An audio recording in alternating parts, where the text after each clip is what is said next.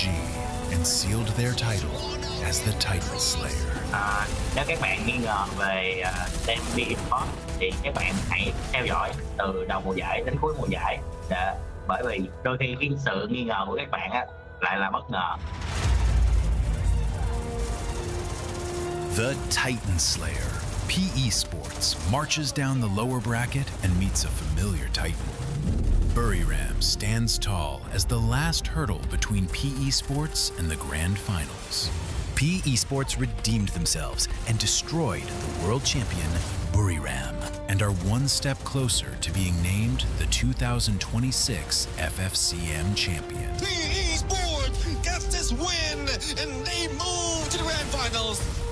Thi đấu tháng trước một nhà vô địch thế giới như Blue giúp mình có động lực bắn với team tiếp theo là vô địch. Đến với trận chung kết lần này, tụi em đã biết được bài của đối thủ và giành chiến thắng trước họ. Welcome to the grand finals. PE Sports did the unthinkable and shot down the winged terror, Team Falcons. 2-0. One more game away from the very first major title. The spirit of fresh blood paved the way to victory. PE Sports, the team that rose above the rest, the team that survived through the abyss and returned brightly victorious. Cảm thấy rất là vui đó. Em cảm thấy rất là vui tại vì đây là sự nỗ lực của cả team tụi em cố gắng trong những ngày mới lập team đến hiện tại và giành chức vô địch của năm nay. The slaughter is over. The throne is claimed.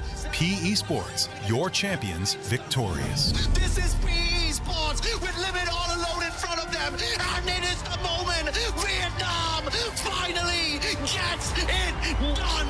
Your champions, your very first Clash Masters.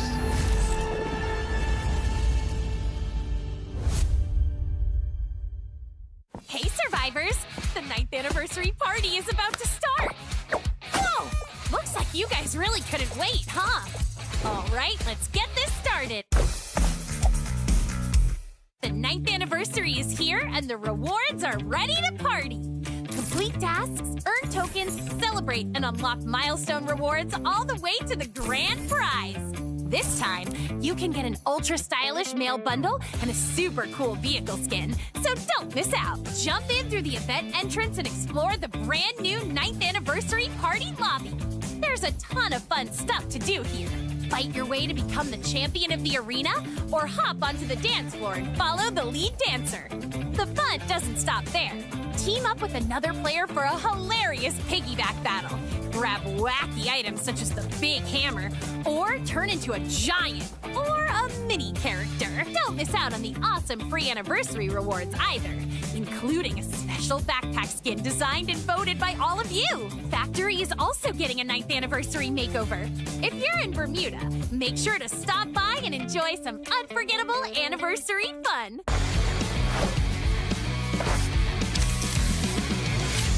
What surprises does the 9th anniversary have in store for us? First up, more skills can now be enhanced. During a match, you can upgrade your character skills to unlock stronger effects, power up your playstyle, and outplay your opponents.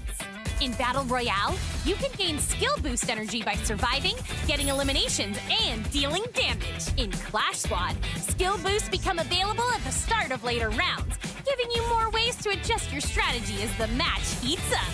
Some skills will have 2 boost options, while others get reduced cooldown time. And if that's not exciting enough, we're also turning up the heat with Weapon Awakening. In Battle Royale, Weapon Awakeners can be obtained during the final battles, and may also show up in places like arsenals. Use them to give your weapons a major power boost for the endgame. Best of all, almost all weapons can be awakened, so you can stick with the one you love and power it all the way to Booyah! Over in Clash Squad, perk points will replace cyber points. You can use them to unlock perks like awakened weapons, armor, buffs, and more in the CS store. The match result page will also show the skill boosts and buffs chosen by both teams, so you can see exactly how each side built their advantage. There's even more 9th anniversary fun packed into your matches. During the event, random anniversary quests will pop up in certain areas across the map. Complete them with your team, and you can grab great loot right from the quest spot, along with upgrades to nearby vending machines, revival points, and even buffs. You might be collecting anniversary fragments, reforging a giant sword, or bouncing high into the air to grab coins. Sounds fun already, right? In Battle Royale, surviving with your team is easier too. During the event, you can revive teammates right where they were eliminated, so your team can recover faster and jump straight back into the action. Just remember, this revival chance is limited. And of course, we've got some extra fun for you and your friends. Toss a coin jar to create a special coin zone. Then hop in, dance, and claim coins together. You can even grab the rewards yourself. And after an awesome elimination, celebrate with a quick fist bump when a teammate is nearby. Come on, survivors! The party's better with friends! And here are the other character skill adjustments. And let's check out the changes to weapon balance.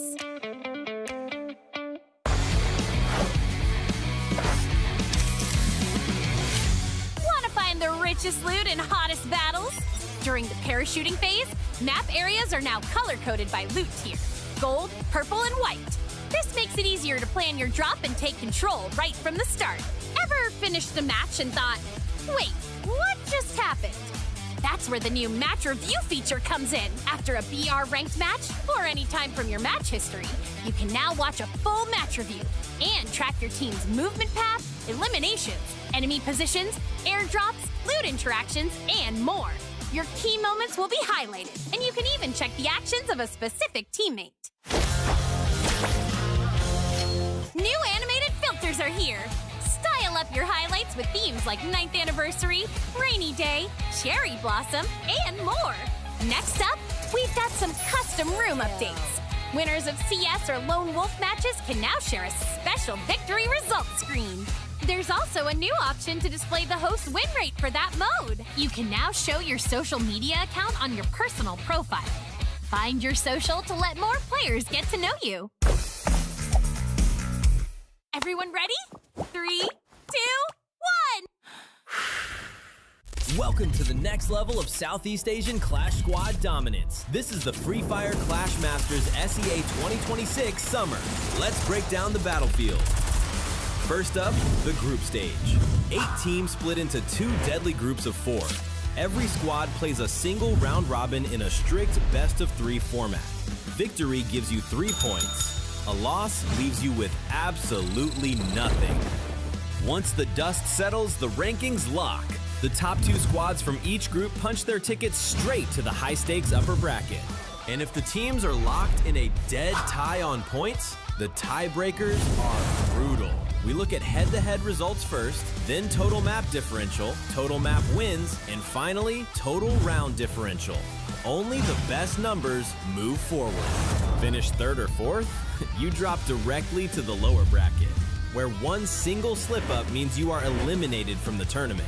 Except for the massive best-of-5 bracket finals and the grand finals, every playoff match is a merciless best-of-3 war. And how do they choose where they play? In the semi and grand finals, map priority isn't decided by a simple coin flip. It's forged in blood. Before the match starts, each team sends out their absolute best mechanical specialist for a high-stakes 1 versus 1 lone wolf duel. Win the duel, and you control the map pick order for the entire series.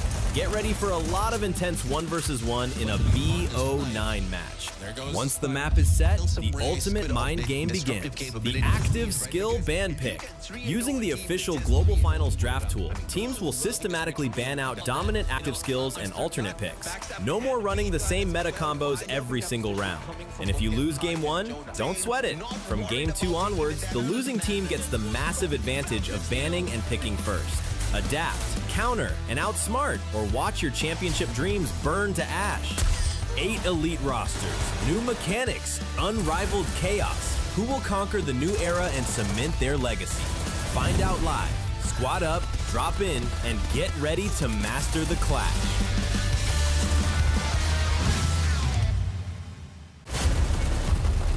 Double kill.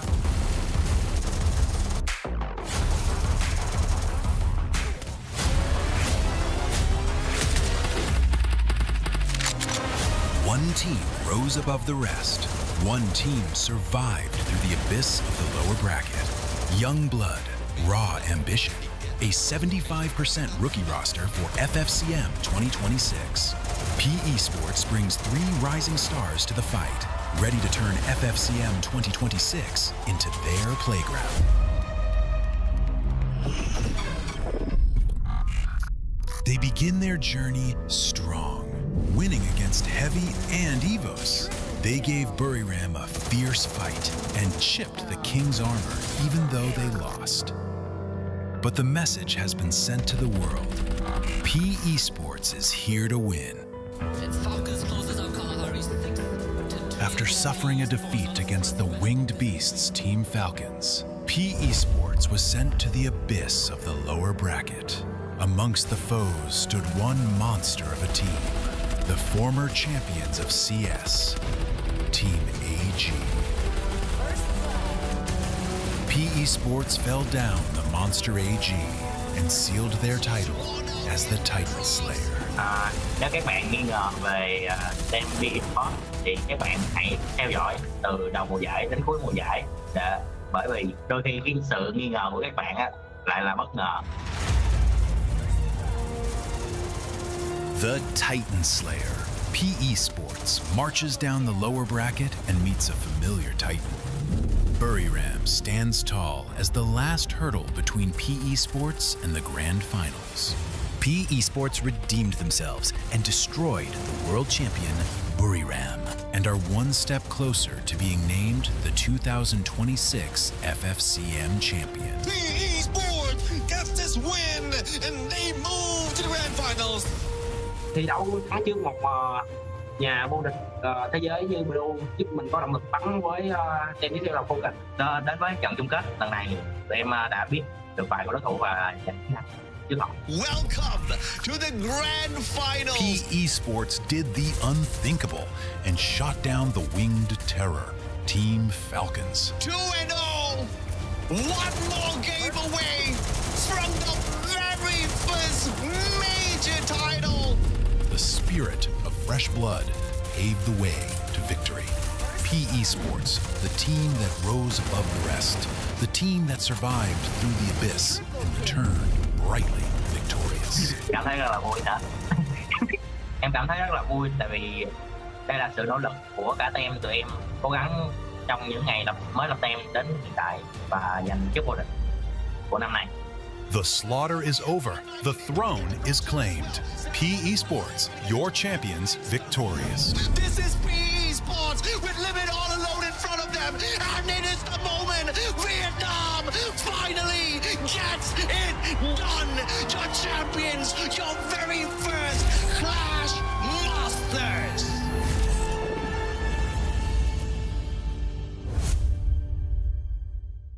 Hey, survivors! The 9th anniversary party is about to start! Whoa! Looks like you guys really couldn't wait, huh? All right, let's get this started. The 9th anniversary is here, and the rewards are ready to party. Complete tasks, earn tokens, celebrate, and unlock milestone rewards all the way to the grand prize. This time, you can get an ultra-stylish mail bundle and a super cool vehicle skin, so don't miss out. Jump in through the event entrance and explore the brand new 9th anniversary party lobby. There's a ton of fun stuff to do here. Fight your way to become the champion of the arena, or hop onto the dance floor and follow the lead dancer. The fun doesn't stop there. Team up with another player for a hilarious piggyback battle. Grab wacky items such as the big hammer, or turn into a giant or a mini character. Don't miss out on the awesome free anniversary rewards either, including a special backpack skin designed and voted by all of you. Factory is also getting a 9th anniversary makeover. If you're in Bermuda, make sure to stop by and enjoy some unforgettable anniversary fun.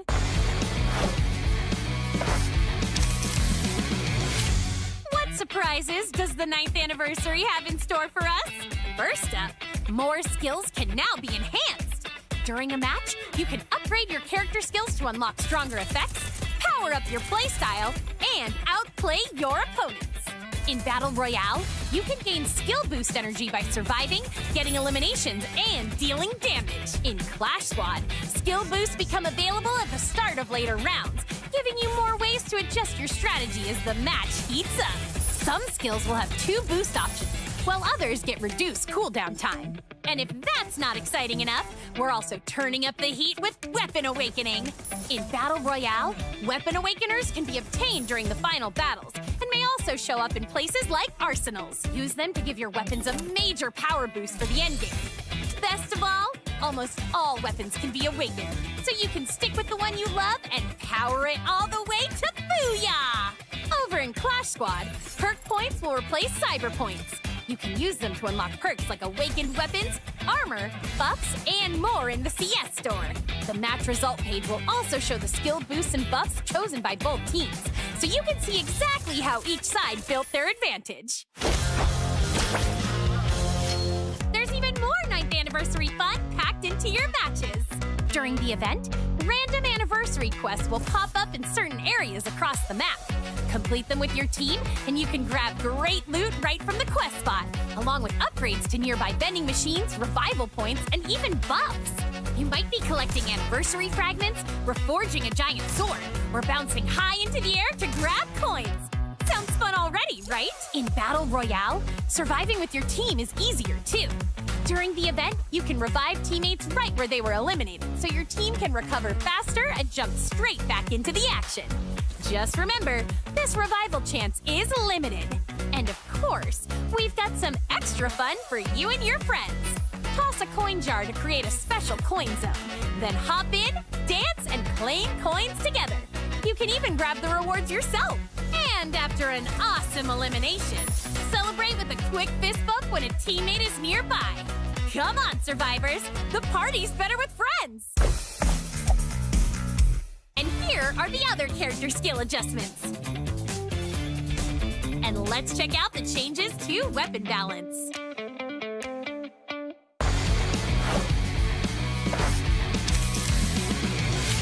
Want to find the richest loot and hottest battles? During the parachuting phase, map areas are now color-coded by loot tier: gold, purple, and white. This makes it easier to plan your drop and take control right from the start. Ever finished a match and thought, wait, what just happened? That's where the new match review feature comes in. After a BR ranked match, or any time from your match history, you can now watch a full match review and track your team's movement path, eliminations, enemy positions, airdrops, loot interactions, and more. Your key moments will be highlighted, and you can even check the actions of a specific teammate. New animated filters are here. Style up your highlights with themes like 9th anniversary, rainy day, cherry blossom, and more. Next up, we've got some custom room updates. Winners of CS or Lone Wolf matches can now share a special victory results screen. There's also a new option to display the host win rate for that mode. You can now show your social media account on your personal profile. Find your social to let more players get to know you. Everyone ready? 3, 2, 1! Welcome to the next level of Southeast Asian Clash Squad dominance. This is the Free Fire Clash Masters SEA 2026 Summer. Let's break down the battlefield. First up, the group stage. 8 teams split into 2 deadly groups of 4.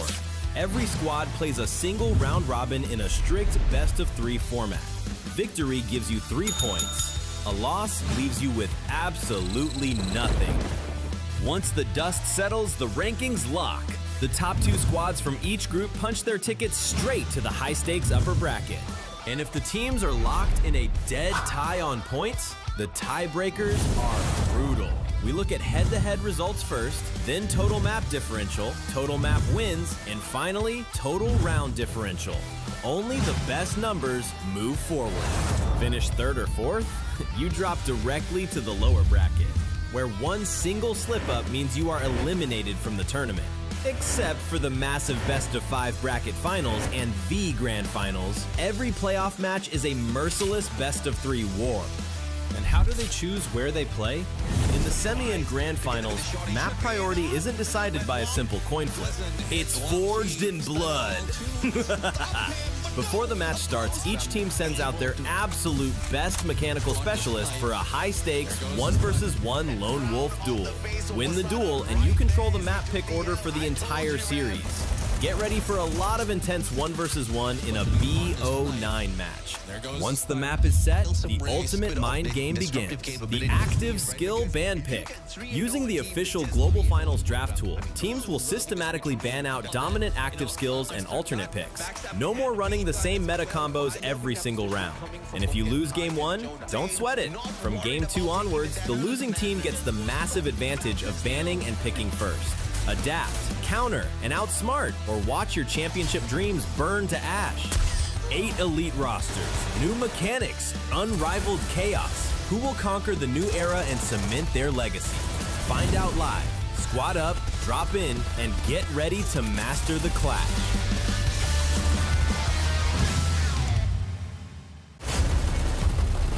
Double kill.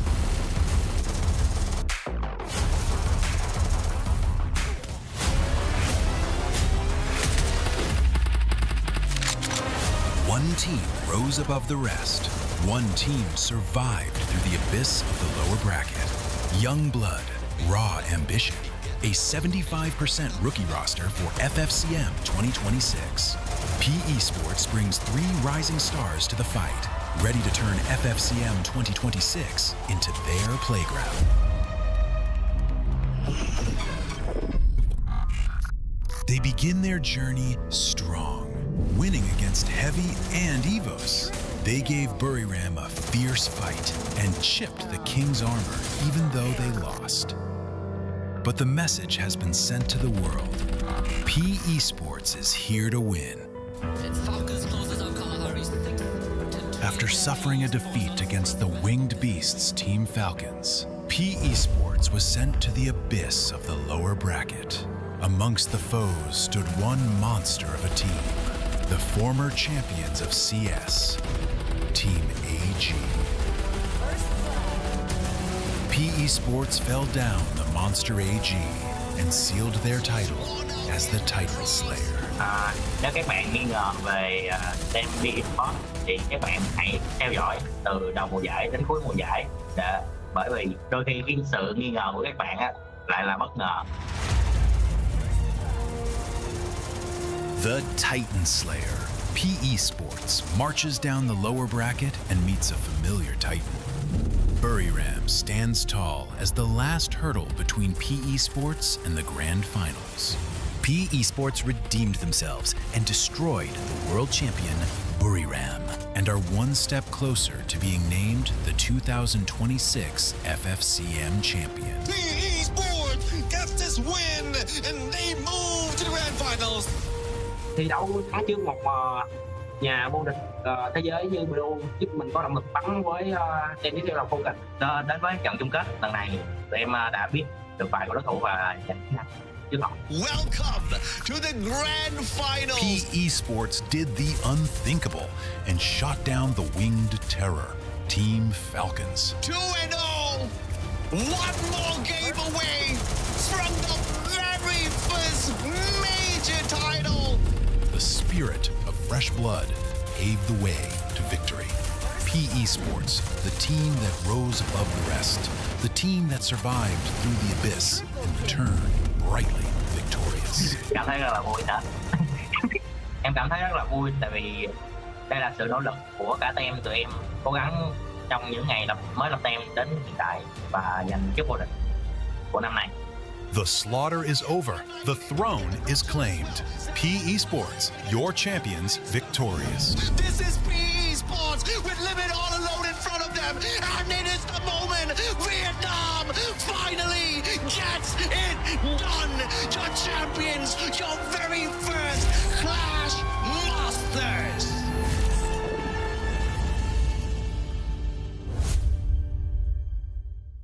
Hey, survivors! The 9th anniversary party is about to start! Whoa! Looks like you guys really couldn't wait, huh? All right, let's get this started! The 9th anniversary is here, and the rewards are ready to party! Complete tasks, earn tokens, celebrate, and unlock milestone rewards all the way to the grand prize! This time, you can get an ultra-stylish male bundle and a super cool vehicle skin. So don't miss out. Jump in through the event entrance and explore the brand new 9th anniversary party lobby. There's a ton of fun stuff to do here. Fight your way to become the champion of the arena, or hop onto the dance floor and follow the lead dancer. The fun doesn't stop there. Team up with another player for a hilarious piggyback battle. Grab wacky items such as the big hammer, or turn into a giant or a mini character. Don't miss out on the awesome free anniversary rewards either, including a special backpack skin designed and voted by all of you. Factory is also getting a 9th anniversary makeover. If you're in Bermuda, make sure to stop by and enjoy some unforgettable anniversary fun.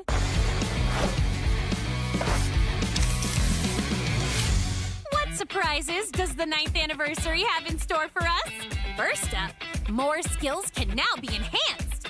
During a match, you can upgrade your character skills to unlock stronger effects, power up your playstyle, and outplay your opponents.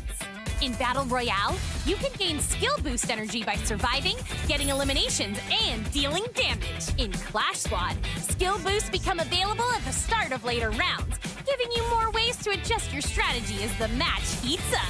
Some skills will have 2 boost options, while others get reduced cooldown time. And if that's not exciting enough, we're also turning up the heat with Weapon Awakening. In Battle Royale, Weapon Awakeners can be obtained during the final battles, and may also show up in places like arsenals. Use them to give your weapons a major power boost for the endgame. Best of all, almost all weapons can be awakened, so you can stick with the one you love and power it all the way to Booyah! Over in Clash Squad, perk points will replace cyber points. You can use them to unlock perks like awakened weapons, armor, buffs, and more in the CS store. The match result page will also show the skill boosts and buffs chosen by both teams, so you can see exactly how each side built their advantage. There's even more 9th anniversary fun packed into your matches.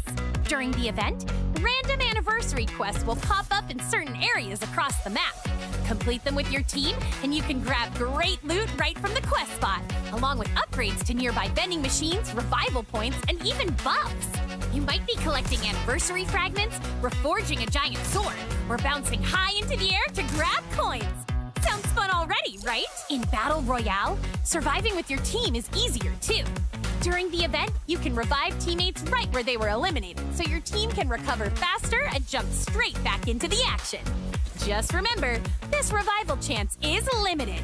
And of course, we've got some extra fun for you and your friends. Toss a coin jar to create a special coin zone. Then hop in, dance, and claim coins together. You can even grab the rewards yourself. And after an awesome elimination, celebrate with a quick fist bump when a teammate is nearby. Come on, survivors, the party's better with friends.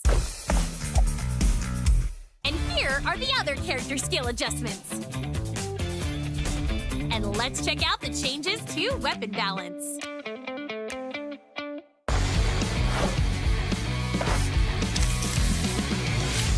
Want to find the richest loot and hottest battles? During the parachuting phase, map areas are now color-coded by loot tier: gold, purple, and white. This makes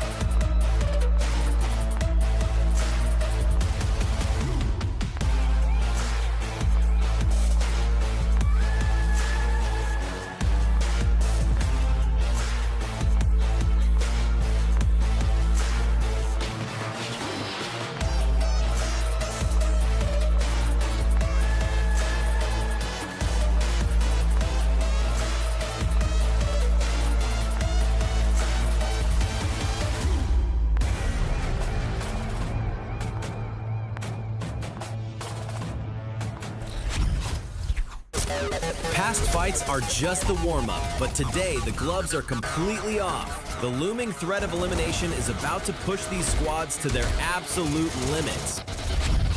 In match 1, it's a desperate battle for redemption and dominance. The tactical masterminds of AGAL are locking horns with the ruthless powerhouse GamxPE. Two unstoppable forces, one winner. ทีแบบก็รอบก่อนก็โดนลูกอะไรไปครับเน็ตปิงครับแต่ว่ารอบนี้น่าจะรอบแก้แพ้ยากไปแล้ว AG là đội tuyển em ấn tượng nhất trong mùa giải trước và cũng là đội tuyển em muốn gặp lại nhất trong mùa giải này. The pressure doesn't stop because match 2 is a collision course of pure instinct. Indonesia's ultimate heavy hitters, RRQ Kazu, are crashing headfirst into the untamed, unpredictable storm of Vietnam's secret WAG. Jelek lah di antar main pokoknya. Udah sindrom soalnya. Star syndrome ya. AGAL Kazu là một trong những ông lớn của Indo. Nhưng nhìn vào phong độ của họ hiện tại, các đội không phải lo lắng về họ ở giải đấu lần này. Match 3 is a high-stakes match played at hyperspeed. Thailand's undisputed heavyweights, Buriram United Esports, are facing the lightning-fast precision of Vietnam's Team Flash. Who will win and who will get sent home? ทีมแฟดครับเก่งครับเก่งก็เก่งทุกทีมครับที่เข้ามาในโหมด 14 นี้ก็เป็น2ทีมที่ดีที่สุด3ทีมที่ดีที่สุดแล้วเนาะBru thì họ có kỹ năng cá nhân rất là tốt và teamwork của họ thì ăn ý hàng đầu thế giới rồi nên team họ rất là mạnh. No backing down now because match 4 is about to blow the roof off the arena. The master tacticians of EVOS Divine are stepping into the ring to halt the aggressive, high-velocity threat of Argon. Whoever loses gets sent home. Di kelas nanti dari tim Malaysia mainnya gimana? Saya akan bantai semua negara lain-lain. Pandangan saya tentang negara Indonesia, hierarki dengan EVOS kan, dorang kuat lah. Tapi kita orang still boleh beat lah, no problem. The group stage battlefield has cleared, but the elimination war has just begun. Day 1 of FFCMC 2026 Summer Elimination Rounds is here.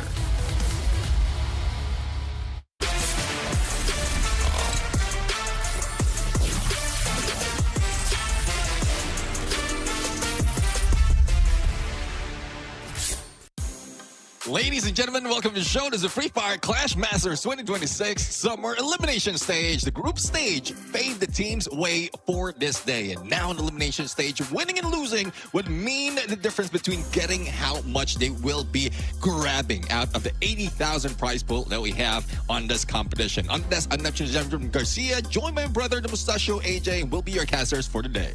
How are we both floral, bro? We did not plan this. It's okay. It just happened. Okay, we're both flowery today, but these flowers are not for the teams. Whether they win or whether they lose, they get eliminated, they don't get eliminated, we keep these flowers for ourselves, all right? It is going to be a fun day, as always, here in a good run of Free Fire. Not Battle Royale, but it is just as exciting, or some may argue, a little bit more exciting, Neptune, because from today onwards, every single day, we are going to see some heartbreaks. Down at the lower bracket, you do not have any second chances whatsoever, and we have got some big names down in the lower brackets. In the upper brackets, we've got some heavy fights as well. To kick off the day, we have got the champions of Clash Squad from our global finals last year, as well as the champions of Free Fire Clash Masters Spring Season, the inaugural Clash Masters, taking on each other in a best of 3. I feel like a best of 3 for these two teams is too little. Yeah, we should have a best of 7. Best of 7, yeah, for everyone. I mean, just to make sure that they will be able to hype up before and they gear up towards that winning ways. But let's see, though. There's a lot of things that has been that's happened so far, and also when it comes to picking those maps. But to explain a little bit in that regard, we have 4 maps to pick for the teams right here, and whoever will be taking or picking that game number 1 would be drawn randomly. And once they made that draw, whoever would be on the other side will be picking that second game and then back to the winners for that game number 3. So that gives more of a tactical advantage, especially if the strategy of the teams right here is map specific. Absolutely. So, and of course, this is a very big advantage because we've got a few different maps here, and each map has got different compounds, and we have clearly seen dominance on certain maps and weakness on some of the other maps here for these teams. But we'll give you guys the breakdown. Obviously, different teams master different maps, and the data for that we will walk you through in a little bit. We have got a small question for you guys down in the YouTube chat. You can see Banu's already started the conversation. Who do you guys guys think is going to win today in the first series? Because if you look at the bracket, again, champion versus champion. It is AGAL taking on GamxPE in the first series. And then we move on to the battle between Indonesia and Vietnam as RRQ Kazu meets Secret WAG. Yeah, and up to the lower bracket, we still have some firefight that we will be expecting, like Buriram United going against Team Flash and EVOS Divine against the Malaysians AGAL. So I'm really looking forward to all the matches that we have right now, because at some point, even if those who were pushed down to bottom still has a chance to move up, this is the only time we're in, well, the group stages. If you lose, then that only brings you to the lower bracket. But this is the only time we're in losing would relegate you away from this competition, and it would be troublesome if they'll still be playing around, especially with their picks as well as their strategies. Yeah, absolutely. Two teams will go back today. It's going to be between Buriram, Flash, EVOS, AGAL, MY. Which one of them goes back, we'll have to wait and see. But again, the starting match will be between AGAL and GamxPE, the champion versus champion battle. I think one of the more exciting series of the day for sure, even if there's going to be absolutely no eliminations here within the first series. And, you know, it's a big question, man. Which one of these two titans is going to be making the lower bracket run? And I'm actually very tickled to be calling GamxPE Titans, because, man, I've been waiting for this moment for a long time, Neptune. Yeah, exactly. I mean, at least they are the ones who are introducing everything for Vietnam. We talk about this, even EWC, first time they step in, and the rest are now following through on what they've done. Now, everyone, or 3 teams from Vietnam is part of this competition, and we've seen how well they played in that. So being the champions, especially from PE Sports, has motivated a lot of those, not only in Vietnam, but also from the other regions. But I'm really looking forward to that Titan versus Titan battle. I don't know if that would shake the world or probably just one team in this situation, because as you did mention, even if they lose, they still will have a chance later on. Absolutely. I think the numbers are very close between AGL and GamxPE. Anyone's here for the winning. And if you look at the two teams, you have got one superstar between all of the players out there among the two teams. He's called Zaref. He's currently ranked number 2 in the overall eliminations. He can bring those numbers, Neptune, and I feel like he's going to bring the thunder, the lightning, the tsunami, everything up against AGL in a little bit. Both of us think that GamxPE is going to be walking away with this victory. AGL, you know, I'm sure they've got some fans out there who think they are going to be getting the win. Either way, I feel like I will be happy with the result, because it's just the kind of matchup which is going to be exciting regardless of who takes the dub. Yeah, I agree. I mean, we're just basing it on numbers out of this competition. And again, the teams will be able to flip the script, and that's what we're aiming for. But this, like, it doesn't mean that we predict these teams to win. We're really hoping that those are the only teams who will be taking the board. We want them to deny us of getting a perfect score, especially in this regards of predictions. But again, we've seen some of the losses, some mistakes being done by AGAL. So hopefully that has been fixed already, even if subconsciously there's still no consequence just yet for the team of the upper bracket. Yeah, I agree with you, man. I hate making predictions. The only reason why I give predictions is because production keeps disturbing me. Mustachio, you haven't put your predictions. Zaro will be sending me 300 messages. I hate giving predictions as to who's going to take the win. I just like enjoying these matches. I just like enjoying watching these teams go out there, do their best, give their best, because I love all of them equally. I just hate some of them, but no. It's a big win. Saifa, Team SR, Nameless, do AGAL. It's hard to not love these guys. Yeah, exactly. I mean, how they perform, the difference that they have from years ago to this level, not only in Clash Squad, but also in Battle Royale, is just amazing. So I'm really loving how well they are going to do. Like, flip this switch this time around, because we've seen how well Du has managed to get all those shots in Clash Squad, but it's the frontliners that's, I would say, dependent on him at some moment. So if that responsibility has been across the board, I don't think there will be any trouble right now if AGAL is into the mix. But speaking of trouble, here comes trouble coming from Vietnam. It's GamxPE right now with LBT Zaref Wang Shi and Sichuan did point out Zverev is ranked number 2 in terms of elimination. That is tough to beat, especially from this guy with speed and accuracy. Dude, you've got the number 2, number 4, and number 5 ranked eliminators in the competition within this squad. Zverev has 53 eliminations. Wang Shi as well as Sichuan have got 49 eliminations each. How the hell is that even possible? These guys are on fire. Vietnam is on fire. GamxPE is just playing it on a whole other level compared to some of these other squads.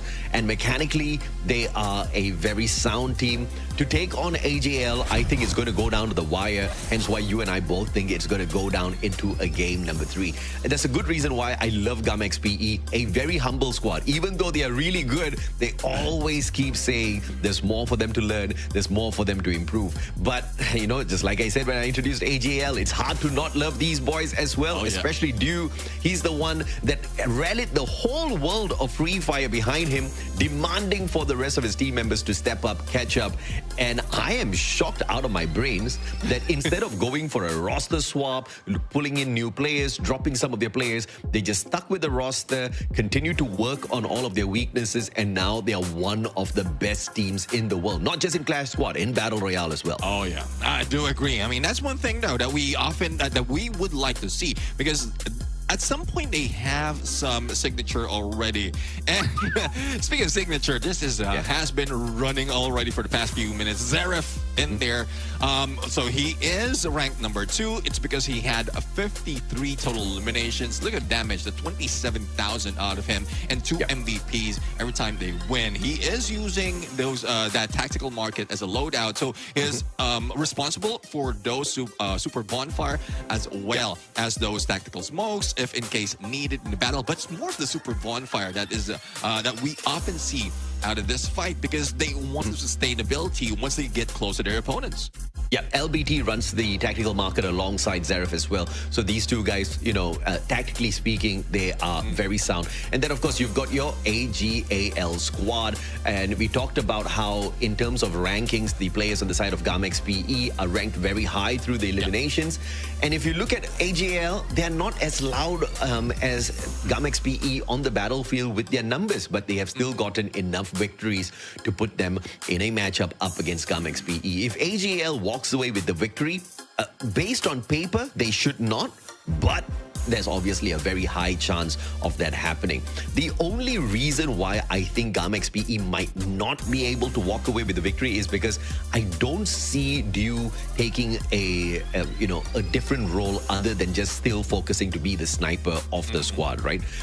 If you look at RRQ, if you look at EVOS, the snipers on those teams have already figured out like, okay, if we want to stand a stronger chance, we got to get on the front lines. But that being said though, those boys are still with a little bit of a rougher run compared to AGL at this point of time. Yeah, well, let's see though. We're going to take a view as well as where the teams will be playing right now. We're starting it off in Kalahari. So we're talking about snipers, we're talking about Dew, and it seems like they, or AGAL, is trying to get a one-up against GamxPE right now, because this is Sniper's Nest. Regardless of this is not being Battle Royale, there's still a lot of elevation, a lot of angles to take if you're a sniper, and it's also one thing that they can take advantage of at this point. But I'm not saying that there's no good sniper for GamxPE, but they're just much better on the CQCs in the front line. So let's see though on what they're going to bring into the skills right now once we get into the draft. Yeah, absolutely. Let's see. Steffi as well as the Oscar band out of the equation already. It's AGL with the Oscar band. Now, this is a little bit of a surprising movement. This Steffi has just been given almost no chance at all to be played out here in the current season. Yeah, I mean, most hated skills right now probably is because of its dual personality. So initially, when we introduced that Steffi, it's more of denial of the throwable. And then some teams manage to use it for their sustainability as well, because of the additional armor that you're getting on that Fated Refuge. So that's one thing that they don't want to deal with in the mid game. So they just want to take it out. But look at how well the combination of that Chrono as well as Zane is being used by is going to be used by AGAL right now because they saw that Orion, so they need a little bit further strengthen their front line. So they stuck with that right now. But an Iris back in play. But I do see a good play coming from AGL, especially to do when he's using that wall brawl. Yeah, absolutely, man. And, you know, I think very specifically, the Oscar ban is targeting Zeref, right? Zeref has already used the Oscar 4 times so far in the competition. And we just talked about how he's ranked number 2 in the overall eliminations. You must aim for him. But after taking aim at Zeref, they were not able to sneak away another active skill that's just very powerful, which is that Orion. And that's exactly what Zeref is going to be using on the front lines. There's just no winning out on this one. He still has a massive advantage. Now, there's the Morse here. Wang Shi is going to be on the Morse. I really wonder exactly how the execution of this is going to be, right? Because the Morse is not the easiest character to use out there. Yes, you can pull some very sneaky rotations around, but it's all dependent on timing. Not just your timing, but the timing of the rest of your team members getting into position, playing that distraction whilst that Morse gets into a spot where he can really punish your opponents. So we'll have to wait and see exactly how Wang Shi plays this later.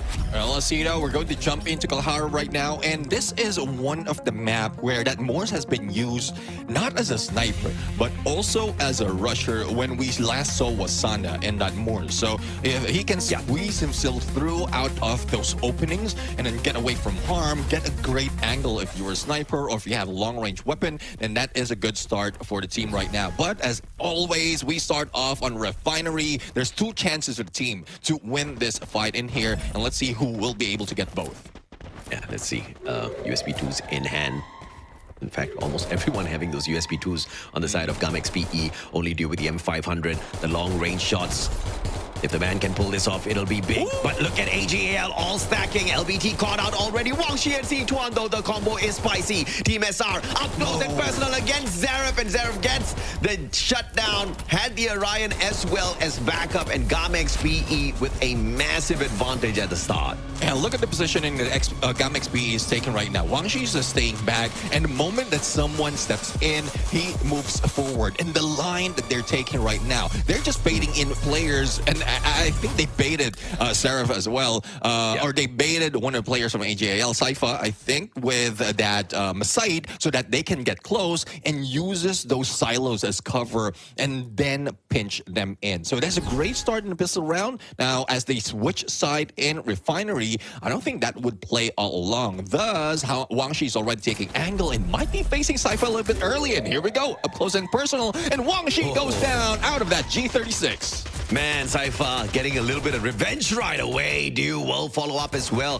The force buy out of AGAL paying off big time. 2 players down, but the turnaround is there. Zeref gets the slice, and it's the sight that is deadly. Saifa caught out as well. Half his HP left, and the man has got no medkits on himself. Has got the Koda's Aurora Vision, which is a big advantage still for Saifa. Let's see if he'll be able to spot out an opponent. And with that G36, at least have a firepower. But this deadly Zeref does have a VSS on him. So with that fire rate, the moment that Saifa shows up, he can be tagged out. But Saifa, what a headshot in there. Then it took a while as well. Most of the time, you don't make that shot. No, I mean, dude, the guy just, I have no idea what C2 was thinking. His head was sticking out from the edge there. And even with the Aurora Vision not used, Saifa had such a big advantage. The G36 is a game changer for these round 2s on that force buy. AGAL just showing that it really doesn't matter. Even if they do lose that first round, they can make a strong comeback. And now you're all equal on the economy. C2, unfortunate he did not see that one coming. I think he didn't know where Saifa was. Yeah, I mean, they don't have any information. Well, it was early when they met against one of the players of GamxPE. So I guess they were expecting that he already moved. But he just waited. That was a patience play. But being tagged up right now. There you go. Might have having some cover. Zeref right now is bringing some trouble in front lines. Okay, very smart play here, using the glue wall to block away the Crimson Crush that Orion could not punish. Team SR now looking for the attack. Time Turner investment came on through as well with the active skill card. Now, it's Cyber Point time. GamxPE does sneak that point away, but does Team SR get a gun out of the Cyber Crate? LBT sprayed down already.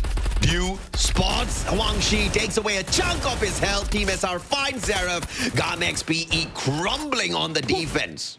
Let's see, only Wang Shi remains, not even recovering. And spotted the glue wall. Dew with a great angle on the other side. And that was just like trapping a mouse in the corner. Now they have a 1-point lead already. And also a few more of the weapons that the GamxPE has brought in from that first instance in Santa Catarina. Now they go for a switch side, and angles can be taken right now because they have better weapons at this point.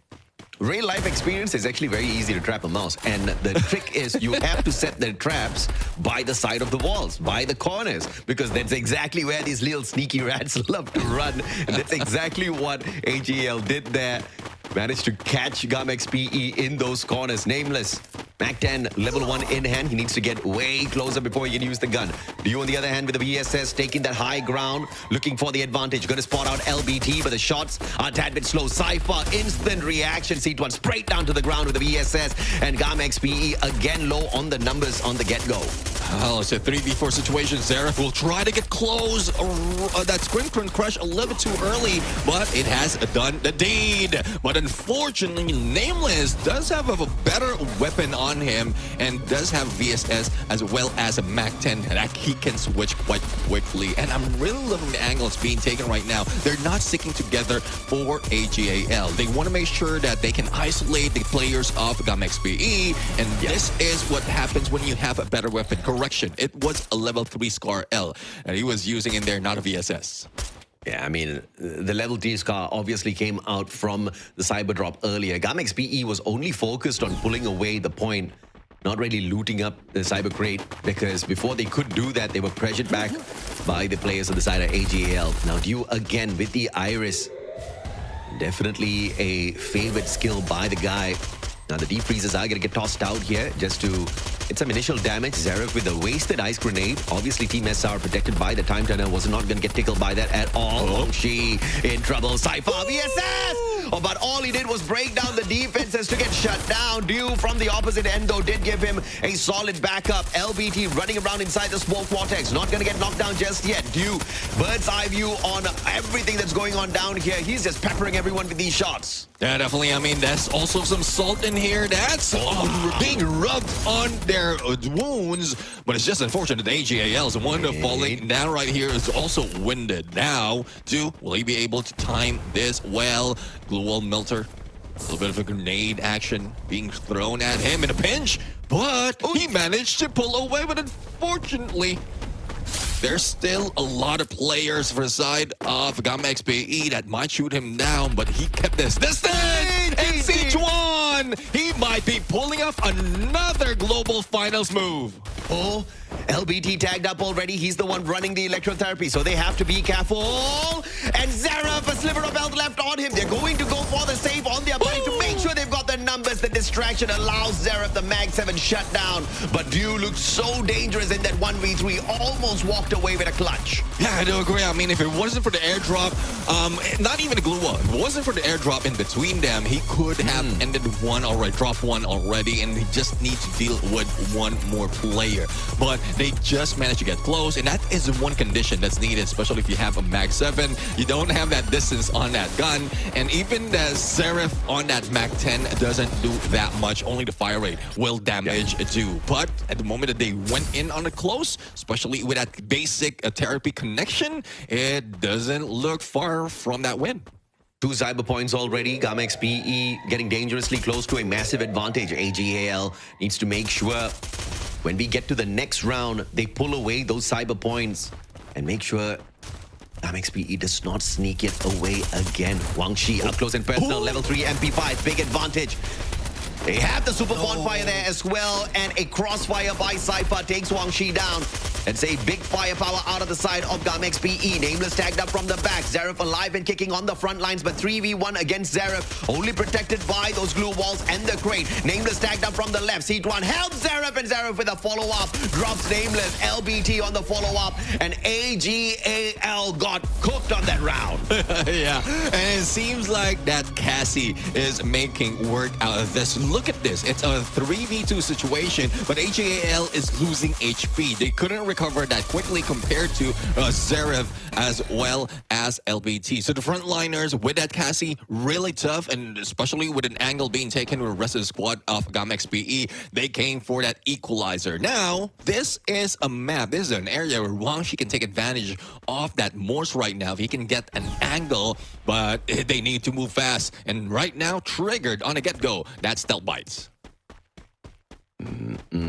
This is going to be a tough one for AGL if they don't walk away with the cyber point. Smoke Vortex smartly placed here, protecting LBT. The deep freeze, but Zaref, perfect timing on the time turner. Keeps them safe from the damage. Wang Shi's going to be punishing Nameless with those shots from afar. The VSS with the radar fire. Also finding Cypher. Wang Shi with the crazy angle. And that gives them the tags onto two players, forcing the easy plays here, because the advantage on the frontliners for Zaref and LBT to get the follow-up shots is much higher. Zaref and LBT just beside the cyber crate, and they should be able to get this point as well, Neptune. And Team SR just challenging them for that. Yep. But GamxPE just completes their run. 3 cyber points now to their side. That massive advantage that I talked about is probably going to give them the first game. Yeah, let's see now. I mean, they were just anticipating that Team SR will be jumping, but Zaref jump a little too close into the fire, and Team SR Nameless managed to bring him down. LBT will be stuck in this corner. Judo, the moment he gets in, Wang Shi took advantage, but before that, he also knocked down Wang Shi. So it can be a pickup back into a play right now on a 2v4 situation, but C1 will be taken down. So LBT not so much of firepower, and he will be taken one. And that's 1 point being taken by AGAL, but you did mention the importance of that cyber airdrop points. Thus, they might have better firepower later on in the catch-up.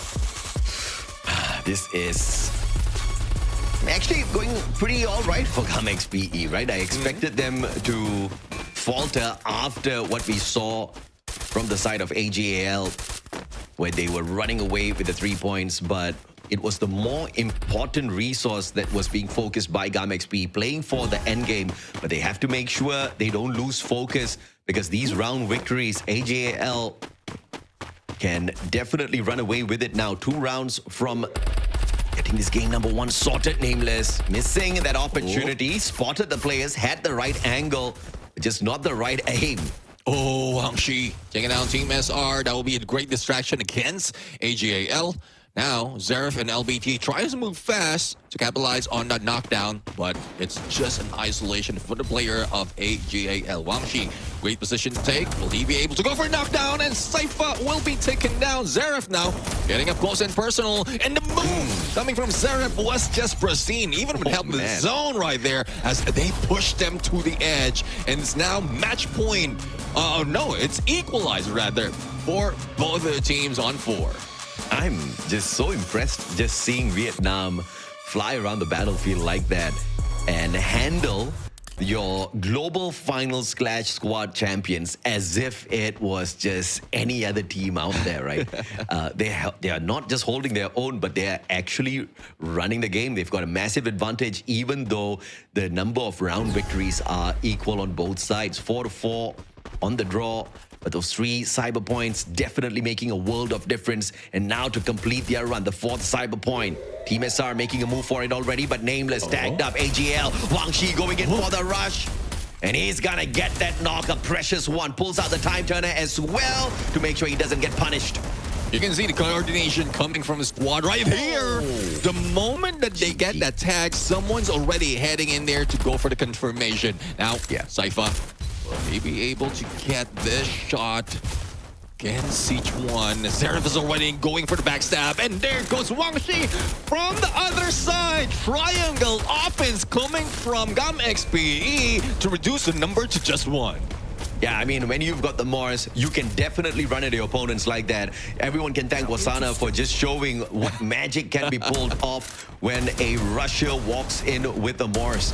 And I think Wang Shi is smiling year to year right now with the gameplay. He punishes Dew as well. They take the lead. They're on match point for this first game with 4 cyber points to their side. It looks impossible to lose this one now for GamxPE.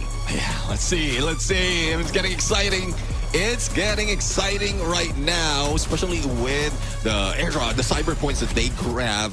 It's really getting difficult for AGAL right now. As we step into confinement, this was the previous map earlier. They just switched side, but there's a chance as well to AGAL to equalize and then bring this to a close and different area of the map. But great flank being done by a couple of players from GamxPE. Now, Dew right now doesn't have an angle to take, and a couple of players, the deadly duo of Zeref and LBD. Look at that recovery after getting tagged. Zeref is in safe hands. Now Team SR is going to get caught, and he had nowhere to go. Very risky angle to play with on the front lines, especially when your opponents have got the electrotherapy advantage and the Orion. You should not be walking into a fight like that all alone. They didn't even have a good play there because, yes, Team SR had the chrono, but without backup, there's just nothing he could do. Wang Shi traded out here. 3v2 potentially if they can take out Sichuan, and Cypher makes a big play for AGAL. Oh, see, now he just needs an angle to take down LBT because Zeref is distracted in the front line by Nameless. Zeref right now goes for the backstab, and even LBT managed to break down too. That 2v3 quickly turned into a 1v2, and GamxPE for that win. Oh man, amateur mistake. You do not break down the glue wall like that, especially when you have the Trogon. The glue wall's already cracked. He used up the 3 shots to take the glue wall out of the way. And what was the response? A patient player on the side of GamxPE, not shooting, just waiting for his own glue wall to get smashed so that he can take that final shot. And GamxPE with a phenomenal victory on game 1. It was one-sided. It was not a 50-50 fight for sure, Neptune. Yeah, the round points looked like they were close, but GamxPE was winning it big time with all of the loots of the cyber drops. Yeah, I do agree. I mean, that final moment now could have been a turnaround that has been brought in by AGAL against GamxPE. But how quickly the reposition has been done by the players of GamxPE to take down 2 of the key players in that fashion was just phenomenal. Again, the communication was on point in every move that has been done by GamxPE. And I feel like it was perfection. Every single time LBT timed that advanced therapy, it was perfect, right? And you just had Zeref just run circles around his opponents. And Wang Shi with the Morse, he's got balls of steel, I'll tell you that. Running straight at AGAL, not worrying about anything because he's not going to get spotted out, right? The guy is absolutely invisible with the stealth fights. Gets close enough, and his aim is not to go and wipe out the whole squad of AGAL. His aim is just to take out one player, and he doesn't care who it is. As long as he can reduce the numbers, he knows that the team is going to have a big advantage. And most of the time where he's going in for the rushes, Neptune, if you notice, is when the cyber drops are in play. And then you've got the electrotherapy and the Orion, the Cassie and the Orion running towards that cyber drop to get that massive advantage for the team. I think that tactically, PE Sports ran circles around AG Global in this first game.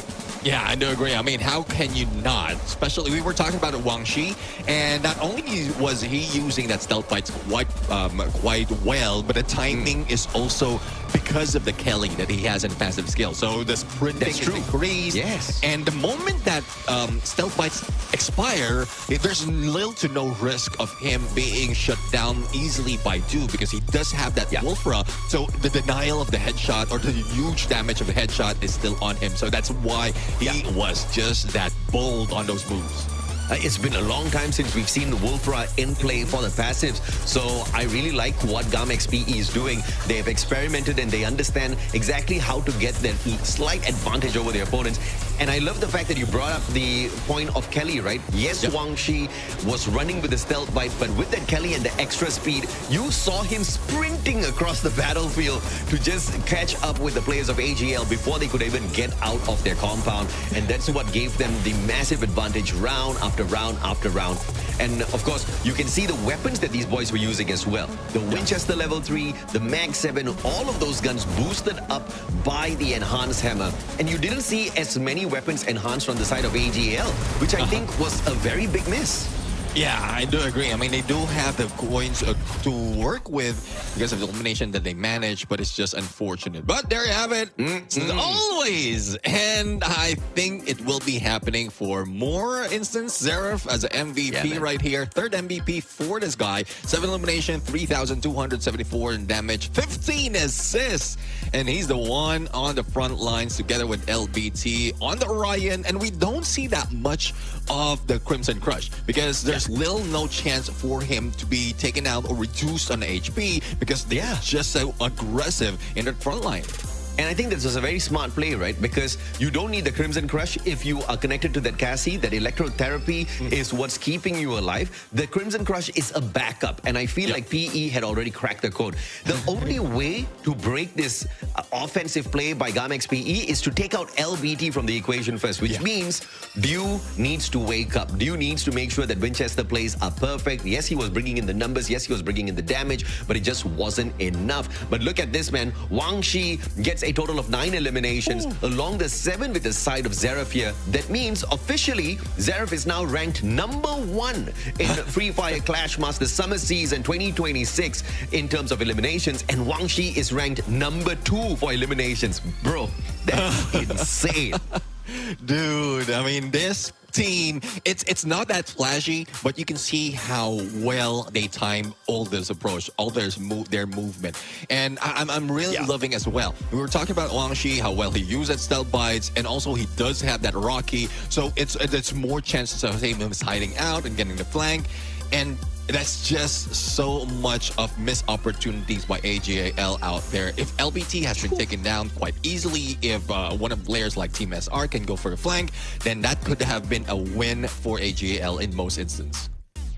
How did Team SR get taken down so many times? This is the first time I've seen a chrono play so weakly, and I did not expect that play out of Team SR at all. He just wasn't on point. His defenses were very weak. He was always running, solo on the front lines against a Cassie and an Orion.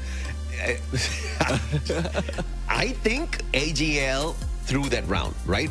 Even if they didn't intentionally throw that round, they threw that round by not thinking their moves through. Sending Team SR solo again and again and again just did not give them any bit of advantages whatsoever. And then you saw Nameless. Nameless was playing the Zane. The extreme encounter usually is quite extreme on the front lines, but this time he barely could do anything with it at all. And now this is a possibility. This is a 10% possibility that AGAL is just giving a free game away to allow GamxPE to get overconfident and then catch them on that overconfidence, punish them 2-1 by the end of the series. But if that was the strategy, you might just be underestimating GamxPE right now. The top 5 eliminators in the competition, out of the top 5 eliminators, 3 of them are on GamxPE. Yeah, I mean, it's really getting tough right now. But let's also take note that one possible reason, or one reason why GamxPE has been getting a lot of numbers in here is because they're playing more. There's so many instances where if they reach 4-6 on the scoreline, if not 6-5 in the scoreline, thus the more chances of them to get those elimination. But 1 or 2 players or 3 players getting most of those in those fights, that means that they're also winning those matchups. So it's still a deadly combination right here coming from GamxPE. And let's see on how AGAL is going to respond right now, because one possible reason why they were faltering is Dew was back in her usual play, his usual play. Hanging back as a sniper, not giving opportunity in the front lines to go for that aggressive, and PE Esports just play to that music. Yeah, man. Now, it's going to be very heavy on the drafts this time around. Yes, they did take the Oscar out of the equation, but I feel like the Oscar was not as dangerous as the Orion. This time, I don't think they should go for the ban on the Orion. I think they should steal the Orion and ban the Oscar, right? Go for a double punisher. Just make sure, by all means, Zaref, your top eliminator of the competition, does not have an advantage on the front lines. And the second thing that you need to have AGAL do is just avoid Zaref at all costs, or stack the numbers, right? You need to have the numbers on the front lines, which means Nameless, Cypher, Team SR, they need to rush all three of them at the same time, especially for those cyber drops. Leave Dew on the flank. 1 to 3 formation could make a world of difference in this Bermuda map, which is picked by PE Esports. Yeah, I do agree. I mean, 1-3 formation is something that they will need to work quite well. Yeah. But I think GamxPE has managed to make those adjustments after failing 1 or 2 rounds.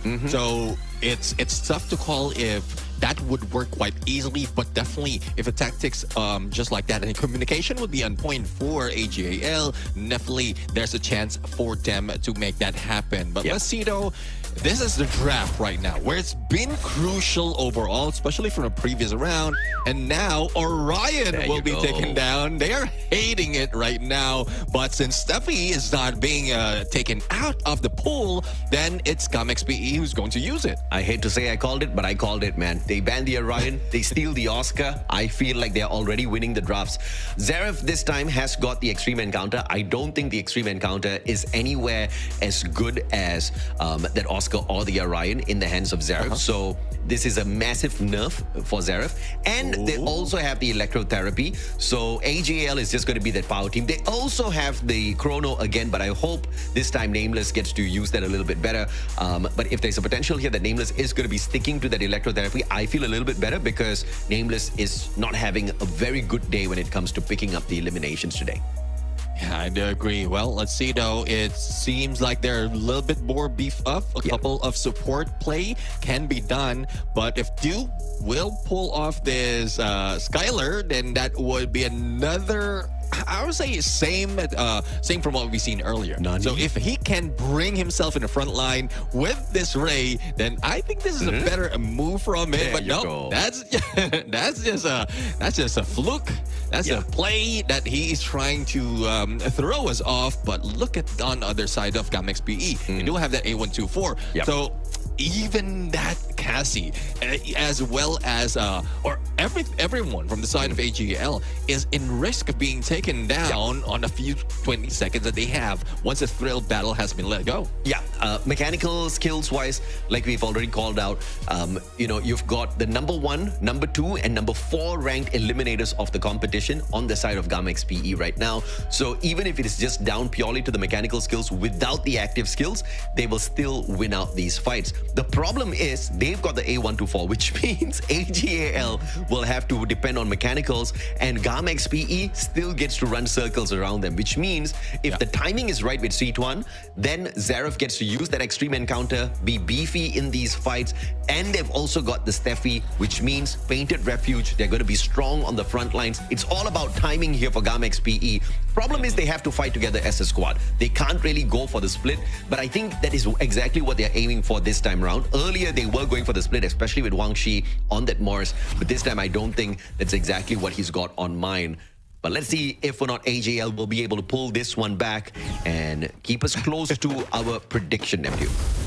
Yeah, let's see now. I mean, even watching and analyzing AGAL, they're also not planning on fanning out that much. So look at that. It's a 3-1 split, but it's not that far though. But Dew's keeping his distance right now. But Wang Shi being taken down, and Valiant Dash not really used to knock back the opponent just to get advantage from the takedown. They get 3, make that 4 knockdown in the first few seconds of this game. Yeah, very nice. You saw the Pixel Peeps out of that time turner.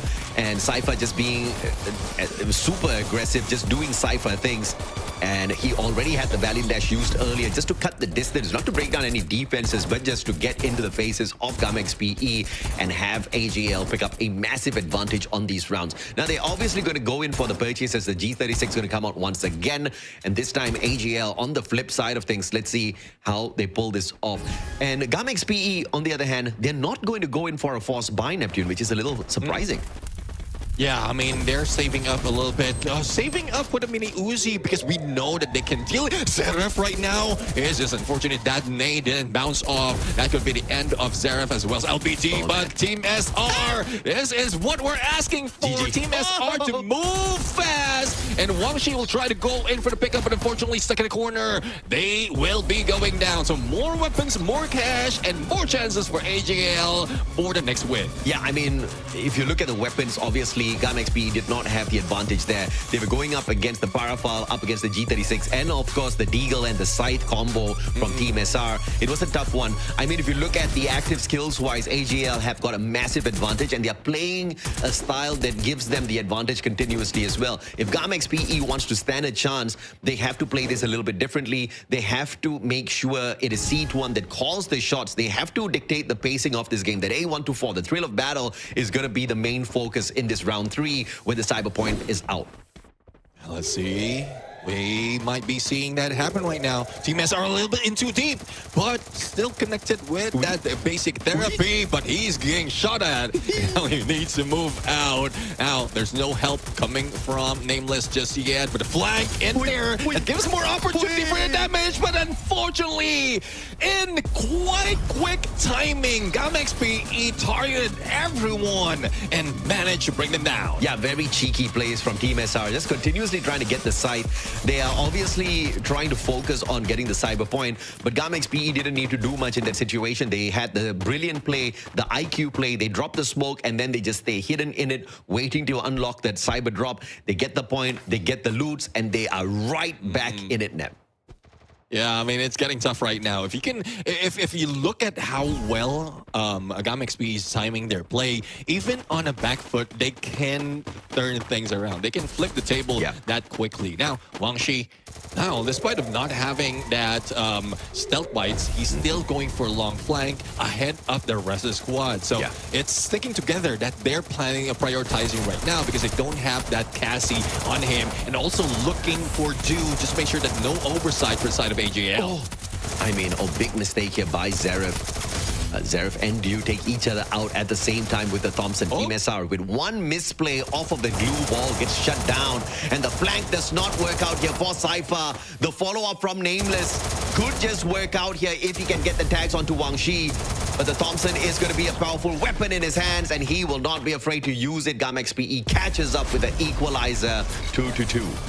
Yeah, I mean, you can see how accurate the teams are, especially with those jumps. And this to ensure that they have headshot or a higher percentage of a headshot, because with those, it sticks. And most of the time, it's the aim assist sticks to the body, and the jump just help you move higher. Not so much of those wipe up anymore. Yeah. And CQCs, those jumps really are helpful for the squad. But I think there's a time, not only is it equalized in numbers, but also the weapons, because across the board, we're seeing Thompsons.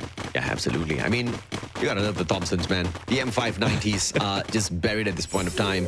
The Thompsons are here for the big win. Good smoke here by AGL, and GamxPE plays the smokes perfectly as well. Man, we have got absolutely no vision here whatsoever on the crate. And the Cyber drop. Team SR gets sliced with the Scythe, but no drop just yet. LBT blind swings, trying to get it. The shots from C1 as well through the smoke. Team SR behind a glue wall. Just trying to play the defense now. Nameless does get the knock on the second floor. Team SR finally gets caught out by LBT. But up top, Dew with the Punisher, but that's not going to be enough against the numbers still alive. And look at this, GamxPE, 3 rounds in a row. They've made their way back in here, and a massive double advantage with the Cyber points. Yeah, I mean, I'm seeing that Team SR has great opportunity right here, but it's just the play of GamxPE right now. The moment that one of the players was taken down, who's trying to prevent them getting the airdrop, the rest of the squad just go for a triangle, and all they have to do is wait for a couple of players from AGAL to jump through the window, so it's an easy target towards the final few seconds. So they get the lead in the points right now, and GamxPE will have a longer run towards this compound. AGAL might be pulling up the glue wall to block that window, as well as taking the stairs to move up.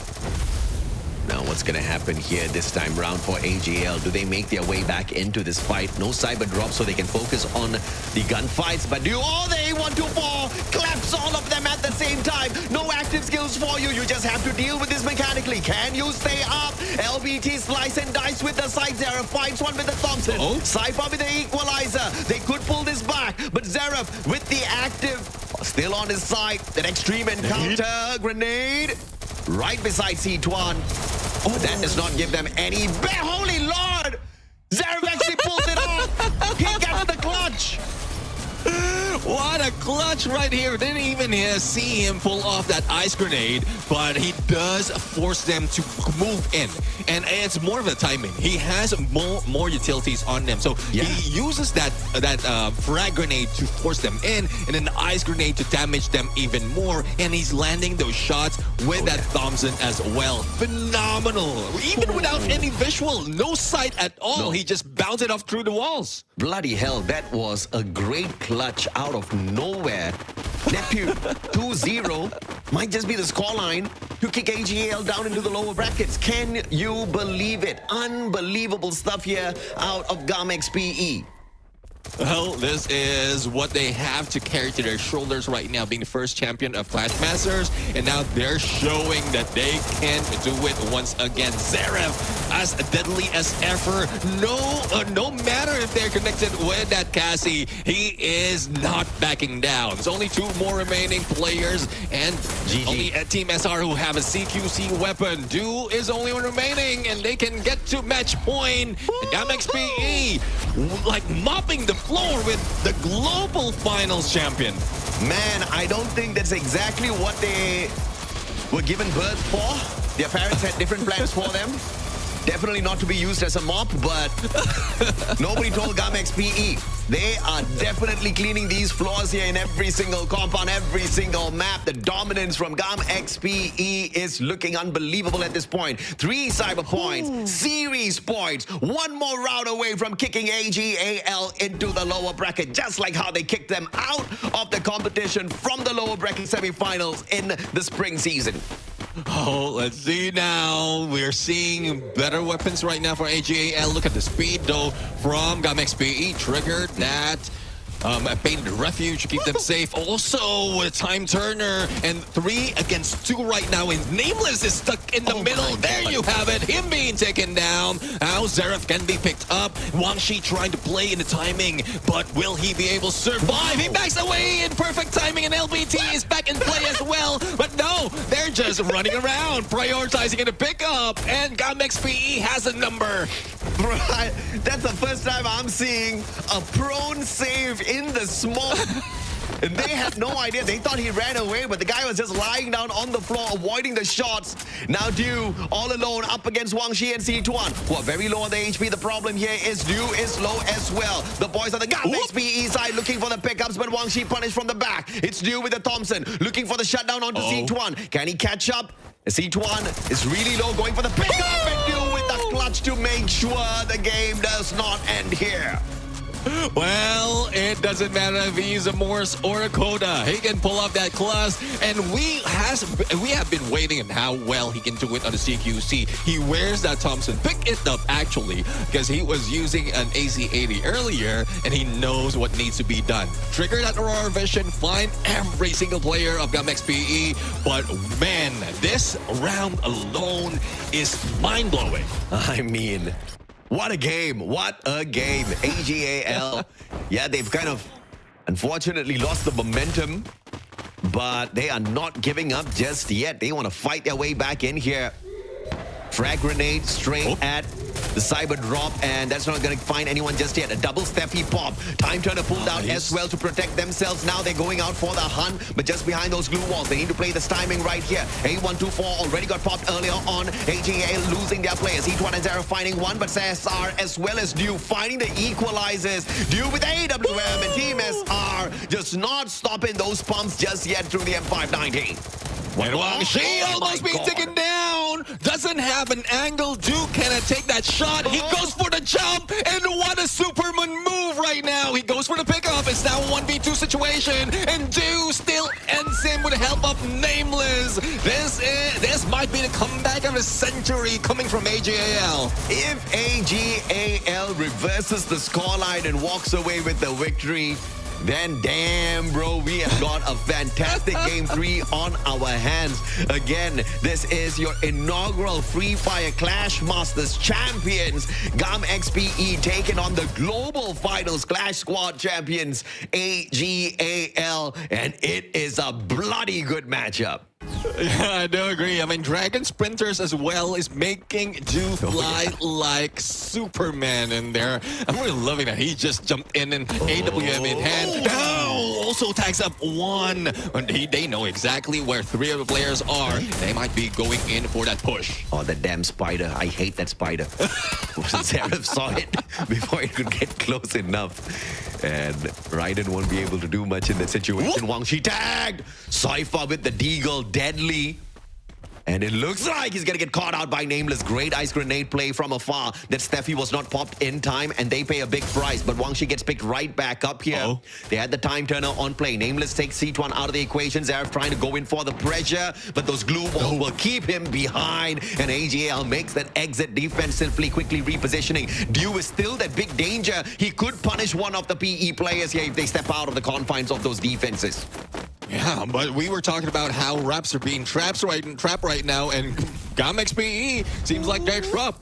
In the corner, and once Dew gets an angle, definitely one will be going down. The rest of the squad is just waiting in the middle because that's where everyone will be led once that shift, when that closing of the circle happens. So Zarif is just taking an eye of everyone else as he stand up, but it wouldn't last long. Even the zone will not be giving him a chance. He goes in for the flank. The rest of the squad now already ahead, and Zarif might be losing out on the HP as Dew might take him out. Yeah, Zarif is in trouble now.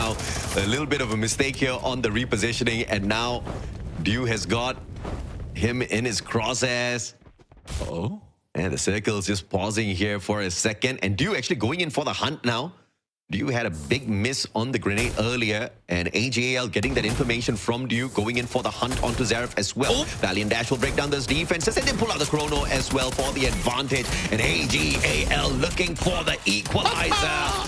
5-5, down into round 11 we go in this game 2. And this is what we're asking for. I thought they were going down that easily, but AGAL says no.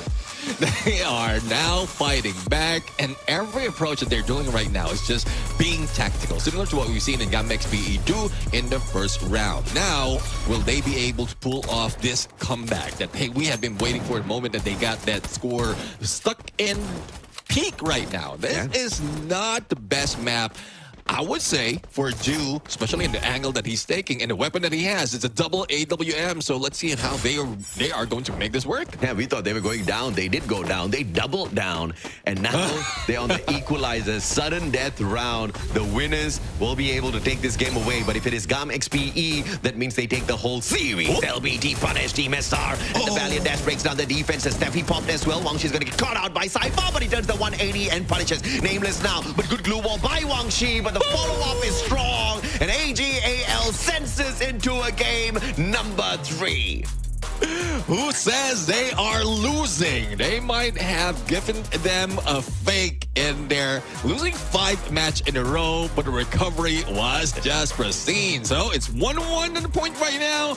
And the champions still being global final champions, still being champions in our eyes. So I'm loving this move, this tactic being done by AGAL. The adjustment after losing it out miserably on that game number 1, but there's more hope that we're seeing right now.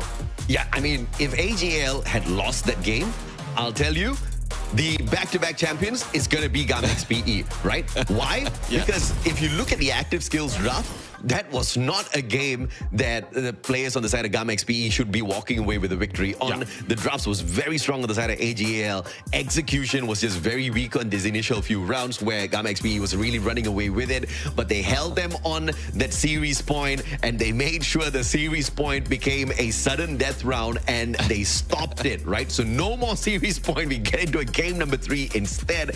And this is going to be the final matchup between the two.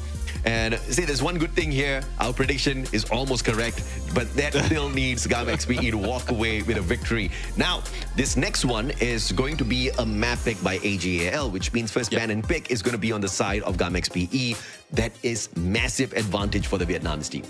Yeah, I agree. I mean, hopefully we see more of what happened in game number 1 out of GamxPE because they do have the firepower. They do have that elimination power coming from 3 players from the squad. But AGAL, I mean, we didn't expect them to lose those fights, but now that there's a little bit of risk of them playing a little bit longer, it's not that they don't want to play longer if they go for the lower bracket run, but at least they want to chill like a villain there on the upper bracket. Yeah, I mean, sometimes you just want to make sure you don't dip down too low into the low brackets and put yourself at risk. And I feel like GamxPE and AGAL both are thinking the exact same thing. They do not want to make the low bracket run. GamxPE did it the last time around, and by some grace of God, they managed to go all the way through and get the victory in the grand finals as well. But nobody wants to play with fire. Sometimes you do get burned, and GamxPE knows that very well because they went up against Titans who got burned by that exact fire that they brought, right? And they now this time don't want to be the victims in this current season because they understand summer season with El Nino around the world, it's gonna get hot. It's getting hot right now. They are bathing in fire at this point, not only because of that Ignis, because of how well they're playing, but at this point, this is where we thought that GamxPE is really going to put it a close, or the next one. But a clutch that was pulled off by the one and only 2 that like motivated the full squad in there for the comeback. And there was also one instance in the rotation that's being taken by AGAL wherein they took the high ground, forced GamxPE to be in one corner, and that's where we saw the weakness of GamxPE. But let's take a look on now who will be the MVP. It's the Clutch Master at this point. Due from AGAL, 9 elimination, 36-39, 36-38 on damage, and 13 assists. I mean, Sensei Tig, this is Sensei Dew. AWM, double AWM towards the very end as well. We have been talking about how the AWM is very difficult to get in these games. You know, it's like the final prize at the very end. And even if you do get it, how many of these players can actually pull away a good game from that snipe? It is this guy, right? He almost guarantees a victory towards the end. And he was running these final rounds like a boss with that AWM. Those clutches, those 1v2s, the pressure from up top. If there's any reason why GamxPE was scared to rotate out of the compounds towards the very end, it's because Dew was on the higher ground with that AWM. Yeah, I mean, that's an 8,000 investment coming from the double AWM right there. But look at the numbers. It's not far away. And this is one reason as well why GamxPE has been increasing all those numbers. Given an opportunity to close it on a 11 round, there's more chances of them in getting those elimination. But it's just the tactical approach, especially those clutches that threw them off in that situation. I feel that there might have been some infighting after that clutch happened, and we saw a decline in performance come from GamxPE. Otherwise, like they will just brush it off and then win the next game. Now, I don't think there was any infighting on the side of GamxPE because these boys are very level-headed and they understand that they're taking on the Clash Squad Global Finals champions, right? So they definitely respect their opponents and they've studied their opponents, you know, intensively all throughout the competition. But, you know, this is something that I want to bring up. With this game, Dew and Cypher have managed to squeeze themselves into the ranking of top 5 eliminators of this Clash Squad competition. competition. Clash Masters are seeing these Masters rise up to the top. Right now, Dew has a total of 61 eliminations in the competition, followed by Cypher with 60 eliminations. And if you look at the headshot counts here, usually we compare these teams and we say one team did better than the other, but both these squads held their own out there with the mechanical plays this time around.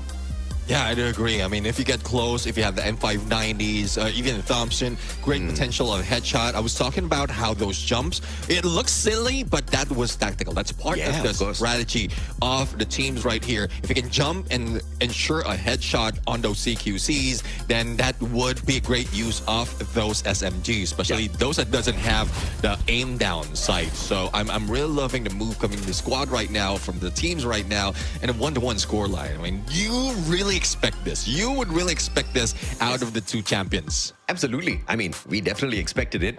I don't know if you guys expected it or not. I'm very sure some people thought that, oh man, this is going to be a 2-0. For a second there, in that second game, I thought, man, this is going to be a 2-0 until AGL woke up. And it's crazy because under pressure, AGL seems to perform so much better. But you know what that reminds me of? GamxPE in the previous season, in that lower bracket run when they were beating down Titan after Titan. They were under pressure. They did not want to get eliminated and they went all the way. That's the kind of situation both teams are in right now. Under pressure of getting kicked down into the lower bracket. The loser gets down to the lower bracket. The winner gets to stay up top to face off the best of the best in the next stage. Still in the upper bracket, having that one extra life on their side. Which one is it going to be? I don't know. But mechanical wise, this is such a delight to watch. Both sides with brilliant plays. Yeah, I do agree. And you did mention earlier, from after AGL lost that first game, that they trolled us for them. They forced that loss at this point. And then GamxPE was just overconfident at this game number 2, and they just played to that music. Now that GamxPE is on their toes and the edge of the seat right now, potentially losing this upper bracket run, they might be strategizing on something else. Because from what we've seen even in draft earlier, they're playing as if they like, imagine seeing that Valiant Dash and then that Cassie, they are just planning to go in an up close and personal battle, make it quick, even pulling out the A124. But now, I think they need to pull away from the usual counter strategies. They bring in their own strategy, their own firepower, and then just let AJL catch up. Yeah, I don't know if you noticed also, Neptune, that in the previous game, GamxPE was not running a single team booster. And I feel like that was a very big miss for them. From the very start of the games, you usually saw AGAL, constantly having their HP stopped up. They had the EP as the EP conversion as well off of the team boosters. And GamxPE did not have the health advantage at all. And I have no idea why would anybody want to do that. They went in for the triple tactical marker trying to bank on the super bonfires, but they did not pay off. Yeah, exactly. I mean, they probably are underestimating the team boost that is part of that, or the team boost that's part of the team booster, and you increase your speed. And judging from the draft that they have, they need that speed as well. They might not have that Kelly, they might not have that, all of those, but if they can get close and probably deny Nameless of healing their teammates, then that could have been an advantage for them. But let's see though, if that can be paid off right now. Again, Steffi is back on that ban state. Yeah, boy. And Oscar will be taken out as well. So once again, the Punisher onto Zeref, but Zeref has the Orion. So, I mean, his secondary active skill is equally as deadly as his primary one. So Zeref is going to be a monster once again. Defensively, I think AGL needs to figure out how can they sort out the electrotherapy play, which means they have to steal that electrotherapy. They cannot allow the Orion to have that Cassie backup. Yeah, exactly. And they don't do that. Well, let's see. It still might change. Oh, they still away that Iris away from you. I don't know. I mean, I don't think it gives them that much of an advantage. Yeah, I think Du was even more deadlier with the Coda, so that could have been something that they need to take away. But let's see. Do with the Sentino. Oh, I think, okay, AGL is getting very serious now. I think he's going to get very active on the front lines. And I'm very surprised that GamxPE did not go for the Cassie electrotherapy lockdown. I don't know why they want to punish Dew by stealing his iris, but I think this is a big mistake from GamxPE. It makes no difference whatsoever for Dew whether he has that iris or not. Granted, they are probably looking to play a lot of the defensive as well as push on forth with those glue walls in the later rounds, and they don't want them to have the advantage. Instead, they want to have the advantage of shooting through those glue walls.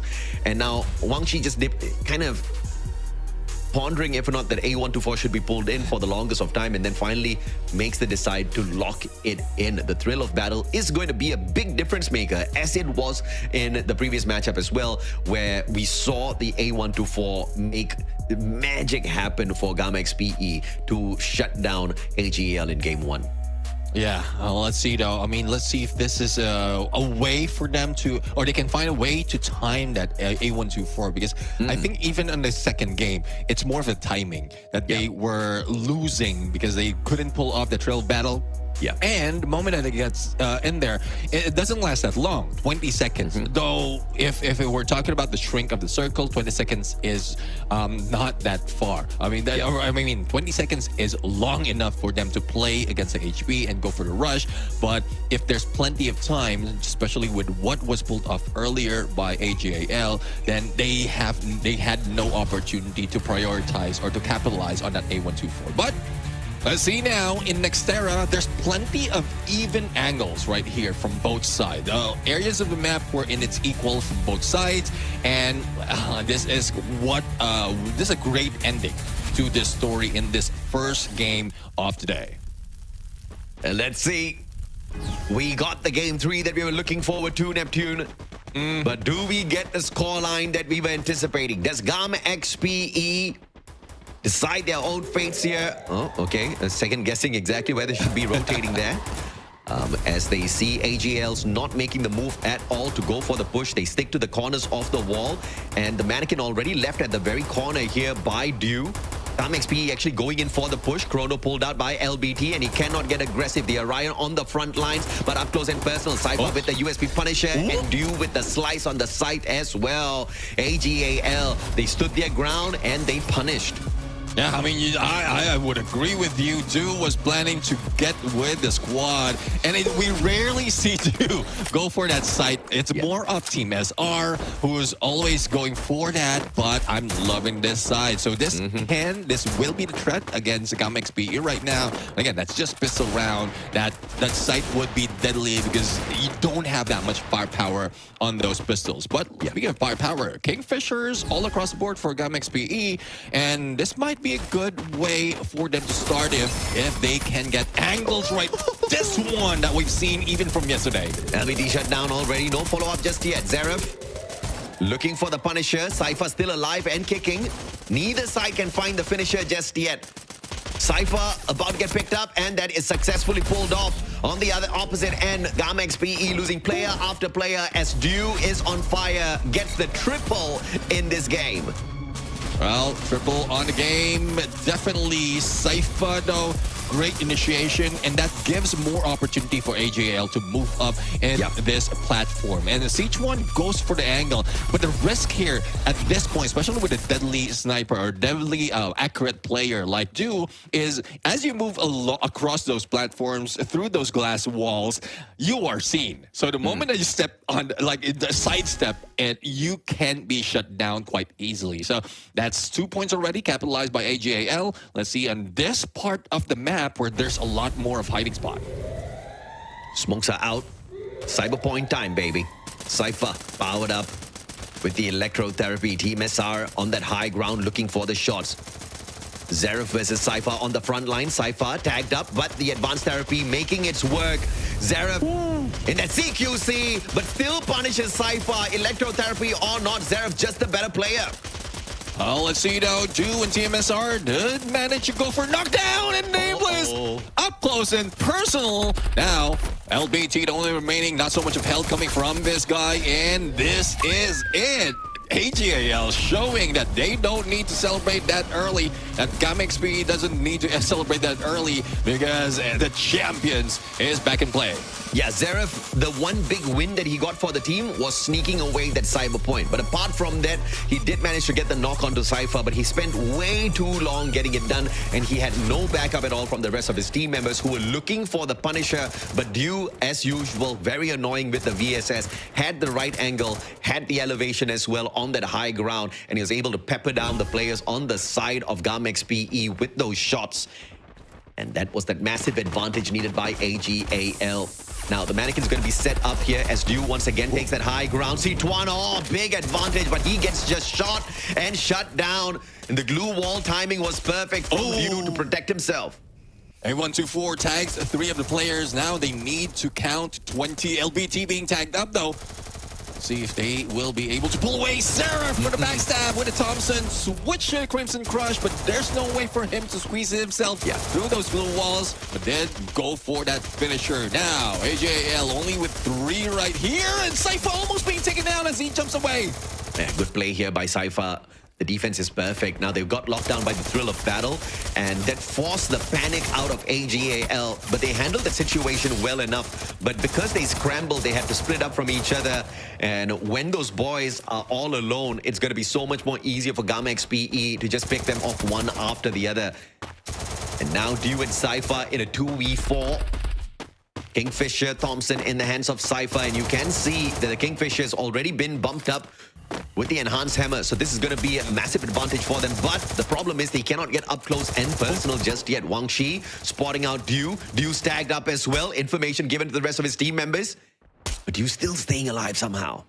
Yeah, I mean, he did trigger that shape splitter, so the moment that he's in trouble, he can always pull that off, that switcheroo. And Cypher is just waiting for someone who jump in on this ledge just above him. But they need to keep the distance. The shift is favoring GamxPE, but that fall animation, almost a downfall of Cypher, but Dew is the one who felt it. And with 4 players against you, it's not looking good. Thus, they get a 1 point, first point in this round for GamxPE. Accidental activation of the Crimson Crush, but, you know, that wasn't going to do anything in terms of a disadvantage because GamxPE had the numbers. They went in there for the hunt. On the initial phase of things, I think that was all about that A124. Wang Shi was the playmaker here in the round. Without that A124 Thrill of Battle lockdown, I think AGAL had a good enough defensive and offensive spot to kind of play that fight against PE, who was rushing at them. But once they got locked down by the Thrill of Battle, you saw the panic plays, Neptune. They scrambled, and that was the deadly move by GamxPE that found the Punisher towards the end. Now Zaref with the smoke, looking for yet another cyber point, is going to get tagged up, but has the Orion's Crimson Crush. Now cuts the distance, got up close and personal, but finds nobody on the opposite end. Yeah, I mean, you can't find anyone in there. 0 visibility because of the smoke that has been pulled in, and that saves the MSR as well as Cypher. So it's a 2v2 in here. And look at the spread of GamxPE. Look at the minimap. 2 on the flank as well to trying to get that angle. So judging from how the position is by AGAL, they have a better advantage in the airdrop right now, but no one from the remaining 2 that's backing away from AGAL's moving in, and that cost them Cypher's life. Man, that was unfortunate. AGAL, great first 3 rounds, but if you look at the major objective in terms of the cyber points, they're losing it out just like that game number 1. So things are not looking great right now for AGAL. They cannot afford to lose more of those cyber points and give away these rounds to GamxPE. As each one finds Nameless with the VSS, Dew with a sliver of health left on him. There's no way to recover at all. No medkits on him. And C1 will find the final follow-up. Actually, it's an LBT with the MP5. A little bit closer to Dew, and he gets that final shot. But of course, C1 with a huge assist on the takedown of Dew. And this is what I'm talking about. Like, look at where AGAL is positioned. They could have joined this battle and take advantage, probably brought down Zaref. Even with the angle being taken by C1, they can still squeeze out a few of those shots and then take advantage once they have the numbers. But unfortunately, it was the other story, and the 3-point lead that AGAL had earlier is now reduced to only 1. Now, GamxPE is still playing the same map, only switch sides, and they might be able to do the same thing. Yeah, absolutely. Let's see what they can pull off here. No cyber points to distract the teams this time around in this round 6. Aurora Vision will be used. They do get a little bit of an info as to where to attack. Cypher moving on up. He spots the player on... I have no idea why he blocked the back, even after he got the info, but doesn't matter because they are in a pickle. Even if he did catch up with that player, they're still going to be at a disadvantage. With you taken out easy, this is a 2v4 tough fight for AGAL. GamxPE looking for the equalizer. Yeah, I mean, they're not just in a pickle. They're in a jar of pickles right now. And let's see if they will be able to survive. No, not for long, especially with numbers that has brought in by GamxPE. So it's 3-3 already scoreline, and it's still looking like anyone can win this fight. This is going down to the wire, man. We called a 2-1 scoreline. We called a victory for GamxPE. And looking at the cyber points, they are heading exactly that way. AGAL needs to make magic happen here, but with the A124 in the hands of Wang Shi and the perfect timing pulled off by this guy time and time again, I think it's giving GamxPE the kind of massive advantage that they definitely need to deal with the Clash Squad Global Finals 2025 champion. Cypher down in the middle, looking for the big one. Cyber points. And it looks like Cypher's not going to be able to sneak away the point. Instead, he's going to be able to eat these bullets. But Nameless and Team S are dropping for the defensive save, and Cypher finds her through the smoke, and LBT caught by Team SR. Big win here for AGAL as they also gain the cyber point, stopping GamxPE from getting the third. They know the ideation, they know the plan of GamxPE. Head to that airdrop and get those hyper points. And what they did is block any exit out of that. They pinched them in 3-1, and now it's only Siege 1 remaining, and they're playing it to their music right now. They're the maestro of this game. AGAL doing the same thing that they did earlier, but just a little too late. This is brilliant from the champions of the global finals. They dominated there in a phenomenal fashion. But in the spring season, which is the more recent Clash Squad competition, they got their butts whooped 2-1 by GamxPE. And looking at the scoreline, they are about to get that perfect revenge before this competition is brought to an end. Do they get to kick GamxPE down into the lower bracket? We will find out in a little bit. Flame Mirage sent out, blocking the vision here of two players from the side of GamxPE. Cypher finds Wang Shi. Sichuan trades out Team SR. 1-for-1 so far. Sichuan down. Cypher with the Punisher. And GamxPE, one final survivor. Zerov up against the wall in a 1v2. Can he get it? Has got the Orion for the advantage. Cypher almost taken out, but he got the tags first. Orion saves his life again. Zerov alive. But Cypher with the triple, making sure the team does not go down. Now this is the usual Cypher that we know of. Cypher on a spray. He went in solo in there. And look at that. Where's the backup? Far, far away. And he just say, I got this. Don't even get near me. I can pull this off. And he managed to do it. Look at that. Imagine against Orion. Not even face. He just tracked out where he will be heading, and then shoot him down the edge of that blue wall. Yeah, man. How do they work their way out of this one? AGAL now on series point. Can GamxPE do the same to AGAL? Stop them on the series point and run away with this game. AGAL at a disadvantage with those cyber points.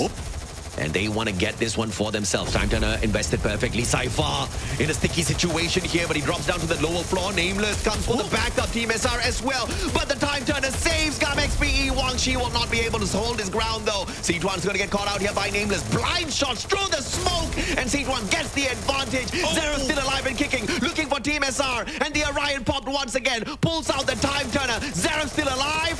Dew flies on in. And Zero looks the wrong way and gets punished. AGAL kicks the reigning defending champions into the lower bracket after getting a 2-1 victory over them. Well, this this really shows the difference between global finals as well as Clash Masters champion. And it was very close, but look at how well both Cypher and AGAL has come back to their usual signature. Well, probably not Do, because Do was not expected to be in the front line. But the moment that he was, and we were asking for this, he was deadly. I mean, wow. Absolute wow. Right? If you look at the numbers, based on the data that we had, okay? Yeah.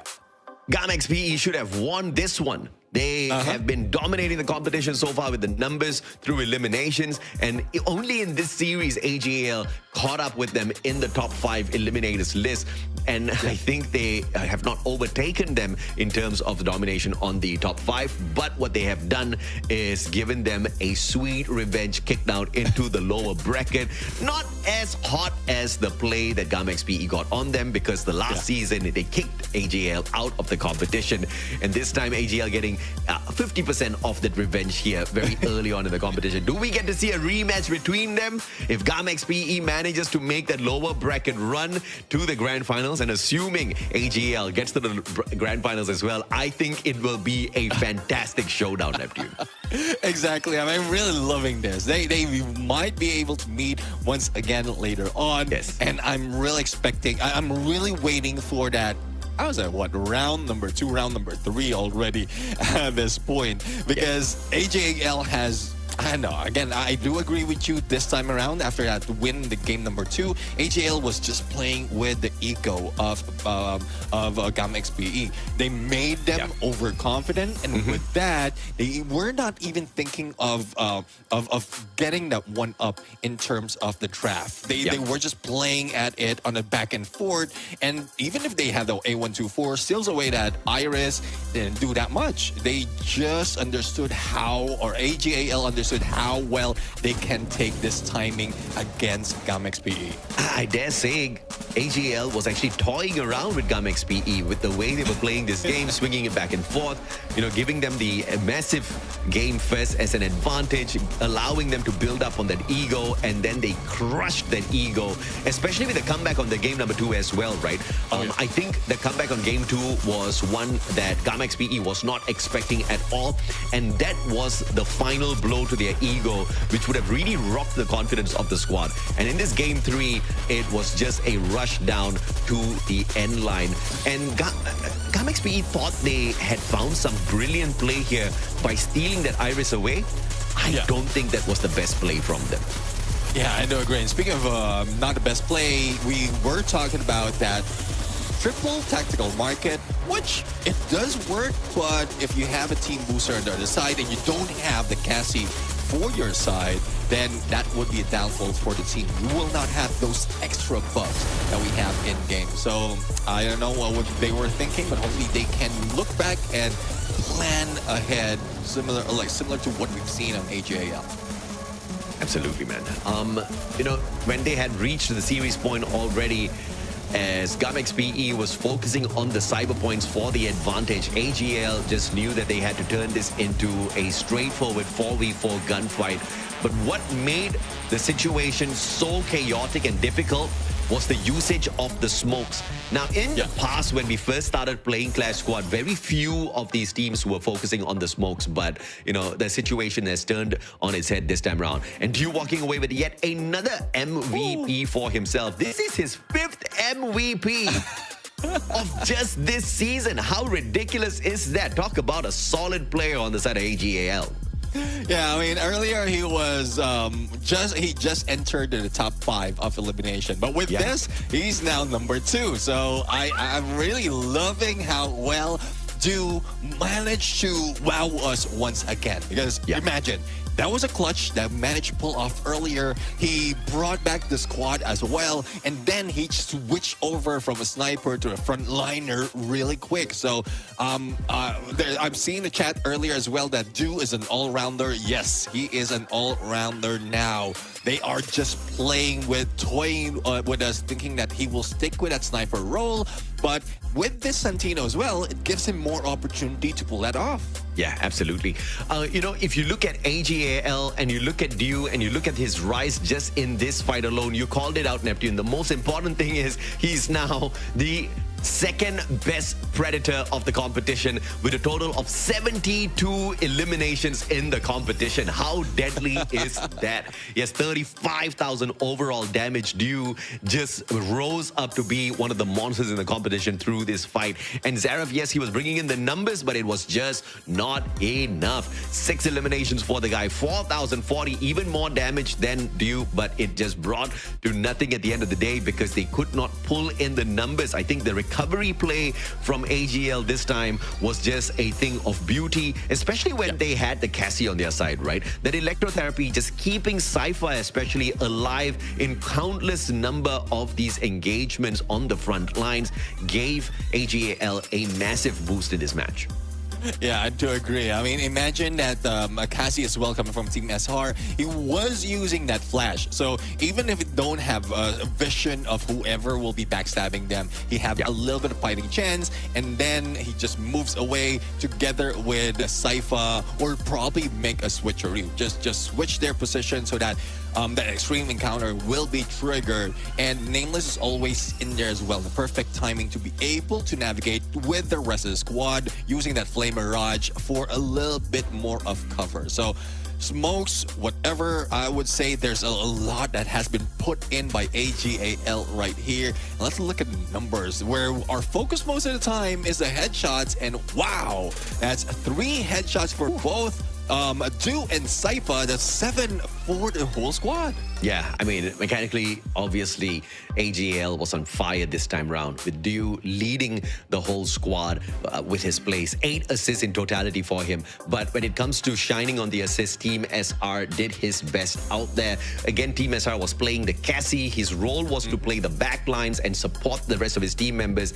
And he played his role very well. Nameless and Cypher as well, walking away with 10 assists each. It was a big game. It was won through strong teamwork on the side of AGAL, and we know this for a fact. Chemistry on this squad is at an all-time high. We were begging for it for the longest of time, and we could not understand why AGL just kept the same roster even as they suffered defeat after defeat. Now we understand why, because they knew the potential of the team members and they just kept working at it, and this is how the investment pays off over time, Neptune. Yeah, I mean, talk about never give up spirit. It's not just about a fight. It's also the teammates. If you don't give up your teammates, you will have better chemistry. And I think with the number of tournaments that we have as well, that build more of that chemistry, that build more of their camaraderie and their coordination all throughout, especially the communication. Because communication is mostly what I see when the movement of each team, especially in a regroup, was just fast. And we've seen that happen on the final game, actually in 2 back-to-back matches out of this series. So I'm loving this kind of evolution from AGAL. And look at the bracket right there. They move several steps close enough to smell the grand finals. Oh yeah, I mean, they can smell it already, man. They can see it, they can smell it. In fact, they can touch it. And I wonder who's going to be meeting them in a bit. It's between WAG and RRQ.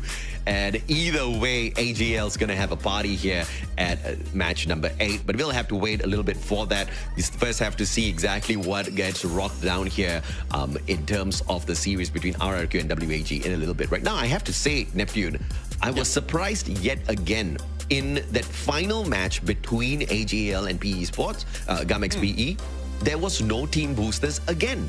And I think you noticed the damage on the side of GamxPE was more than the damage that AGAL got. Now, AGL got more eliminations, lesser damage.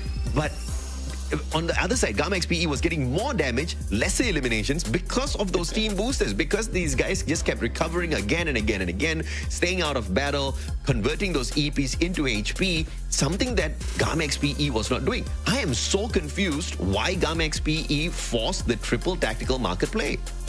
Yeah, I do agree. I mean, it's just tough to see. They could have felt that already in game number 2, but it's like they didn't make that switch. They were just confident that I think they were confident that the draft was just favoring them already. They've stolen a few away from AGAL, but stealing is, well, not only that it's not good, but if you can give an opportunity for the other squad to pick better active skills away from you, then definitely it will be bad for your squad. And that's what they did. That's what AGAL just did in there. They took away that Zane. They took away that Cassie. They bring in that Santino, and probably it's because of Do not using the Santino. They thought that is a smart move to get that Iris away from him. Yeah, man. I'm just confused because, you have to play your strats on various levels, from your active skills down to your passives, down to your pets, and then your loadout, right? Looking for a triple tactical market makes no sense to me whatsoever, because you don't really need to abuse those super bonfires.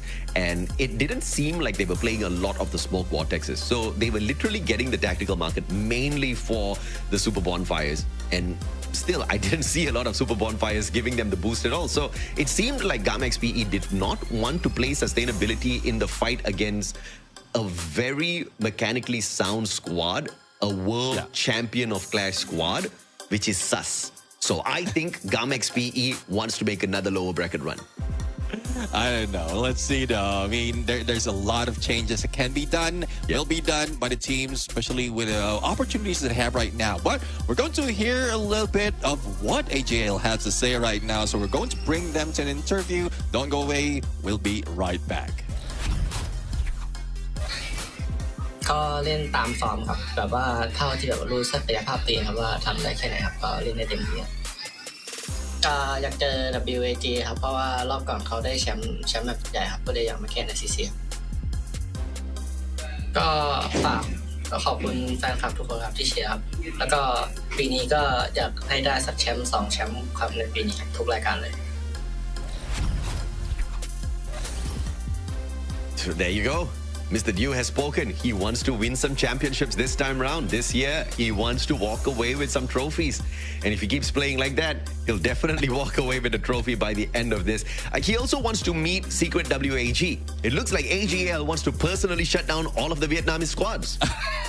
Well, that's one of the challenge that has been brought in out of one Vietnamese against the other region. But now that AGAL has already dealt with the champions, why not deal with Secret WAG? Given the fact that Secret WAG is one of those teams as well that has evolved in Clash Squad quite better compared to what we've seen them before. Or I think they were better before, but unfortunately they were knocked down so many times in the previous season. Now that they have an upper bracket run, they might be able to step a little bit closer to why not face a stronger opponent, like AGAL want to face off on a stronger opponent this time, and probably it gives more prestige to that championship later on. Yeah, I was actually just trying to analyze the lineup here because I still can't get my mind over the whole no team booster on the side of GamxPE. And I realized they were running 2 Kairoses on their side, right? So Kairos does kind of give you some advantage, actually a big advantage with the EPs. But clearly the experiment is not working out. And this is not the first time they're running this experiment. So something that they had learned is giving them this wild confidence with the Kairos. I want to see if they continue to do this in the lower bracket. Now, we're going to take a quick short break. When we come back, it's a battle between RRQ and Secret WAG.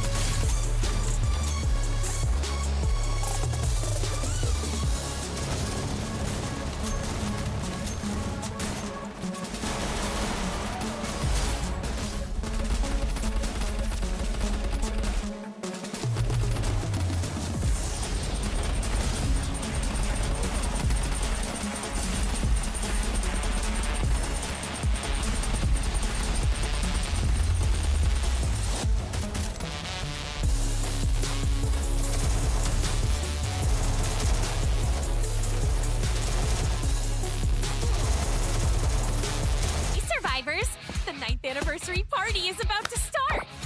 Whoa! Looks like you guys really couldn't wait, huh? All right, let's get this started. The 9th anniversary is here, and the rewards are ready to party. Complete tasks, earn tokens, celebrate, and unlock milestone rewards all the way to the grand prize. This time, you can get an ultra-stylish mail bundle and a super cool vehicle skin, so don't miss out. Jump in through the event entrance and explore the brand new 9th anniversary party lobby. There's a ton of fun stuff to do here. Fight your way to become the champion of the arena, or hop onto the dance floor and follow the lead dancer. The fun doesn't stop there. Team up with another player for a hilarious piggyback battle.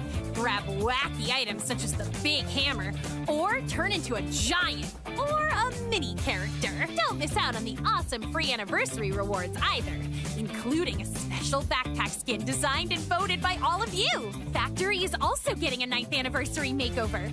If you're in Bermuda, make sure to stop by and enjoy some unforgettable anniversary fun.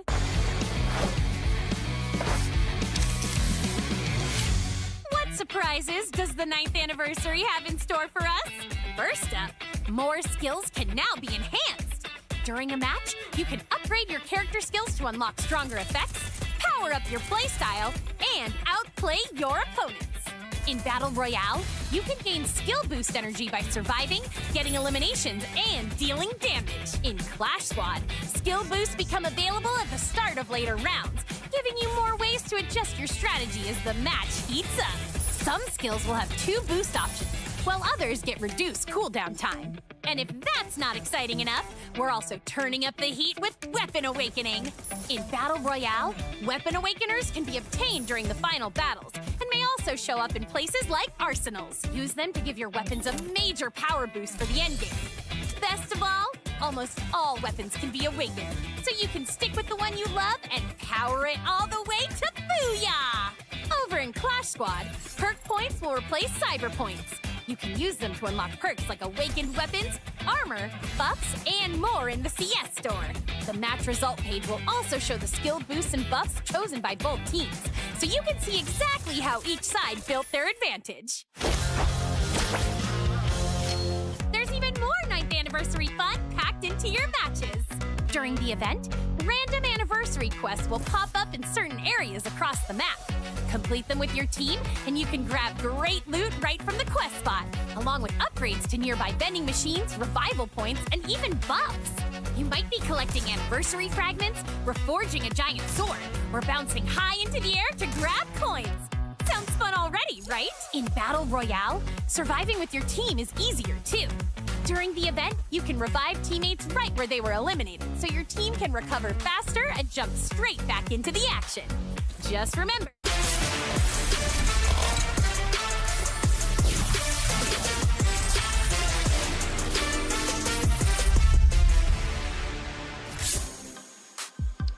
Welcome back, ladies and gentlemen, boys and girls, survivors of all ages. This is the Free Fire Clash Masters 2026 summer season. We just saw GamxPE get kicked down into the lower bracket, and AGAL take another big leap forward, just one step away from the grand finals. Now we get to see who meets them in that series to book that ticket, that early ticket into the grand finals. It's the battle between RRQ Kazu and Secret WAG. My name is AJ. I'm the Mustachio down here with the one and only Neptune the German Garcia. We are your casters for the day, and we are having a lot of fun. Yeah, definitely. A lot of fun to see champions against champions. Now, let's see those who have evolved in this competition overall. The first time that they will be meeting against each other, it's RRQ Kazu go against Secret WAG. And I'm really loving how well even RRQ Kazu has changed from the past that we've seen in the Clash Squad. Because there's a lot of things that they have done, especially in the roster, in the roles that they're taking. Maal being in the front line, though there are a few hiccups in some instances, but that's rare to see out of this squad.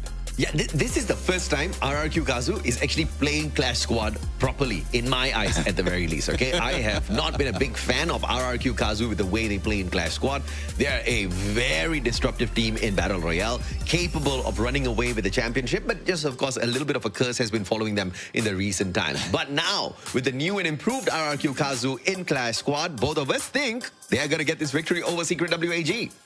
Yeah, I agree. I mean, based on numbers, they played 8 games. They won 5 of those. And though it's close for some instance, we might have seen them fall down. But we've seen how well they made those adjustments. Even the sub-ins is just in the perfect timing. When Dudes was not playing, it seems like they were not that strong. And then they pop off in some of the rounds towards the end. And then the following game, Dudes comes in, and that's when they bring that to a close. So the Dudes is still that guy who can make a change out of this squad. But again, I can't take my mind away from Maal being in the front lines. We've asked for this, not only in Clash Squad, but also in Battle Royale. And now they're making adjustment from the Southeast Asia Spring of FFWS and as well as the Clash Masters. So we might see more of this new version of RQ Kazu moving forward. I'm loving what Clash Squad is forcing the teams to do. They're forcing the teams to figure out a better way to play some of these 4v4 fights. And this is definitely going to translate into some of the results that we see in Battle Royale as well. We will move on into that competition. Dudes Abe, Maal, as well as Ranze. We know the squad. We know the capabilities of this team. And the one positive side about RRQ Kazu is you don't have a breakout player when it comes to the eliminations on their side. They are all equal. You see an average of about 45 eliminations through every single player on the squad so far, and that's rare to see in Clash Squad. Usually you have maybe 2 front runners who are picking up the numbers and then 2 passive support players at the back, but the whole RRQ squad now is a shooting squad. Yeah, exactly. Well, let's see, though, who they are shooting at or will be shooting at them. It's Secret WAG. We have Tikui in Non-7, Shiryu, and PLS1. And Tikui is one of those that has brought in a lot of firepower as well out of this squad. And we're really looking forward to what more he has to offer. Though, comparing to the previous set of teams that we have in the first game, he's still within the top 10 when it comes to elimination. Yeah. But let's not forget as well that there's Shiryu. When he was introduced, we didn't see that much of fire on him, but the movement as the flair that he is bringing in the front line as well made the Secret WAG win most of those fights. Absolutely. 2 players out of the 4 are in the top 10 elimination ranking. But not very high. In the 9th and 10th spot, that is Tikui as well as Shiryu with 49 and 46 eliminations so far to their names. Definitely wants to look out for. And this is the difference that I was talking about, right? Usually this is what you see on teams with 2 players having the higher numbers and then the others who are the backup, the support players having slightly lower. PLS1 and Non-7, about 30 eliminations, somewhere around that range for the both of them. That does not mean they're weaker players on the squad. It just means that they are following a very strict formation of having some support from the backlines and sending 2 very aggressive players out because they don't want to over-invest in these battles. But who's the player we are going to be keeping our eyes on? It's the one and only Tikui, currently with the 49 eliminations, like I said, 21,930 on the damage, 3 MVPs to his name, and his most used loadout is that Enhanced Hammer that has definitely been giving them a little bit of extra zest on the firepower on the front lines. Yeah, I do agree. I mean, if you have control of which weapon you have to choose, one reason why he's bringing a lot of elimination and damage for his squad as well, because why not prioritize on my own weapon unless it is a request by the squad. But let's not also forget that he is quite near in bringing a lot bringing a lot of assists as well into the squad. He might not be the best in bringing the assists because that's PLS1's role at this point as a sniper of the squad, but he's there as well helping them out. So the damage is not just translating to elimination, but it's also giving way for his teammates to pop off in this game. Yeah, let's put some numbers to that. Tikui has 50 assists so far in the competition versus PLS1, like you mentioned, has 75 assists, right? And like I said, PLS1 and Non-7, they are the support players. They definitely have got more assists compared to Tikui and Shiryu in the overall grand scheme of things. I feel like Secret WAG knows who they are, knows what they can do on the battlefield, and they play their roles very strictly. And this is something that can be exploited by their opponents. They know exactly who to aim for, and they know if, okay, we see 2 characters on the front lines, it is probably going to be their front runners, Shiryu as well as Tikui. If they take out these front runners, then it's solved. Now, if they want to look for the support players, all they have to do is just ignore the two guys on the front lines. Because let's say if Secret WAG brings in the Cassie, the electrotherapy, you do not want to focus on the front lines. You want to focus on that support player first to reduce the capability of the front runners. But of course, let's see how RRQ Kazu sorts this out, because there's going to be a very heavy focus on what Ma'al can do from the long range. But map-wise, it's a big advantage for Secret WAG. If it goes down to the wire into the game number 3, they have the double map pick advantage with RRQ picking that map number 2, and obviously they're going to bring us into Kalahari. Yeah, well, let's see. I mean, this is the first time we're seeing Solara being picked first. And most of the time, it's either Kalahari or Bermuda. But I think there's a play that Secret WAG is trying to work with against RQ Kazu, because the movement of changes in terms of role that's being done by RQ Kazu is so evident that they can play this and I think this forces Ma'al as well to use that Ray. Because in most instances, you need to get up close and personal. You might not be able to get much use of other skills. And since they're also going for the first pick, so there's a lot of chances for Secret WAG to play it against the mastermind RQ Kazu. Absolutely, man. We've got the drops coming up for you guys in a little bit. I'm very curious to see exactly who gets the advantage here. With the current state of the game, the Orion is proving to be a massive advantage for these teams. The electrotherapy is a great disruptor. The A124 is a great disruptor.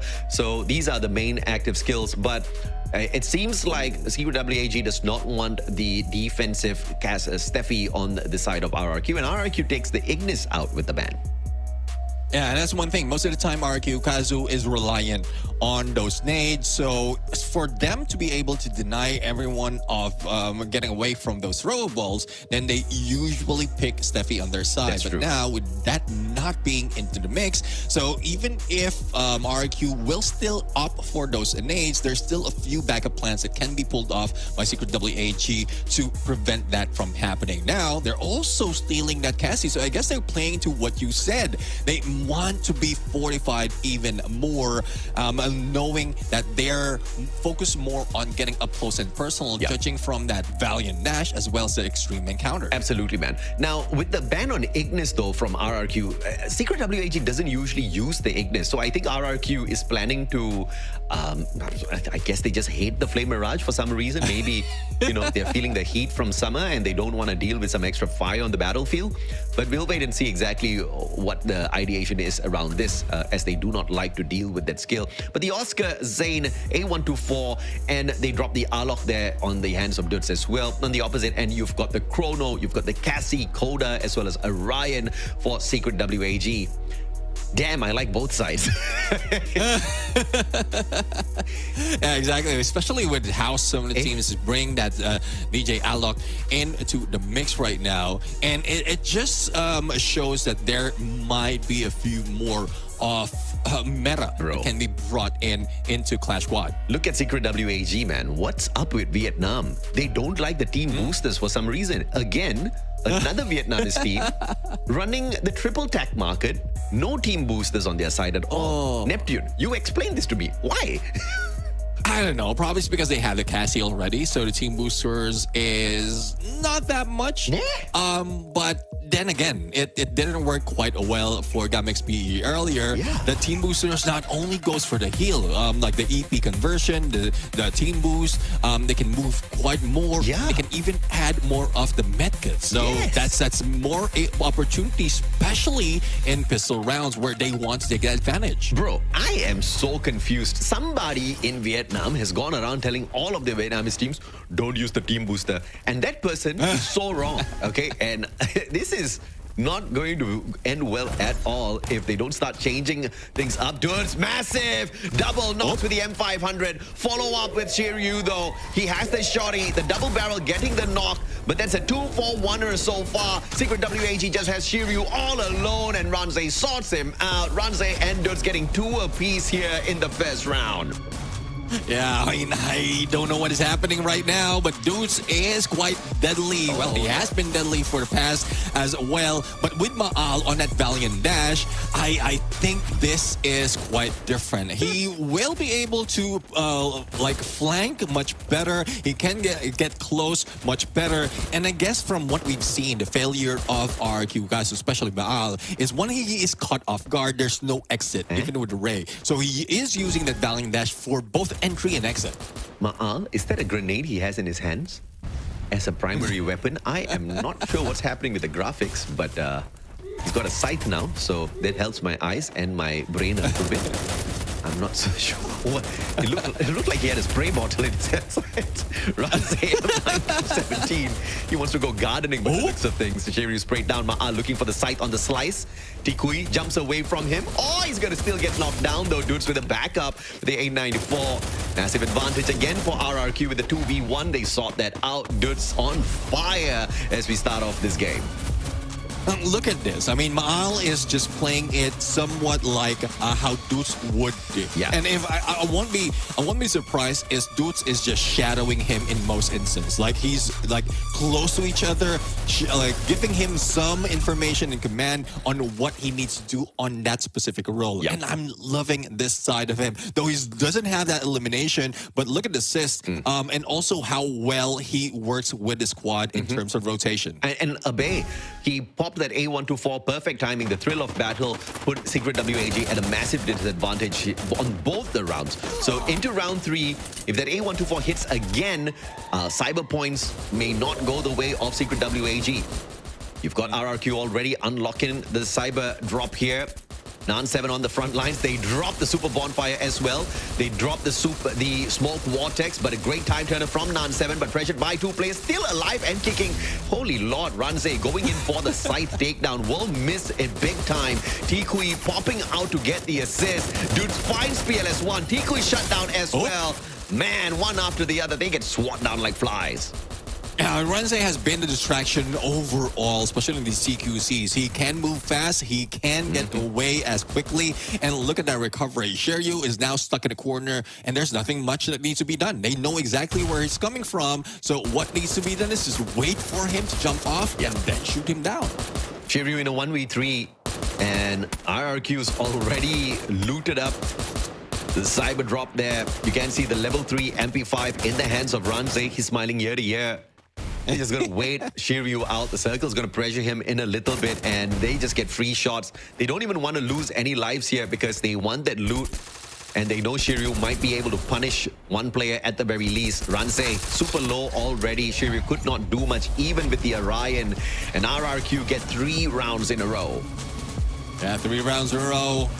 Looks like they have made adjustment overall from what they've done yesterday and even in previous days of the group stage. And I'm loving this. Secret WAG is being caught off guard. Even if they get in the front lines, they're not using those skills in the perfect timing. Probably it's because of the threat as well of the A124 that has been brought by Abe in so many instances in the first 3 games. And it might continue. It will continue right now. It's still in Archway, and they will be finding more positions right here, even as they get spotted with that Aurora Vision. Okay, Coda popped already. The A124 was not used in time here.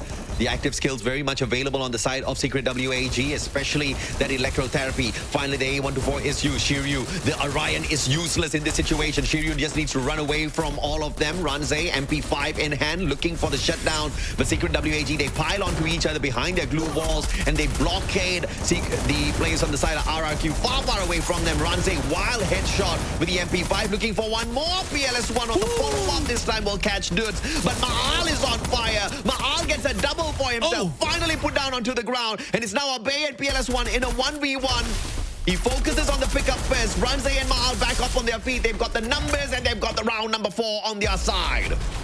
And judging from the speed coming from Obey, he was quite quick on his toes. He knows exactly where the opponents will be coming from, and he just timed that to a T. Team Booster might have been taken down, but he can prioritize on picking up. And also, the change in the Team Booster is even if you have that healer bot available, you can speed up the pickup. So it beats the Tiva over, well, not really beating the Tiva, but it will be helped by the Tiva at that point. And one reason why we don't see that passive skill most of the time in these competitions. Yeah, man. One more round away from match point, and Secret WAG has not pulled away a single round. Now, I don't want to say this is purely because of the team boosters, but the team boosters would have been able to help at least a little bit. Smoke Vortex laid out here by Secret WAG to protect Nan7. Tikui going for the left-hand side flank, but up against two players. Shiryu already with the Crimson Crush, used up too early. Tikui down on the ground, and here comes the player on the side of RRQ. Abey with a jump over the glue wall, finds Shiryu. Nan7 behind his defenses is going to be running around. And PLS1 looking for the flank, but finds nothing except Ranzei's MP5. And yet another round and the cyber point to RRQ.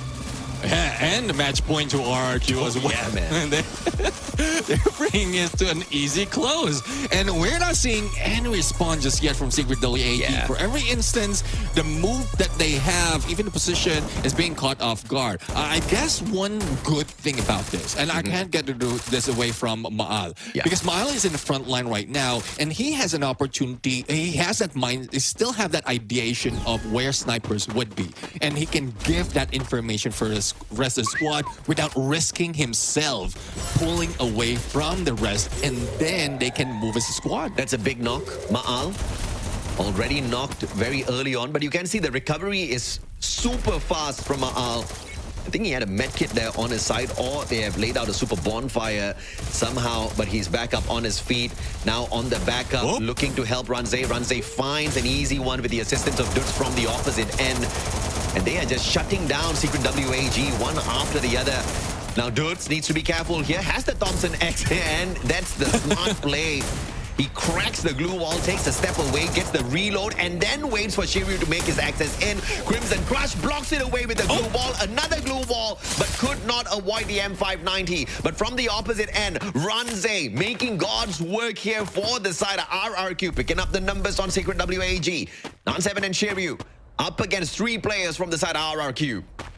Yeah, I mean, if Ranzei could have had an angle on Shiryu, that might have been it. And prioritization on the pickup is always in the mind of RRQ Kazu right now. Thus, they have more into numbers. But the zone will be closing in. Later on, we're going to see a shift. And I don't think anyone would be taking that boost later on the edge of this area just yet, just to get an angle against Shiryu. Yeah. But know that they're hearing those footsteps coming from Shiryu. They know exactly where he will be jumping from. Yeah, you see, the players on the side of RRQ, they're constantly healing up. They're constantly topping up their HP because of those team boosters. And that's an advantage Secret WAG does not have against RRQ. I think it's a big, big miss here for the Vietnamese squads. Both GamxPE and Secret WAG needs to fix this before we move on in the competition. But they do get the double! And Ranzei with the save towards the end. But unfortunate for him, Shiryu was there, and the weapon of demolition, the M590, making perfection in terms of that final shot to keep Secret WAG alive a little bit longer.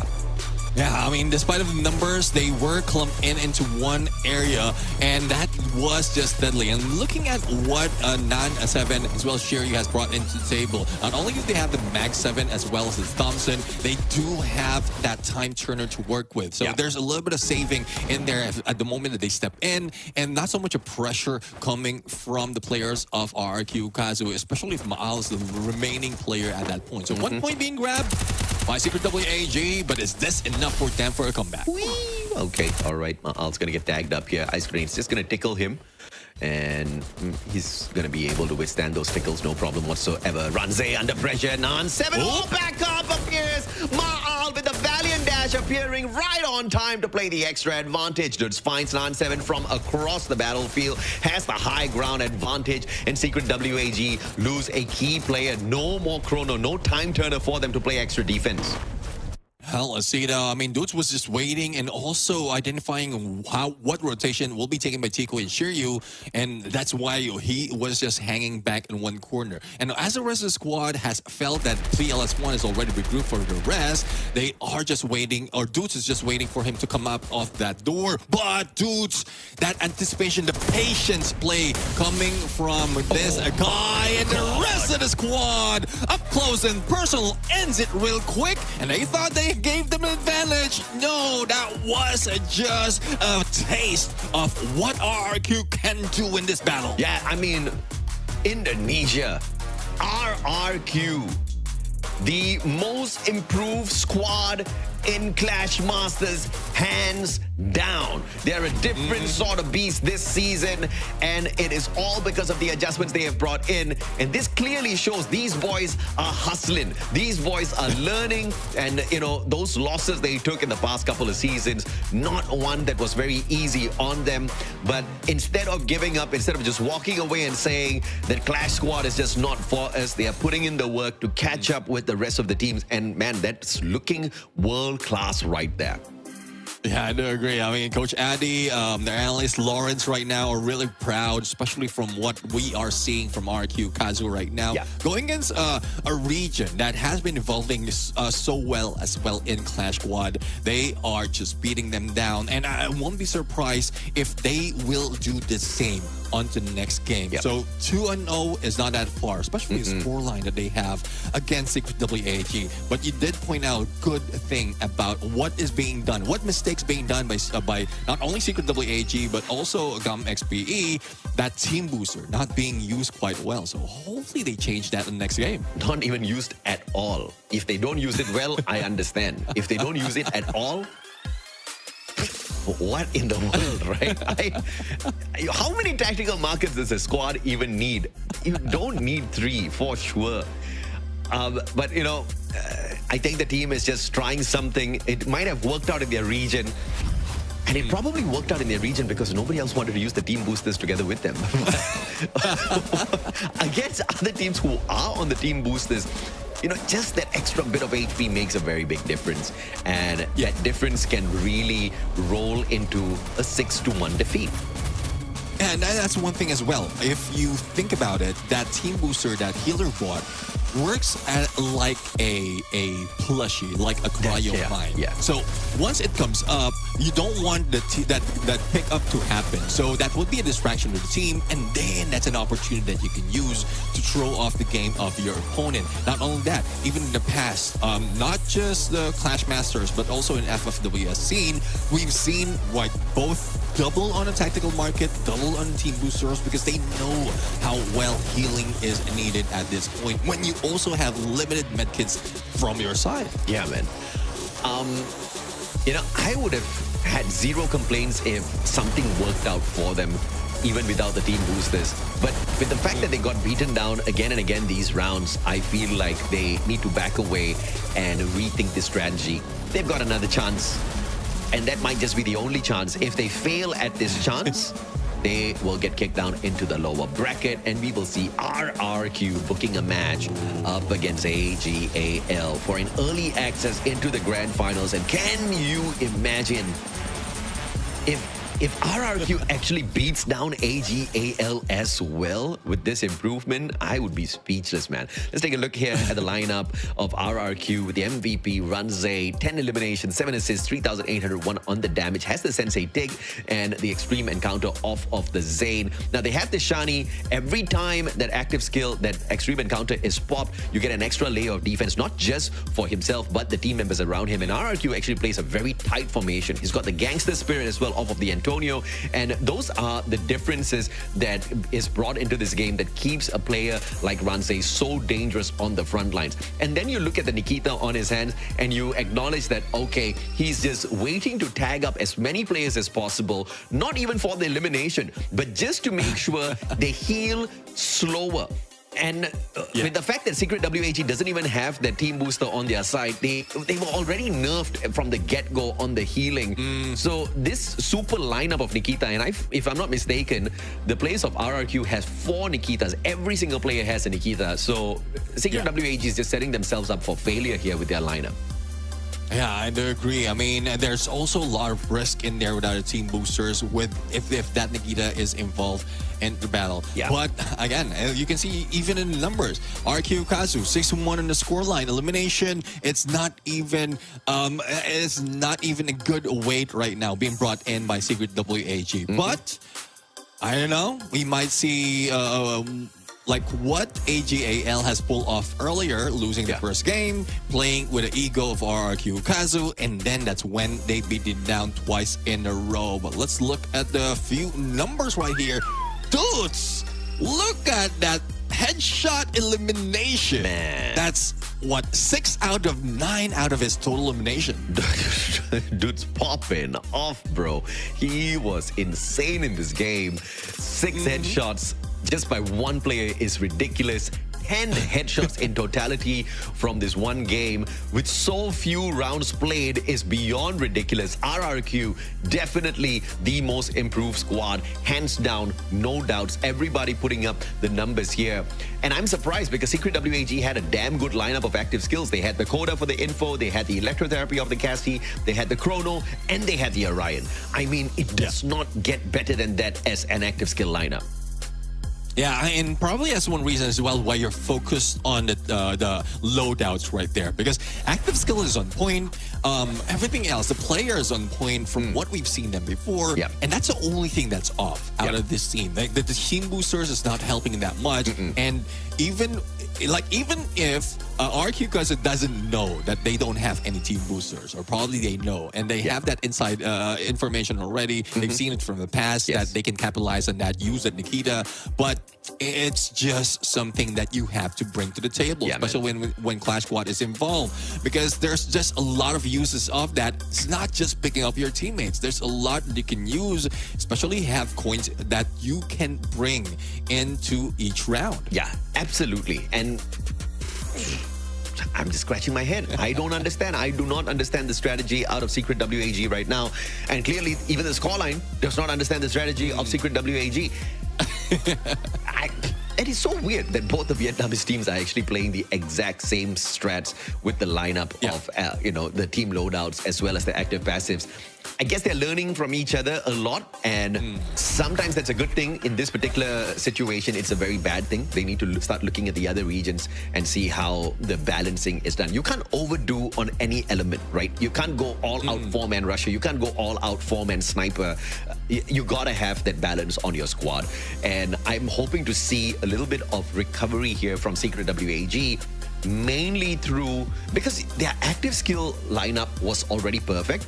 I think even the passives that they brought in for those skills were decent as well. What was the mistake from them was the lack of the team booster as well as the positioning of those players, because they were not taking into account for Ma'al being that super rusher, right? And now you've got Ma'al and Ranze on the front lines, and the one backing them up is Dudes from that high ground with the assault rifle. And that was such a game changer. And out of nowhere, that A124 becomes the disruptor. So if you want to look at the bans this time, Neptune, I think you need to get rid of that A124. Yeah, I do agree. And also, I was looking at the pets as well, since there's not so much of risk of being spotted. Double Sensei Tick coming from Secret WAG could have been a little bit of an overkill. So they could have brought in that Rocky for non-7. If we have that time turner, he will have a few more instances that he can use that and then save his squad, instead of just being reducing the time of being marked by an opponent. And Moko will be in there, but it's only Abe who was able to bring that into the table. They just in there. RQ is just in there for the firepower. Yeah, you're absolutely correct. I don't even think RRQ Kazu is trying to play the Mokos for the advantage. So the Sensei takes are totally overkills on the side of Secret WAG. In the past, where you used to see a Clash Squad still have a lot of the snipers played, I think Sensei take was very important. Now with the current meta, the importance of Sensei Take has definitely reduced. You should be able to bring out the Flash, or maybe that Rocky, like you pointed out, just to have that extra bit of viability on the battlefield. Now, it's going to be the Zane that's blocked out here by Secret WAG. I wonder if or not they're going to be able to steal that A124 here with the double lock. They lock in the Coda first, the Oscar first, and potentially going to go in. Oh, okay, all right. They want to go with the Morse play here. All right. I mean, show me some magic. And RRQ is going to be allowed to take that A124 again, which I think is a very big punishment. And they've already taken away the Orion. So this is a massive boost. And earlier, they blocked out the Ignis. Now they use the Ignis for themselves. This is, see, when I mentioned earlier, RRQ, they banned the Ignis, but Secret WAG doesn't even use the Ignis. So clearly, RRQ understands how important this Ignis is, and they do not want their opponents to have it. Yeah, I do agree. And now they have great midliners, I would say. Because Maal and Abe as Koda and Ignis is more of a midline. Ranze would just be the front line. So we're expecting a 1-2-1 split coming from this guy, and Dutes can move quite easily. So look at the transition coming from the players. It's not just Maal anymore. Even Dutes is changing, is giving them a change of roles. And just in case they fail in that situation, at least they will be able to have another or a backup sniper if they need to. But no, Dudes pulls that ray. Definitely it will land in Maal's hands, and there you have it. I'm still hoping that Maal has improved already. I think it's 3 games that he's played this Ray. Not so much of elimination, but the assist was just on point. Okay, I'm actually very surprised that RRQ did not go for the lockdown onto that A124, because it was giving them a super advantage earlier on. This is a little bit of a different play style that they can go in for the approach, because they still have the informational play and they can block out info on the side of Secret WAG as well. And you look at Secret WAG, they have got no way to find info, except of course that A124, whenever the thrill of battle is popped, they do get to have some sort of information as to roughly where the players are on the side of RRQ. But apart from that, you know, visual wise, they are on the lacking side. But big difference this time. Thank God they bring in a team booster. Well, I guess they felt it earlier. They felt that that is the loss that they have. I felt and they don't. It hurt you a lot. It hurt you twice. It hurt my brain. Well, let's see. I mean, surprisingly as well, no one brought in the Cassie, even if it's not bad. So I'm seeing that they are going for a different approach. Probably speed is one factor they have, but with that Morse coming from Tikui, it's also the flank that they will be taking. And this is what is known of, especially when they jump into Kalahari. Probably not a pistol round, but later on towards this game. A124 not popped just yet. It's all about the timing here. Ranze pushing on forth. We'll get a couple of tags. Nan7 double the 2 USP2 on the tag. Maal and Abe with the partnership. They get the double for the squad. Yes, they trade Ranze out, but they managed to cash in on all 4 players on that play. And they also sneak away that site. So big round here for RRQ, especially the economy advantage for round 2.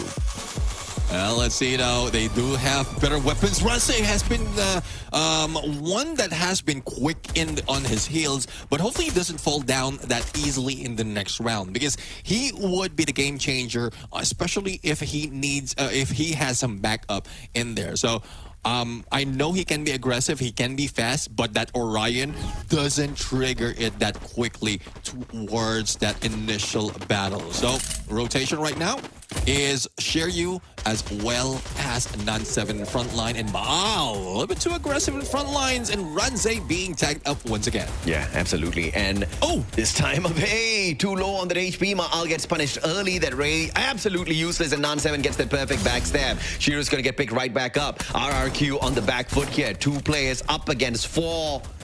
And there's a big probability they lose this round out against Secret WAG, and Secret will be able to loot up RRQ and recover big time for this game number 3.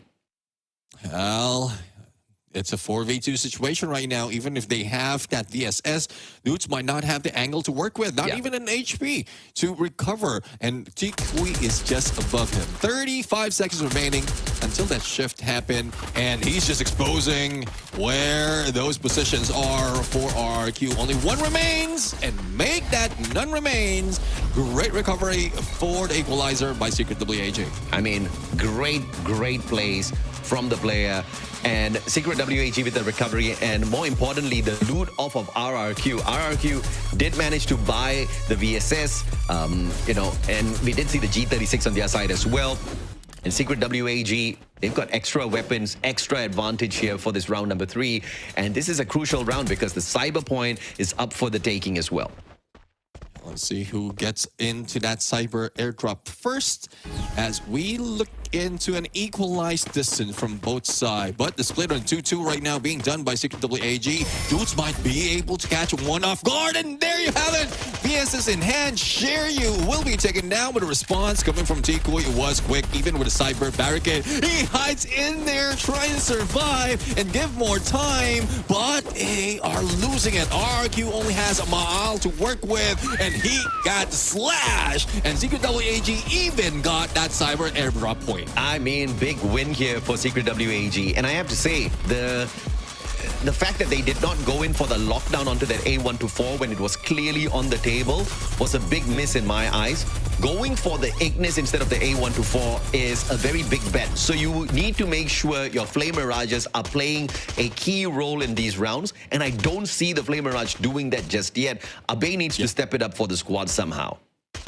Yeah, I mean, Abe was more of an aggressor, but that Flame Mirage, probably the timing as well. His position, the rest of the squad is throwing off his timing at that point. But let's see if this is where they make it work. Ranze already crossing over, but they are not taking the high ground compared to what we've seen in Secret WAG. And this stealth bite might be deadly as he gets an angle already and probably takes down Abe. But there goes the Flame Mirage. No more glue walls for him. Dudes tries to go in for the follow-up, and they manage to break through. Look at the angle coming from the 3 dudes, Abe and Maal. Yeah, beautiful play by Abe and Maal with the VSS just peppering down those shots, and we'll get the long-range knocks. And they continue to do so. PLS1 taken down, Nan7 now all alone, nobody to pick up.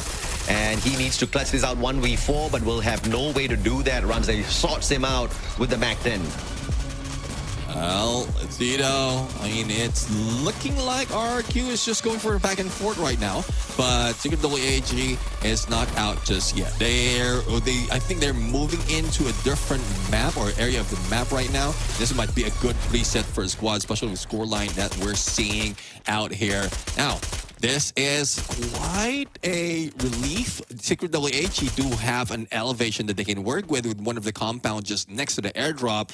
And what RQ Kazu needs to do right now is to work with speed. Dudes, a little bit too early and trigger that Aurora Vision. I don't think he will be able to spot out anyone. But see if he can tag up the opponent just here. What can they pull off of this one? Maal tagged up already. Shiryu looking for the Punisher. Not close enough. Runs a smart play here of the ice grenade, and we'll get to the cyber drop fest.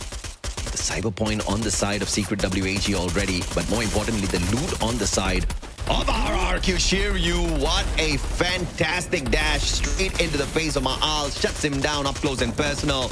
And now that A124 locks down Ranze as well, Orion is going to be useless. Needs to depend on his fights through the gun skills, but will have no way of doing that. Abe is there for the save, knocks down Shiryu, goes for the pickup, successfully gets it done. And now Nan7 up against 2 players, gets tagged up. Abe looking for the hunt.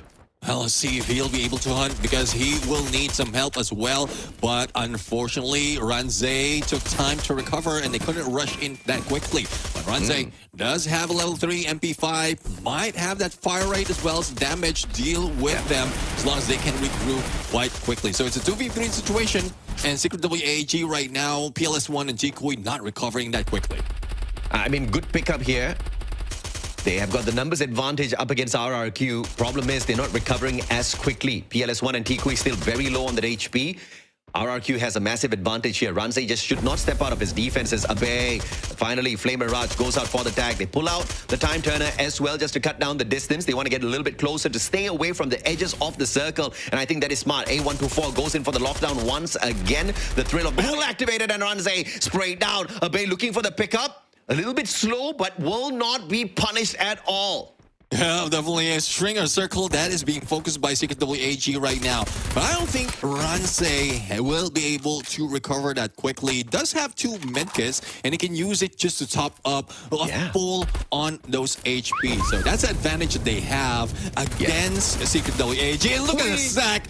They thought that they'll be able to pull it up, but Abe right now a little too quick, as well as the zone closing in. And that's PLS1 dying at the zone. And there goes a clutch much out of possession by RRQ Kazu. I mean, brilliantly played by RRQ Kazu. They were reading the circle throughout the whole round. You saw that with the reposition.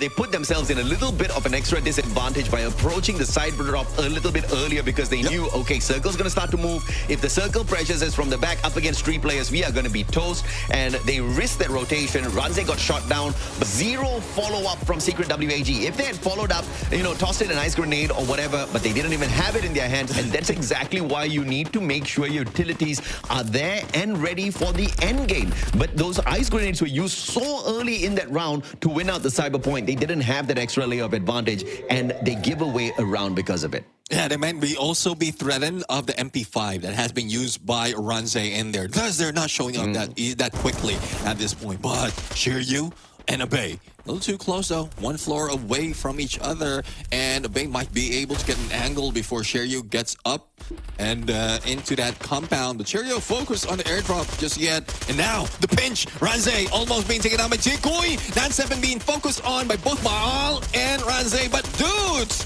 took down Shiryu out of nowhere, and now he can move in against PLS1. Maal solo, bro. Can he survive? Ranze gets the Punisher onto Tikui first. Maal is still alive. How? Nobody punishes, and Secret WAG, only 2 more survivors. Nan7, barely any HP left on him. And it looks like it's going to be tough. And this is why you want to get to that airdrop as quickly as possible. See if you can sneak away a little bit of extra viability to survive on the battlefield.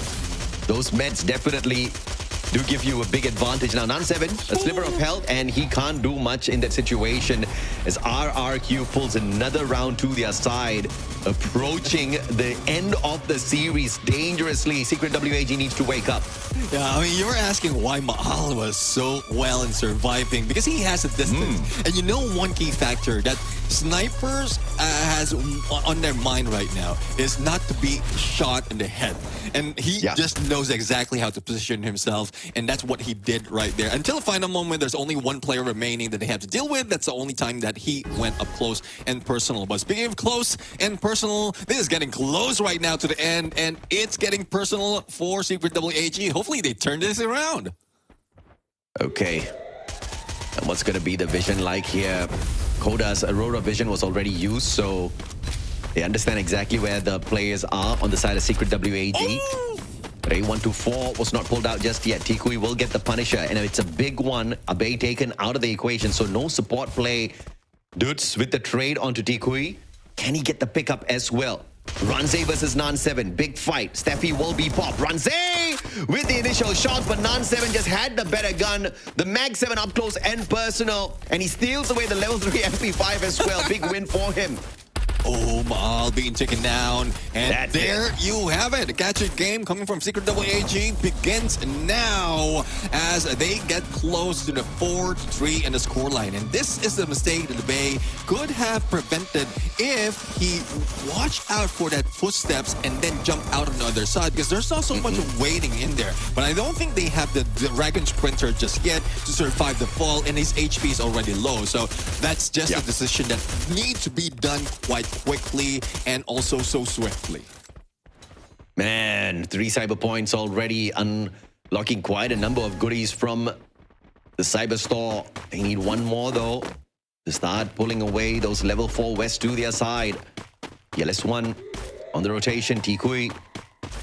And so clearly they did not get the extra EP. They've got the money to do it though. I'm just scratching my head as to why would you not? I don't know. Prioritizing Max EP conversion, basic, full on. Let's go, right? Yeah. But Secret WAG is just spending them. They have extra money as well. Yeah. Well, let's see though. I mean, probably they are planning to do that later on. But here you go. What a shot. What a corner that he's taking. And finally, he's getting punished because of that. Now, Abe still needs to recover. But there goes Abe being taken down once again. Pretty much the same compound that he was backstabbed earlier. And even Ranze couldn't get away. Now, equalizer can be done by Secret WAG right here. I mean, this just is not the compound for RRQ. Secret WAG owning them in the past 2 rounds, including this one.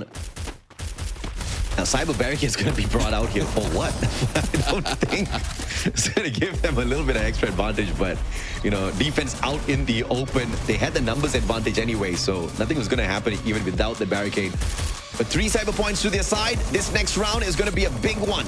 Yep, and definitely. if RRQ does not get that cyber point, they are going to be toast.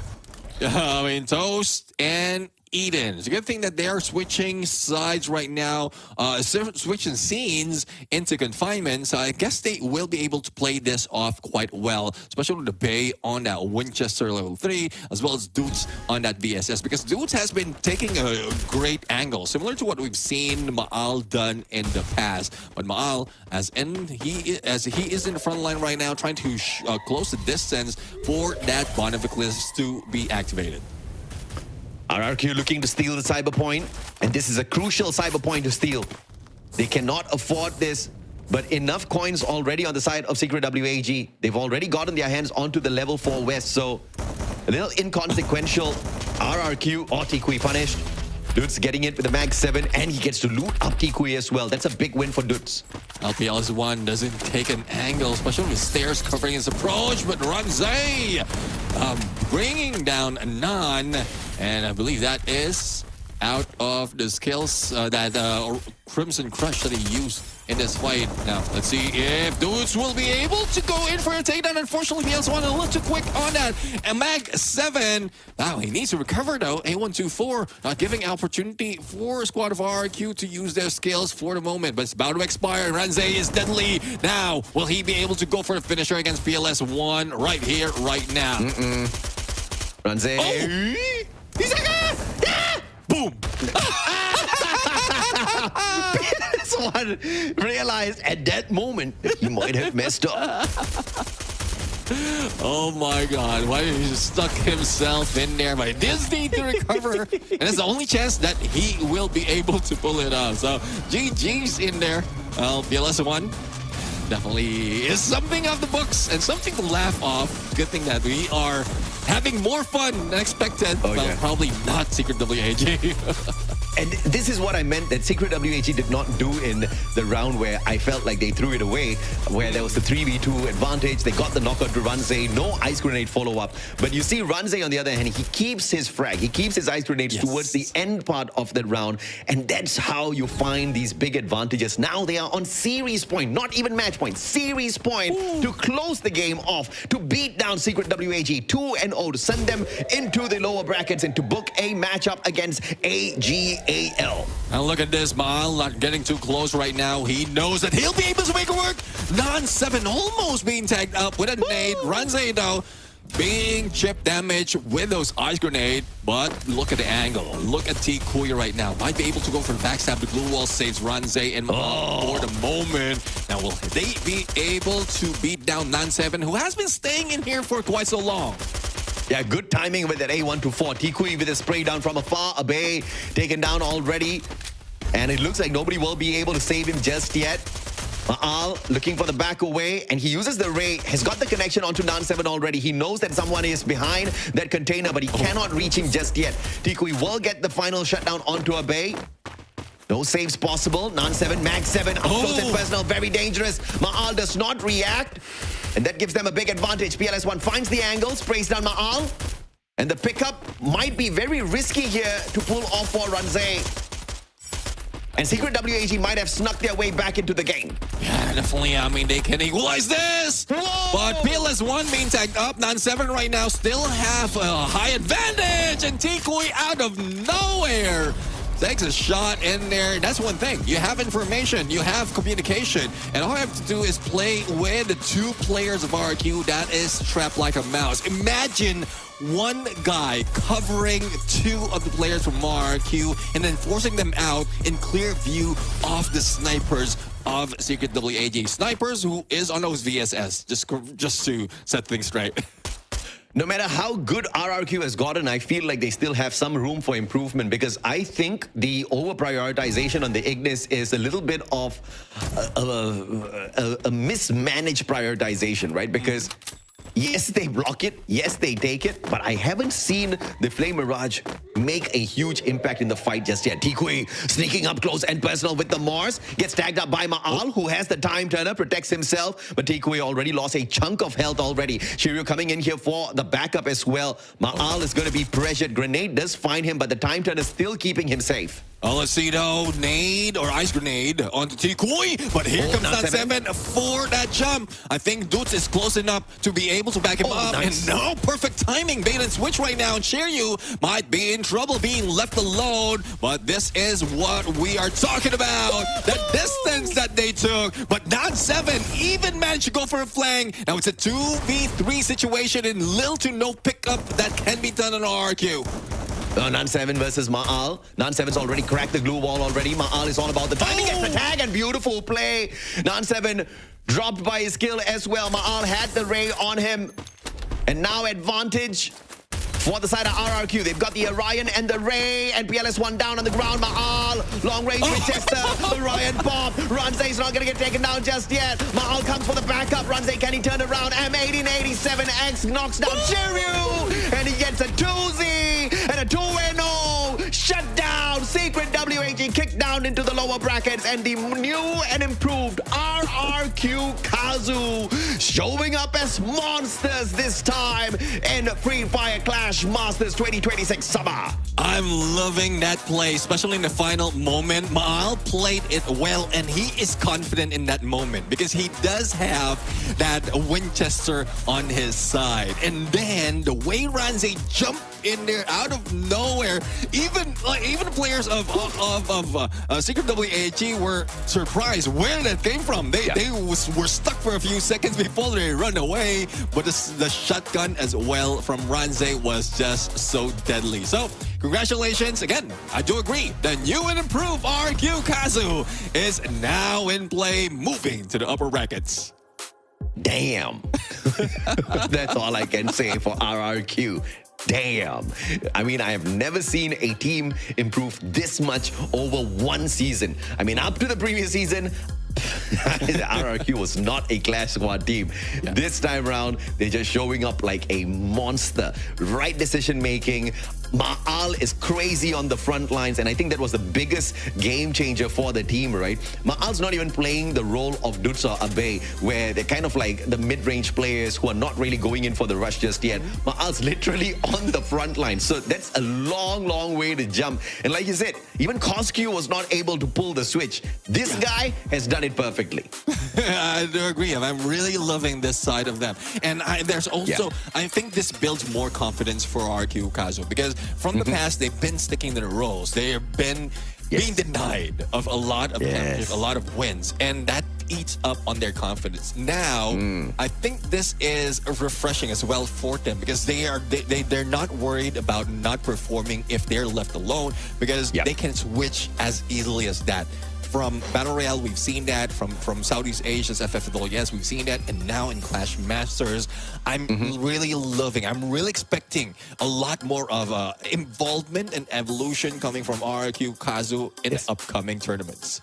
And they outmaneuvered Secret WAG. They outgunned Secret WAG. Secret WAG already had the level 4 West on their side, which means RRQ needed to work harder. They needed to shoot more. They needed to connect more of those bullets to the West of Secret WAG.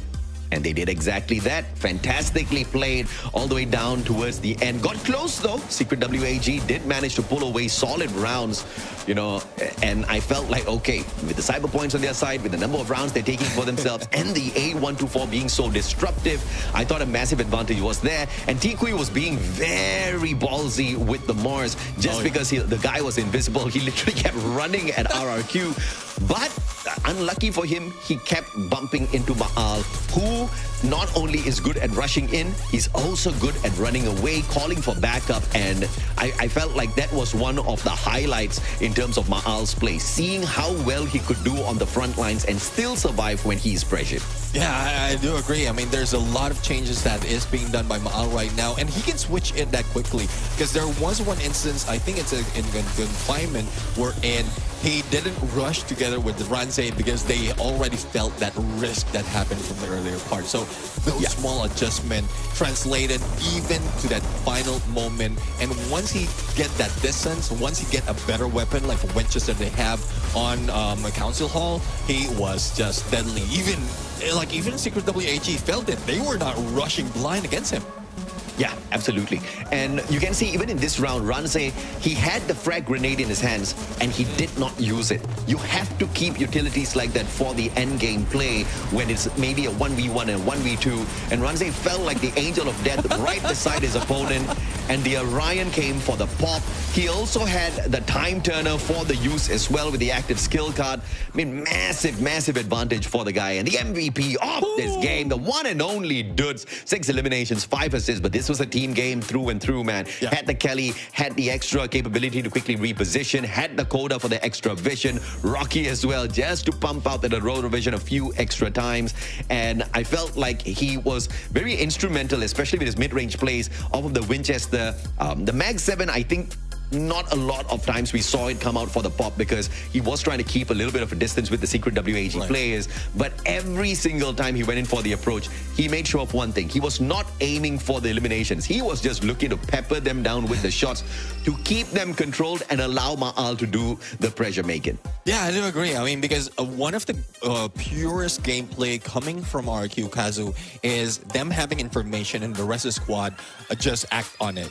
And since Ma'al is already in the front lines, they need someone to get that information. They need someone who can time those peaks quite quickly as well as defend himself quite well if in case he is in a pinch. And Dudes is one of those. You saw that in Solara, you saw that in Kalahari, and this guy was just something else.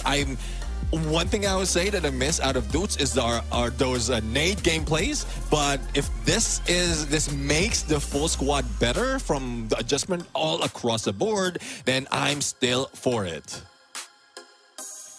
Let's take a look at the numbers here, man. Like I said, it's a team play from RRQ. So those numbers, 6 eliminations and the MVP is not a low number at all. If you look at the damage contribution from Dudes, 31%, and the overall damage, it was very impressive. But look at the damage from the overall squad as a whole, solid. And now you look at the story on the opposite end. They had a ton of damage as well, Neptune. Going down into this round 11, RRQ had to work very hard for it.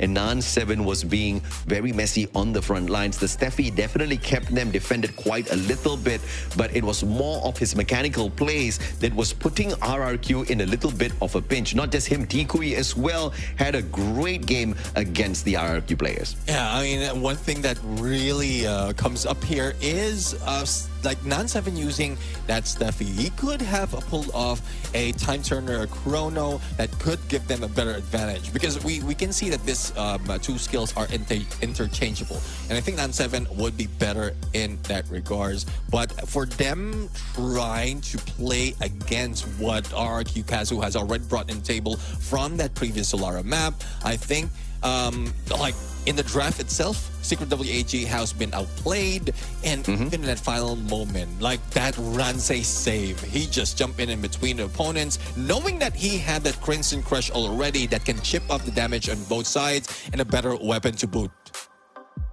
I feel like it's very important to mention here that RRQ Kazu lost all 3 of their series in the group stage in the previous season, and they were the second team. Actually, technically, they were the first team to get kicked out the moment we started our elimination bracket on that day alongside Heavy, right? So RRQ were nobodies in Clash Masters in spring season, but they are more than a somebody in Clash Masters summer. They are running circles around everybody they have met so far. They are on a beautiful streak and have now booked a matchup against AGAL to see if they can have the early access into the grand finals. Now, when you look at the numbers, look at the headshots. Secret WAG not keeping it a secret that they were hunting heads of RRQ. Yeah, I mean, it's just unfortunate they lost that fight. They could have won that already, and I guess it's the aggression that they have, overconfidence towards that final game. So imagine you are in 2v4 situation. You are going against Maal as well as Ranze, who are split up. So for Secret WAG, they thought that they had that in the bag already, but they didn't expect that Maal will be that deadly. They didn't expect Maal that would have that Winchester. So that's two players being taken down that easily. And towards the end, it was just GG. So let's see, though, on what motivation the teams will have right now. And as you called for it, the upper bracket will have AGAL and RQ Kazu. Unfortunately, Vietnamese has been pushed down. The Vietnamese team has been pushed down on the lower bracket. Man, we've technically got 3 Vietnamese squads down in the lower bracket. It's not going to be easy by the end of this. One Vietnamese team definitely needs to go out. It's either Flash makes the exit now or they win it out against Buriram, which is actually asking for a lot. And then they go up against SPE Esports, and one of the Vietnamese teams definitely has to check out at that point of time. EVOS versus Argon, that's going to be the final series of the day. One of the teams will have to go home. Now we have sorted out the upper bracket the finals setup, and AGL and RRQ have already booked their spots. We finally move on into the part of the competition of the day where we will start seeing eliminations, Neptune. For the first time in FFCM summer, eliminations up on the board, and potentially Buriram going home early. Yeah, potentially they will be going home early, especially if Team Flash wants to get away from the storyline that Vietnam has been running through all throughout this day. Because they need to be smarter this time around, because Buriram United, they're the first one, they're one of a few teams that we thought they were just playing around with the skills. And in the moment that they managed to pull it off, surprisingly, then that's where everything changed. Even RQ Kazu, we thought they're also playing, why is Maal in the front line? We thought that was just a fluke. But again, adjustment is being done by a lot of teams right here that is working for them. So let's see if there's one thing that we will see in the future. But for sure, after a win, we'll have an interview at this point. So let's bring it over to RQ Kazu and hear what he has to say out of that match that they play. We'll be right back. Don't go away. Perbedaannya, kita season kemarin ngerasa kayak ada masih ada kayak adaptasi player aja sih bang. Dan season sekarang ya alhamdulillahnya kita udah chemistry semua lah di CS. Kalau dari aku sih pede-pede aja sih bang. Kalau cuma AG doang mah, soalnya kan Buriram juga udah kita kalahin kan. Pede sih. Buat pendukung kita ya tetap semangat aja sih, jangan ngehujat. Ya kalau kalian emang beneran pendukung kita banget gitu loh, jangan ngehujat. Tapi kalau kritik nggak apa-apa. Abe has a very good point. I mean, to the question of what they feel about AGAL, they said that, hey, we've already beaten Buriram. We think we'll be able to sort them out, man. RRQ from nothing into something very special in Clash Masters. This is exactly what grit, determination, and a little bit of homework and practice gives you in the competition. And it's great to see them. I think, everybody who's looking to become a esports player in the Free Fire esports ecosystem needs to learn the whole trajectory of RRQ so far, because RRQ sticks true to the statement of never give up. They have gotten close so many times, but they haven't been able to close it off. But I've never seen them lose spirit, Neptune. It has just kept them hot, and it has just kept them going. Bro, I mean, look at this. We were talking about the same thing about AGAL, and now we're seeing that from RQ Kazu. And look at where they are right now, on the upper bracket. And that's one thing. I mean, never give up. As long as you make those important adjustment, then they will be able to get those wins. But speaking of win, we're going to see more of that wins later on as the next battle continues. We're going to go for a quick break. When we return, more Clash Masters will happen. So don't go away. We'll be right back.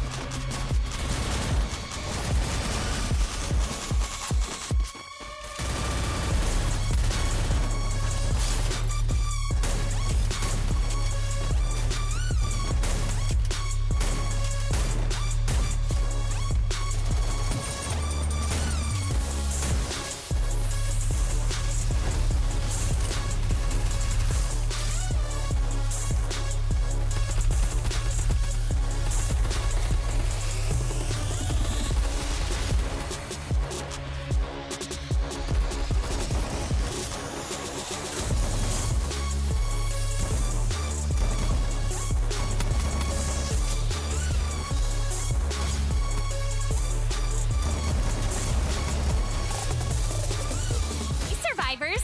The 9th anniversary party is about to start! Whoa! Looks like you guys really couldn't wait, huh? Alright, let's get this started! The 9th anniversary is here and the rewards are ready to party! Complete tasks, earn tokens, celebrate, and unlock milestone rewards all the way to the grand prize!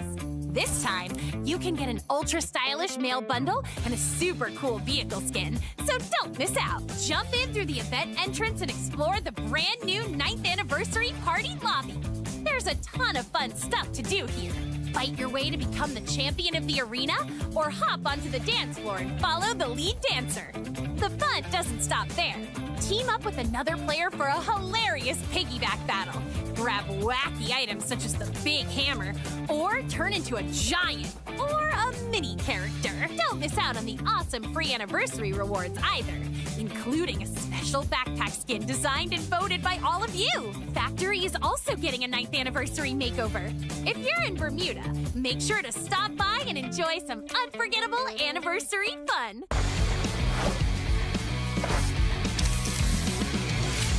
What surprises does the 9th anniversary have in store for us? First up, more skills can now be enhanced. During a match, you can upgrade your character skills to unlock stronger effects, power up your playstyle, and outplay your opponents. In Battle Royale, you can gain skill boost energy by surviving, getting eliminations, and dealing damage. In Clash Squad, skill boosts become available at the start of later rounds, giving you more ways to adjust your strategy as the match heats up. Some skills will have 2 boost options, while others get reduced cooldown time. And if that's not exciting enough, we're also turning up the heat with Weapon Awakening. In Battle Royale, Weapon Awakeners can be obtained during the final battles, and may also show up in places like arsenals. Use them to give your weapons a major power boost for the endgame. Best of all, almost all weapons can be awakened, so you can stick with the one you love and power it all the way to Booyah! Over in Clash Squad, perk points will replace cyber points.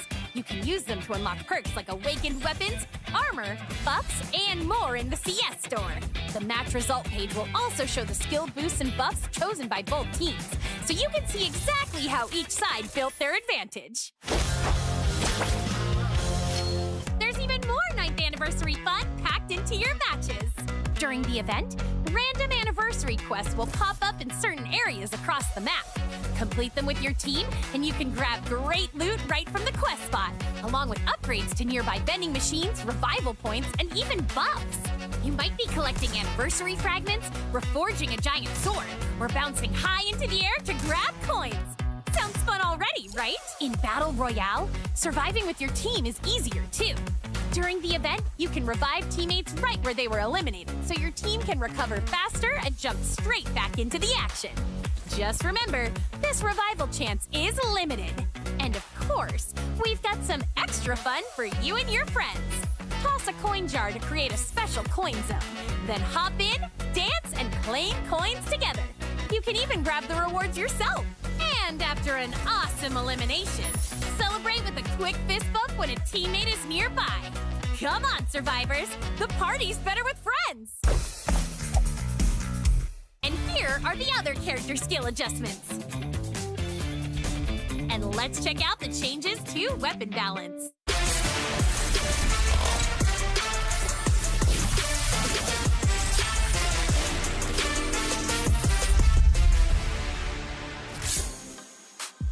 Welcome back, ladies and gentlemen, boys and girls, survivors of all ages. You know what it is, man. Free Fire Clash Masters 2026 summer is looking as hot as ever. We have seen the growth. We have seen the improvement of teams like RRQ. Even AG Global had to make the lower bracket run in our spring season. Now they are in our upper bracket finals already, waiting for the early entry, early access into the grand finals. They'll meet RRQ. That's going to be a smasher, a banger for sure, but we'll have to wait patiently for that matchup. Now we move on into the lower brackets. The next 2 series will see 2 teams go home. My name is AJ, I'm the Mustachio. This is the one and only Neptune the Gentleman Garcia. We are not going home. In fact, we are at home. And we're going to be casting from home for quite a little bit. And we are waiting to see exactly who steps it up in this next game. Either way, it's going to be as exciting as ever. Yeah, exactly. I mean, this is where the elimination games of the elimination stage begins, because we are going to say goodbye to teams who will be losing out on this fight. So I'm really looking forward to how they are going to switch up, and hopefully for the group stages was just a practice of them in this competition for this specific reason. But both of us are thinking that Buriram United will be getting 2-1 or probably 2-0 against a Team Flash right now, but that would depend if there's adjustments being done on the side of Team Flash as well. We'll see whether or not this Vietnamese team does not bring the team booster, okay? If they don't bring the team booster, then it's going to be a 2-0. If they bring those team boosters, at least some extra viability out there on the battlefield, right? Because, like you've pointed out already, the essential capability of the team boosters, Neptune, you know, be it the extra EP or the EP conversion or the extra speed or the extra med kits that you have, all I hear is extra, right? Extra survivability, which is very important in Clash Squad since you can't revive your players. Yeah, exactly. I mean, that's one thing. Hopefully, they will be able to bring that in. And we've seen how important that was, or how crucial it is if they don't have that team booster. So there's just a lot of factors right here that is important. And there's several layers. But back then, it was just active and passive skill. Now, even the pets, even the team boost, even the loadouts are important at this point. So let's see, though. At this point, Buriram United will be on their usual, well, not the usual lineup. They will have a Jonah right here playing with them with Get High, Wasana, as well as Turna. Yeah, absolutely, man. And a team with the lineup of this list of players. Well, wait a minute. Where Moshi at? They are not fronting Moshi. They are throwing Jonah into the list. Jonah and Turner for the first time. I am wondering how this lineup is going to be shining, Neptune. I mean, we have never seen this so far. As a matter of fact, Jonah has, I think, only played one game so far. And Turner has really been rocking it the rest of the times. He has definitely gotten enough of the time on the battlefield to really, you know, power up his gameplay. I think he's so much more confident on the play so far. But if you look at the lineup of Team Flash, you've got ABCD, Minku, Nguyen, as well as the God. And if you really want to look at who's the best player from this team, it's really hard to say because everybody has stepped up on equal footing on the side of Team Flash. Yeah, exactly. Well, I'm really looking forward to how well L1 will still take those high ground, giving an opportunity for the God, for the snipes, and the frontliners, Minku as well as ABCD. Minku is one of those speed runners as well, so that's a lot of threat right now, especially in this new roster. Or probably one reason why Jonah has been introduced right here is because of this reason. They don't want to be eliminated that easily, and that is their ace in the sleeve. Absolutely, man. And when you look at Buriram versus Flash, I think one of the most flashiest stats comparison between the two is the grenade eliminations. Team Flash has got 3 grenade eliminations so far. Buriram has none. So I think there is a potential that Flash is going to be batting out those Steffies for sure so that they can continue to pick up these nade eliminations. But the player that we definitely have got our eyes on is the one and only King Wasana. 43 eliminations, 21,000 on the damage, 2 MVPs so far in the competition, and the most used loadout. The most used loadout is the one and only tactical market. Now, just like how I get my tongue slipping sometimes on broadcast, these players can also slip up there on the gameplay. If they can punish the frontliners early, then I think there's going to be a little bit of a game change here. But I'm just wondering what this brand new lineup of Buriram is going to do, because this player combination we have not seen just yet. Yeah, I do agree. I mean, most of the time, what Wasana was doing is a cover for what Jonah was previously doing with the introduction of Turna out there. So that's which that they have. Turna is standing in as Wasana, and Wasana is standing in as Jonah. But with this, they don't have a sniper. I won't be surprised as well, as Wasana is the one who's taking the distance, trying to switch it up on a long range, because we've seen that even on the previous group stage. But that would be tough because there's a lot of risk involved in that. Yeah, absolutely, man. And, you know, we definitely have to talk about one of these statistics that we both noticed, Neptune. The God has got 80 assists so far. How ridiculous is that? This guy is a non-stop shooting machine. He has got the highest damage total on the side of Team Flash. He's got the highest assists, and not just on Team Flash. If you compare him up against the team of Buriram, he still has got the highest assists. The highest assist on the side of Buriram is actually from Moshi with a total of 53. Without Moshi on the lineup, I wonder how things are going to be here for Buriram. Yeah, I do agree. I mean, he's more of the information giver. There's just a lot of things that Moshi has done so far. And I don't know, there's just probably to throw off the game out of Team Flash. And another throw off is another introduction of game number 1 with Solara. But this is not being brought in by Buriram United. This is brought in by Team Flash. So the next map would be chosen by Buriram. From the way I look at it, it's Kalahari and then Nextera for that third game, if we get the top skill usually picked here by Buriram is that Chrono. If you look at A124, sorry, on Flash, it's that A124, right? Yeah. I expect these two skills to be banned out, but I also acknowledge that Flash loves to take that Steffi out so that they can use those grenades and keep their grenade ranking at an all-time high. They are the best ones at that. And look at that, man. I'm on the money with the A124 ban out, but this Buriram taking that Steffi out, it's the opposite. I was expecting on the flip side. So, okay, whatever. The prediction was right, but just on the wrong side. Well, it's okay. It's okay. I mean, both sides, same ideation. And I guess they understand as well, similar as you, on how well this has been be played by the other team. So why not bring it to their side, ban it on their side, and then use that later on. But look at this. Even for side of Buriram United, even without a Moshi, they're still using that Santino. Won't be surprised if this is a Wasana Santino. And then that's when we see a lot of those quick gameplays, quick rotation coming from him. And to get high right now, they don't have Cassie banned. They don't have a Cassie picked yet on the other side. Most of the time, this is where they are strong. But the change of role that's happening in most of the teams right now in Clash Masters, especially in Buriram United, is just giving us unexpected picks, unexpected active skill into the table. They've taken out their best support player, the one and only Moshi. And they've thrown in their captain, Jonah, who on his appearance, when he did sub in once for Turner, didn't really do very well. You know, I think he just got one elimination from the game that he played. That was a very bad game for Jonah, right? Right. The one time he got the chance to play, he did not perform. So, and of course, he did not get other chances to really improve on those plays. So I'm really wondering where is Buriram going with this. But if you look at the lineup on the side of Flash, you've got the Oscar, Zane, Koda, as well as the Ignis. Solid lineup. I really hate Ignis because I find him very useless, but clearly these teams feel otherwise. Yes, you do get to block out information, but I haven't actually seen magic and, you know, a big difference maker from those Flame Mirages just yet. Of course, in a couple of situations where they're going in for the rush and they are trying to focus on the cyber drops, that has given them the advantage. That could definitely be the advantage that Flash is looking for, the cyber drop focus with the Flame Mirage.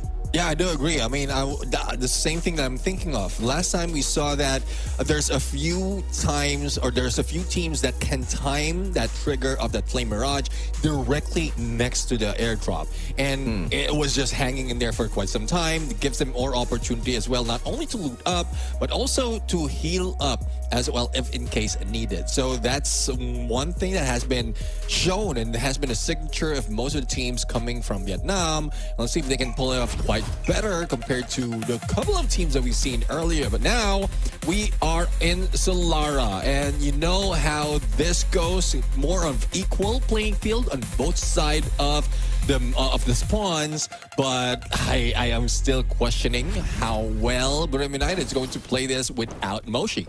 BRU Wasana 07 in the YouTube chat is begging you and I to change our prediction because we predicted that PE was going to win, but we accidentally cursed PE and they lost. And now that we have predicted Buriram, he is scared that we are going to curse Buriram. Bro, shut up.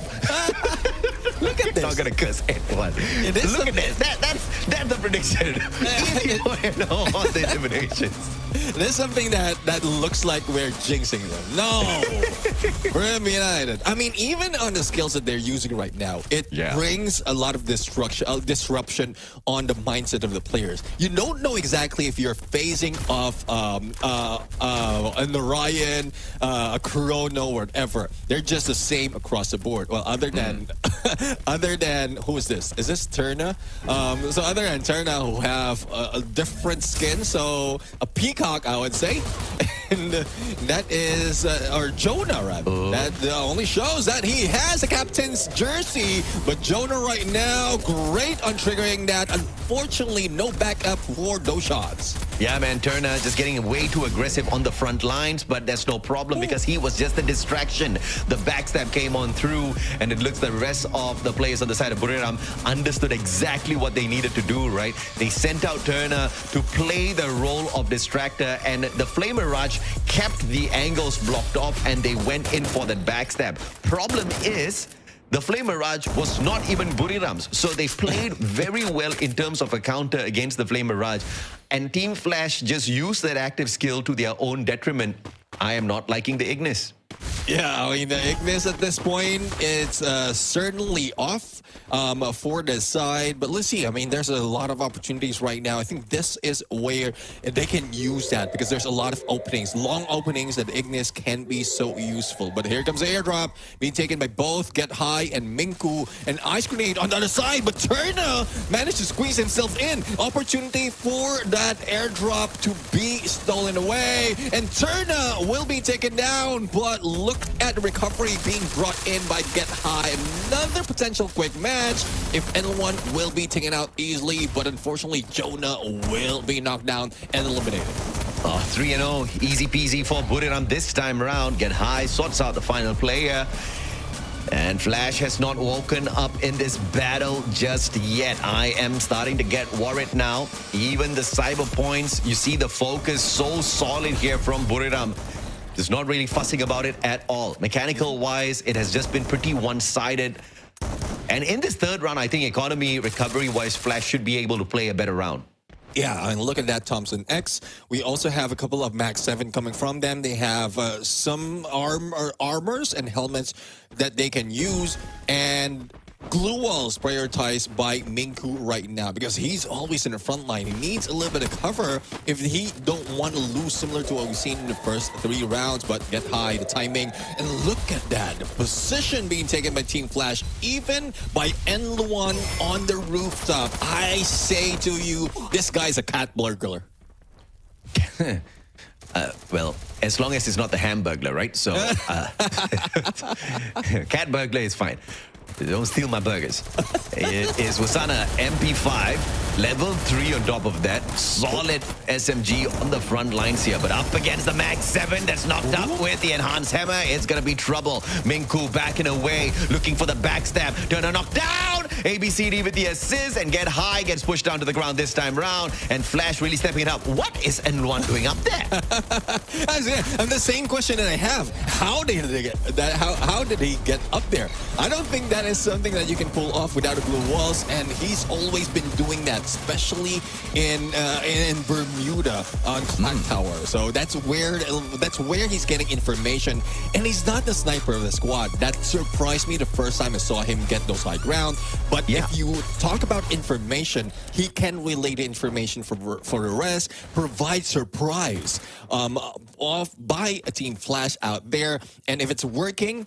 It worked this time. It might work for the next few, but at this point, there's not so much of elevation that he can work with. Great positioning from N1. And I feel like, again, man, it's the glue wall boost up to a very, very high ground that gives them a massive advantage. But this time, the glue wall does get... Oh my God, N1 again! Holy Lord, this guy! Like Spider-Man. Luan Man is just no spidey webs, nothing. Just blue walling his way up to the top like a free runner and gets the spray down onto Captain Jonah as well. And I think this is positional supremacy. Team Flash definitely practiced that quite a number of times. Survivors out there, hope I don't see this against players that I'm going against rank, because definitely this is an off meta gameplay. But N1 has been pulling it off. The most instance that he had the high ground, he is getting a lot for the teams right now. And N1 even has Aurora Vision, so even more deadly with that elevation. But I don't think that would work this time, especially from where they're spawning. And a 2v2 that's happening right now. Another ice grenade being thrown by N1. This might be a threat against Turna and Get High if they get caught off guard on that corner. N1 tagged up already, but good reposition. Oh, valiant dash breaking out the defenses, but Turna does have the Orion. And the Crimson Crush keeps him alive for a little bit. Get High, though, cannot sustain the battle. Turna shut down as well. Flash had the numbers to play the advantage, and now Wasana left all alone. Nowhere close to picking up his buddies. Can Captain Jonah be picked off the ground here? He goes in for the shutdown. Takes God out of the equation first. The flank rounds are coming. Jonah has been picked right back up, but the sacrifice is Wasana and his health. And Team Flash, just like that, equalizes 3-3. Oh, it seems like how fast Buriram United managed to get those 3 points is the same time that Team Flash is recovering out of this. And it is getting tough right now to say who's going to win. That comment about the Jinx, it might fall through. BRU Wasana 07. Sorry, bro. You should have changed it. But we're not going to. So it looks like we've got one fan in the chat who's going to cry in a little bit. TG Tycoons has been making everybody cry the past 3 days. He's taking a break now from the chat, but he's going to come back in a little bit in 15 minutes and make them cry again. The guy has been very entertaining. Get High is peppered down with all of those ice grenades, and a chunk of health taken away from him. And one again, high ground supremacy. Wasana punishes this time with the Thompson in hand, takes him out of the equation. No backup for N1. And that is a massive disadvantage from the get-go here for Flash. LSC Minku almost recovering, but that's 3 shooting at him. ABCD backstab, and Turna managed to go in for a shot in the God. Great position supremacy. And this is a response though. If you don't have the high ground, I think N1 has nowhere to go. The only distance, the only position that they have, or that he has, is a high ground. And he was even caught off guard by Wasana. That's where it starts falling for Team Flash. And worst part is they're in the same map or same area of the map. So it might be the same result afterwards. Yeah, absolutely, man. I think he's just trying to play those cheeky angles for a massive advantage. But I mean, it's not going to work so many times against your 3-time world champs. These guys know how to fix their rotations and their positional awareness at an instant, right? And now that they understand that this is what N1's trying to do round after round, they're going to keep an eye on that high ground for sure. And on top of everything else, they do have a little bit of a disadvantage here because of the quota. It high backs away. Flame Mirage, again, does nothing. Minku! But time today is there. Timing, backstab. The God shut down by Wasana, who goes out for the outer flank. And Wasana punishing player after player. Turn up for the follow-up to save Wasana as well. And Team Flash just with N1. Again, no cheeky angles for him to play this time around, and he's going to suffer all alone. Going for the pickup, but Turner spots him out. And the Orion is there to keep Turner alive, but he's taken away a chunk off of N1. Turner looking to turn things around. And the follow-up is perfect for Mr. Jonah. Yeah, I mean, I'm loving that move as well. Turna has been proven to be a great frontliner already. Look at this movement. He, like, not so much of damage being received coming from Turna right here, and he's the one who's managed to go in for those shutdowns. Now, Jonah had to buy or prioritize on either picking up Get High or healing himself, but that's already damage dealt against Team Flash. Going solo is tough, especially against these players from Buriram United. So that's another point and match point for Buriram United, and hopefully there's a recovery coming from Team Flash because they have to do it twice, thrice if they have to win. And I saw what Turner did there. He tried to come out of the Crimson Crush a little earlier than he needed to because he knew the rest of his brothers were going to steal his elimination. And he was like, no, that's a mistake from him. He got eliminated instead. That's exactly what you get. But try to be selfish, Turner. Get IXL in a 1v2. Time Turner pulled out. Defenses broke down. Jonah with the backstab, though, with the AWM will find ABCD, taking Moshi's spot as the sniper. And that's basically a little bit of a preview of what Buriram's going to be able to do in Battle Royale. With Jonah and Moshi on the double snipes for Buriram, they are going to be a menace to deal with. But here in Clash Squad, up against Flash, they are at a massive disadvantage in this round. Jonah with a sliver of health will not be able to do much, and they are held onto that match point by Flash. Yeah, I think Turner had a mistake in there on trying to go for a pickup, or if not, a misclick on a pickup whilst he's dealing with the players of Team Flash in the middle. That's the point wherein he could have just moved away in there, kept his distance, wait for the players, or for Minku step out of that time turner and then shoot at him. But it's a little too late already. A couple of players from Buriram United is already down. Now, the catch-up game is getting close. Team Flash might be taking this 1 point away, and we will be going to round 11 later on. Yeah, man. It is a potential here to push this one all the way through. And you can see the level 4 West, triple level 4 West stacked up on the side of Flash. They have a massive advantage defensively. Turner taken down early by the God. AWM perfection from across the battlefield. Now they're hunting for Get High XL as well. And overwhelm him with the numbers they do. Good double glue wall to protect himself. And the God finds the angles again from across the battlefield. ABC with a follow-up onto Asana. Round to 11 we go. Team Flash showing no mercy to Buriram. No mercy indeed. And look at the angle. I mean, the God doesn't need to get close because of this, because of that sniper spot that was used by Jonah earlier and now by the God. And this is one deadly position, especially in Solara. Now we are in studio, so it's quite even from both sides. I think the elevation can be taken by Buriram United. So hopefully Jonah doesn't get stuck in there on that high ground. They can go in for the train or probably just focus on one side. Probably the airdrop would be prioritized at this point. Yeah, man. If Buriram does not slow the pace down, they will get punished. They understand this very clearly, but they have to make sure they catch out the God and his position first. Jonah playing Sentino perfectly. As the shape splitter on the reset, ABCD removes the mannequin from the equation so that Jonah will not be able to pressure him once again. The rest of them just getting hooked up by their super bonfire so that they can be super in their battle in a little bit. Yeah, I mean, they're catching a free ride as well, but unfortunately, the ride is just going back and forth.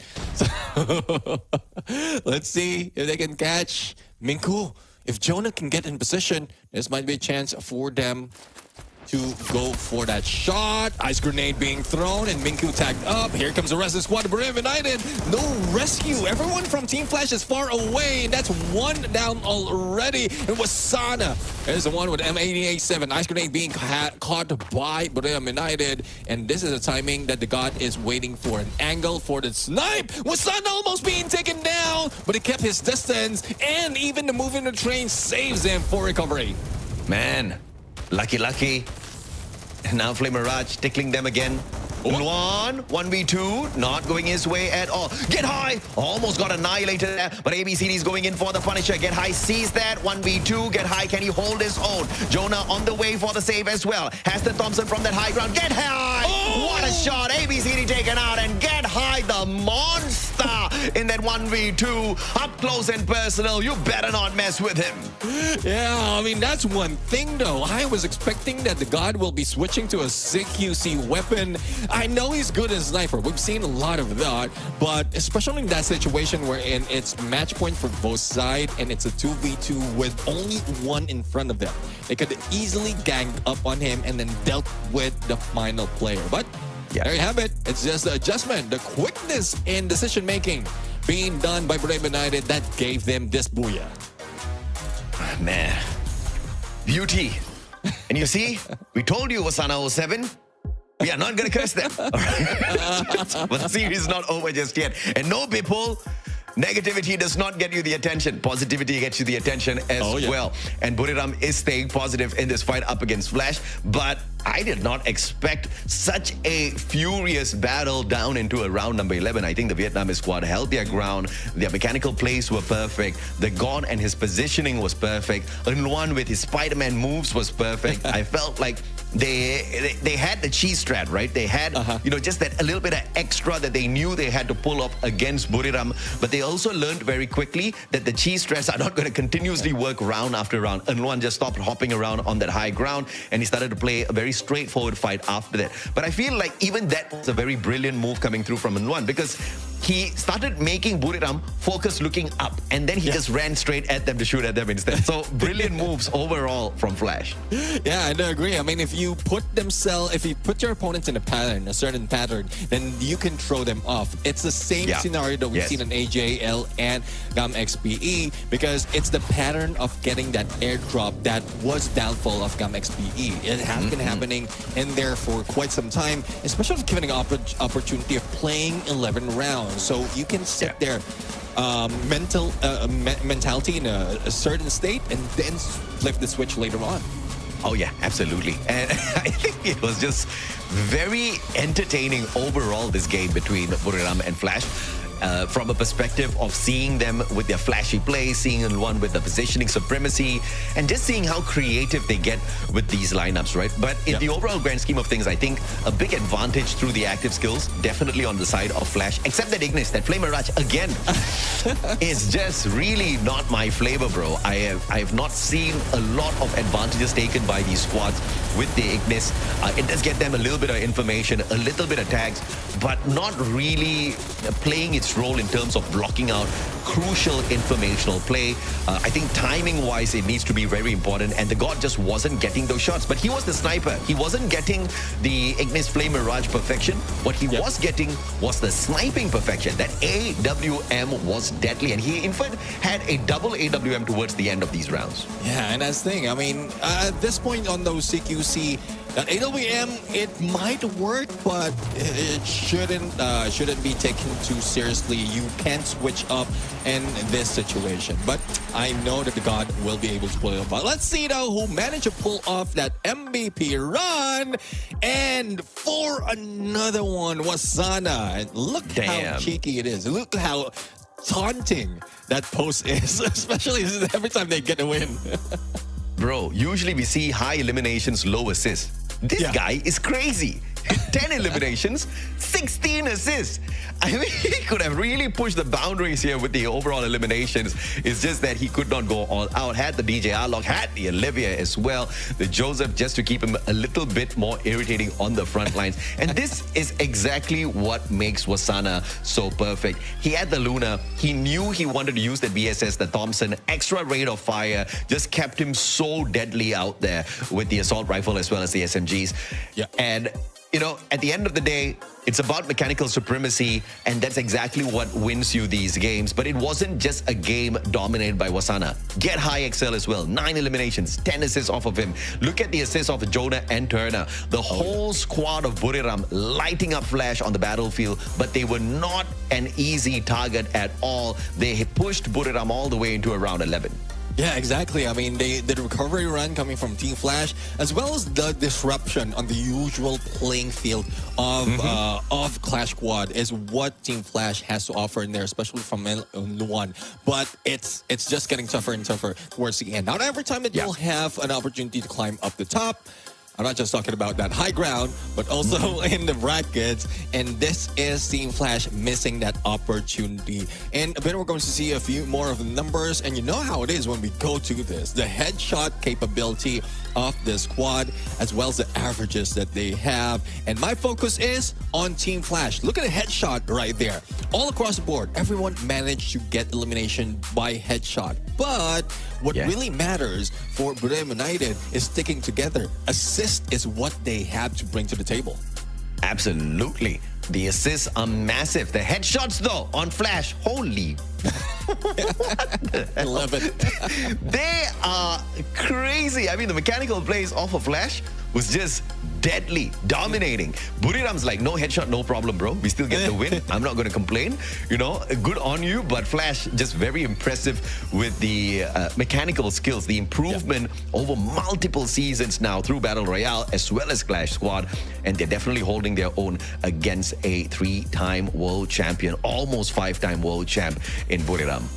Well, really looking forward to how this is going to be turned around by Team Flash right now, because it was very close.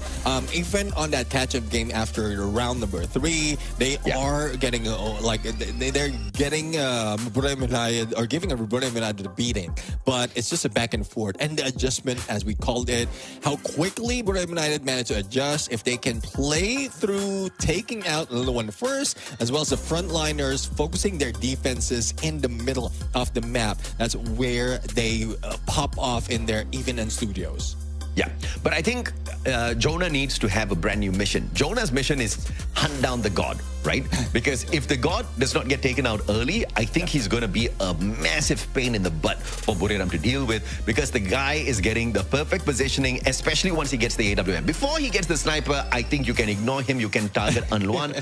But once they start getting the kind of economy to purchase that long-range weapon, not even before the sniper, right? If he has a Winchester in his hands, he's going to be deadly.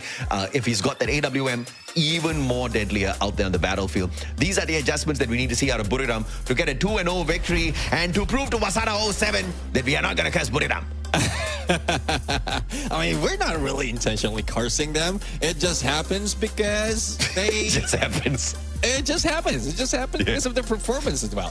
So at this point, let's see. I mean, we might be seeing a 1-for-1 scoreline, because from most instances, if you lose out of 1 point, it would hurt. And Team Flash is one of those teams that doesn't really dwell on those mistakes. We've seen quick recovery after the fact. So this is one squad that also helped out.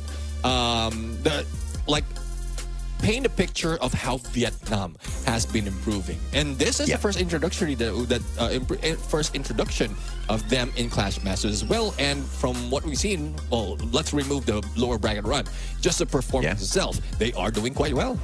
Absolutely. Hey, we also have the poetic gangster Crips Cast in the comment section here at YouTube.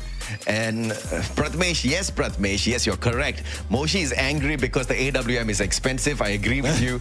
But we also have to agree that the god had 2 AWMs, okay? So Moshi has got nothing to complain about. But I think in the overall grand scheme of things, Jonah was that secret, that trump card for the side of Buriram that's just brought out here in the elimination bracket. But we haven't seen the full-on classic combo without Turner. Moshi and Jonah together on the lineup, I think, is one that Buriram has not given us just yet. And I think they're going to make us wait until we move on into the deeper end of the competition, maybe even the grand finals, if Buriram gets there to show us a lineup like that. Yeah, I do agree. I mean, they are no longer run right now. There's plenty opportunity unless they get eliminated for today. That's the only thing that would lead us not to see Moshi into the maze. But let's head over to the draft phase. And, we have Morse being taken out, Santino being taken out as well. And out of sniper active skills, we're only left with a few. And I don't think anyone from Buriram United will be switching over that easily to a sniper build other than, I don't know, an Iris probably. Big play, big play here on the bans. And obviously that Moss is targeting Wasana and the Santino ban is targeting God. And after the previous game, obviously the God is going to be, prime suspect number 1 as well as the one that they want to hunt down first. But the God this time is going to be staying on the back lines with that A124, and I feel like he's going to be as disruptive as ever in the battle. Get High brings in the Steffi. This is going to be a game changer on the front lines. But the question is, will we see him on the front lines together with the rest of the team members based on how he clutched out that final round for Buriram? I think the answer is going to be a resounding yes. Turner has the Oscar. The Valiant Dash is going to be very powerful on the front lines. Probably going to be bumping into the Zane and the Extreme Encounter from ABCD. The problem here is the Orion. How do they counter the Orion? They do not have that A124, and they choose to not to, they can't even bring in the A124 because the God has taken it away already. So the best bet that they have is Jonah as well as that Coda. Maybe the Aurora Vision gets them a tad bit of info so that they can avoid the initial encounter with the Orion. Yeah, I do agree. I mean, and even in Time Turner, if you pop that off, the Crimson Crush is not really reset on that. It gives you an opportunity to get away until it expires or until he turns back to out of that orb. But it's just a long shot right now, especially with how quick the players has been doing it. But Ignis still back in play. So another questionable move. This might be where they're comfortable, but you know how it is with comfort. It can be outplayed by Burem United, but judging from the skills right now, there's still a few questions. Double in a support potential right here with that Steffi as well as Time Turner. Okay, Flash is just going the other. Okay, all right, there you go. I thought they were going to do something crazy. They did not bring in the enhanced hammer earlier, but then we see the conversation happening on their side. They switch out one of the attack markets for the enhanced hammer, and one brings in the enhanced hammer, the god with the team boosters. They are quite balanced there with the loadouts. You see the similar story on the side of Buriram as well. This is what I like to see, right? Bring in the damn team boosters, man. Well, let's see now. I mean, the God is one of the best wearer of that team booster because most of the time he kept his distance. He only needs to move a few, and then that revive bot will be up. Otherwise, it's just what you can get out of the market out of those team boosters, which still works for the squad. But now we're stepping in Kalahari, and you know how it is. First round would be that pistol round. Let's see how they make that rotation. So this one, Kalahari fight, they didn't want to deal with whatever Wasana could have done with the Morris. They ban it out, and I feel like that's a big advantage. Look at the flank coming on through. Get high with an early Steffi pop. Minku running straight into them. Holy hell! USP2, Minku just absolutely obliterated the squad of Buriram in their defensive confines. And one God nade from nowhere knocked them down as well. My goodness me. Inside the Time Turner all alone, and he owned it. Even in the final few seconds, you can see the ideation in there. You have the nade being thrown, and then that flame mirage to force them towards that nade. And even if like the shots in the front in the beginning was just stellar. Now let's see, Burem United might be mad because of that. They're spawning from the other side. They can pull it off, but Jonah right now trying to take the high ground. So not so much in the front line for Burem United, and they're spread a little too thin. Yeah, Buriram went in for the rush, and they instantly regretted it. I have no idea how the hell Minku pulled that off, man. I mean, obviously he was brave because he had the Orion, but he didn't even need to use the Crimson Crush. This time round, though, against Turner, he pulls out the Crimson Crush, expecting a counter attack from Get High. Oh, nade! The god almost just put himself in a little bit of a difficulty there because that nade bounced off the silos, but thankfully it did not come back straight towards his face, moved towards the left. But in the meantime, the rest of the Flash players is cleaning up house, picking off player after player. Wasana was just way too low to do anything against ABCD, and the M1917 giving him a big one. 2-0 now, and the economy as an advantage for Flash in round 3, where you have the Cyber Point. Yeah, Cyber Point indeed. Burem United still aiming for that CQC. We triple on a Mag 7 right now. But you know how it is in Santa Catarina. This is one of the position, this is one of the area of the map wherein you can take a long-range position, even the high ground. And Jonah, a little too quick though. And for Team Flash, they might take advantage of the middle, especially if this is Cyber airdrop time. But Get High almost being tagged up. Blue Wall saves him, and it got nade! Not even popping off, and Minku's already on the ground. That is unfortunate. Wasana, Get High, down on the ground. Wasana sorted out already. Get High can still be picked up here. A little bit of comeback. Jonah Turner turning things around. Turn around is all he is good at. And the god all alone now. G36 in hand. Can't do much as Turner loots up the cyber airdrop. Tries to close the distance. Jonah sees him coming. He's waiting for that corner. And Turner taking advantage of the fact that they had the numbers. And Buriram pull a solid round back, but more importantly, the Cyber Point on this side. Yeah, well, definitely a good run for Burem United. That's 2-1 already. And they will have more utilities. I would say Turna and Jonah will have more utilities at this point. But we'll see, though. It would be a switch of spawns in Santa Catarina. So same scenario can be used by Burem United, but hopefully not too carelessly if they want to catch up to end this on the 2-2. 2-1, and Buriram with the slight advantage now for the Cyber Store. You can see the pre-placed Super Bonfire giving them the boost at the top of the shipwreck. Minku down at the bottom. The exact same strategy.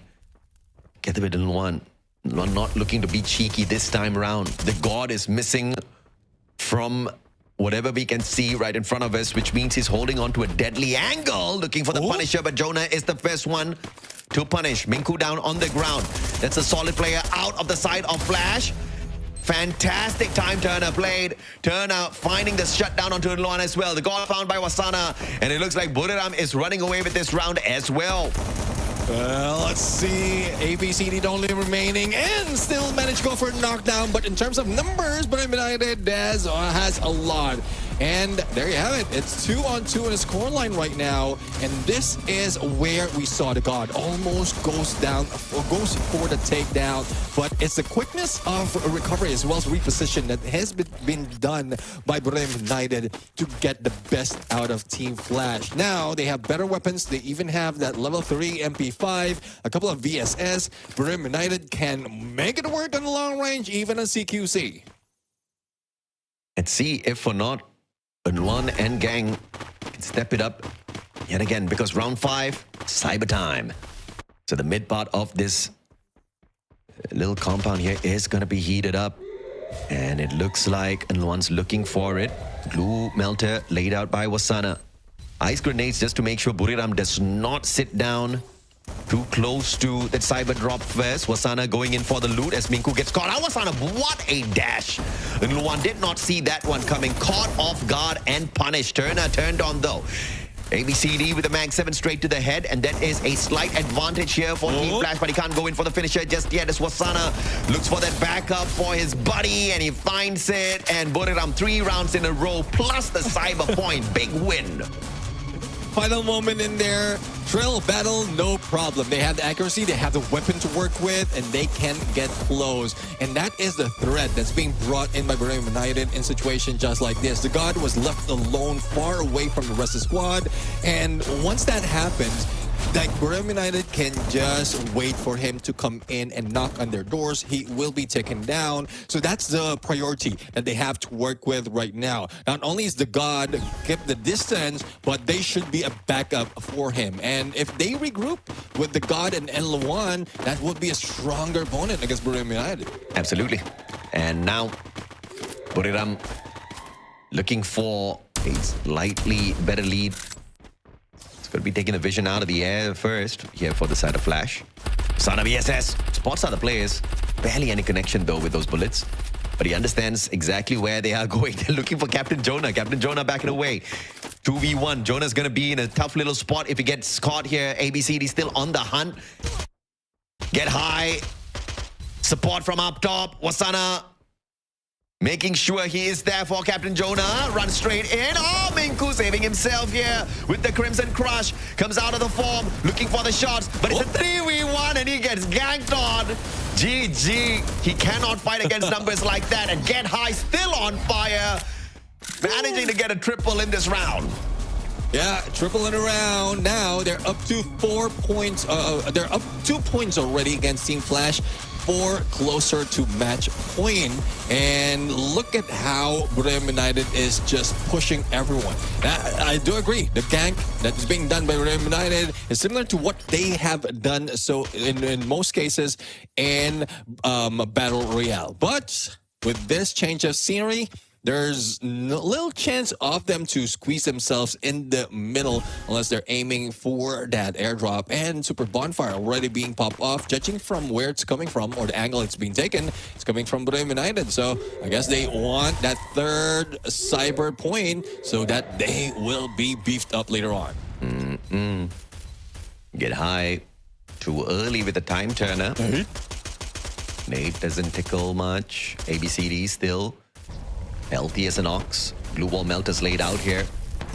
Big round, cyber round, looking for the cyber point. Minku in trouble. ABCD, Steffi was popped. The God still punishing from afar. Get high down on the ground, but not before shutting down Minku with the Mag 7. Flash has taken away the cyber point, stopping Buriram from getting that level 4 west.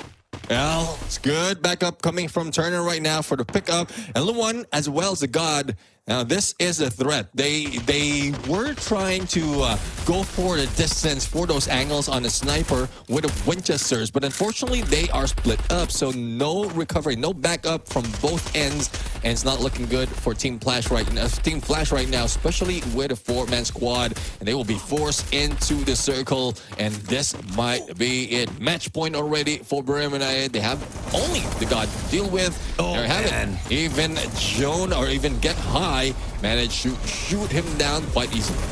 You see, Wasana 07? We told you, bro. We told you we don't do no curses. We only do the blessings. But Flash can still make a comeback here. I feel like I got a solid lineup. Again, the God and the Ignis Flame Mirage just not doing it for me. Even when he used it towards the very end, I felt like it was just him thinking, hey, I haven't used my active skill yet. I might as well use it now. But it was still fairly useless in that round. I'm still waiting to see if another Ignis can make magic work here for the side of Team Flash. But A124, Luan needs to play the timing right. He can gain the team a massive advantage. He's allowing players like Wasana and Turner to use their active skills, especially Jonah. With the Coda, I think it's just giving the side of Buriram too much of an advantage. Wasana again has the info to play with, will be punished by Minku. Throw got straight to his face, but Get High still flashy with the Mag 7. What? Let's see now. I mean, Get High can get this knockdown right now and confirm. This can give them that opportunity. And now the God will be trapped like a mouse once again. And one being tagged up by Get High, but also Get High in trouble, especially with the backstab. A124 triggered. So N1 was given a little bit of time to breathe right now and recover before this final battle. Man, I think that A124 was just used way too late. They've used it to buy themselves more time instead of stopping the rampage by Buriram and then going in for the attack. When you have the A124, you need to lock down your opponents or stay away so that they cannot take advantage with their active skills. That was not done, and Buriram wipes the slate clean here, showing everyone that they can overpower Flash. And unfortunately for Flash down here in the lower bracket, that means elimination. Yeah, I do agree about your point of that A124. And in most cases, the A124 is partnered up with the Beastin on the skills. And unless you have a Rocky on you, yes, you can go ahead and use that early because you will have an opportunity to refresh that and make it less cooldown later on. But it's just unfortunate. Didn't work for them. And L1 is one of those who is bringing in a little bit of a different flavor as well in terms of passive skill. That Shiryu, because he knows exactly that Buriram United has an element surprise factor. At least if he gets tagged up, the marking will expose where that opponent is. But it's just him doing the rest of the work. Same as the God compared to what Buriram United has been doing. They're always in a group. Turner turned it up. He turned on his God mode and he just ran with it. But I tell you, the one player that was doing way better than him was Get High XL.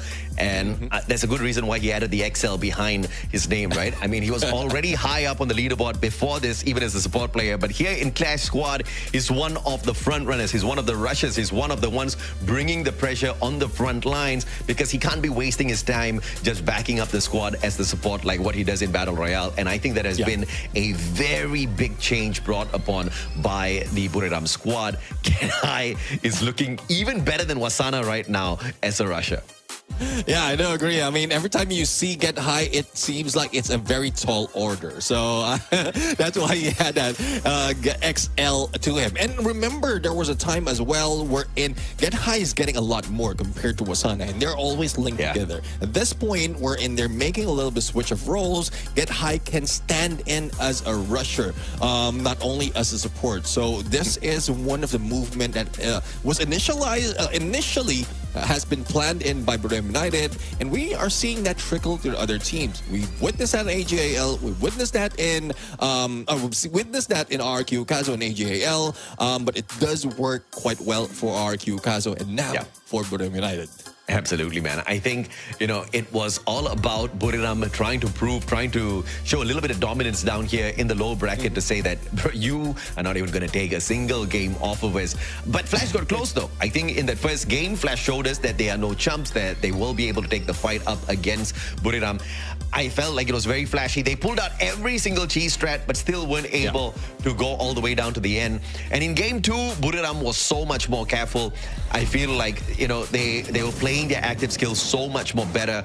And this was the first mistake that Buriram did. And that's why you cannot catch Buriram making the same mistake twice, because it's all about the adjustments. From going in for a very quick rush and being punished by Minku, into the round 2, they played it so much slower. But it did not change the result. They still got punished. And this is when Get High thought, okay, you know what? We have to back it away. We have to play a little bit of a slower pace, because Team Flash is starting to get a little bit freaky down on the battlefield, getting a little bit overconfident.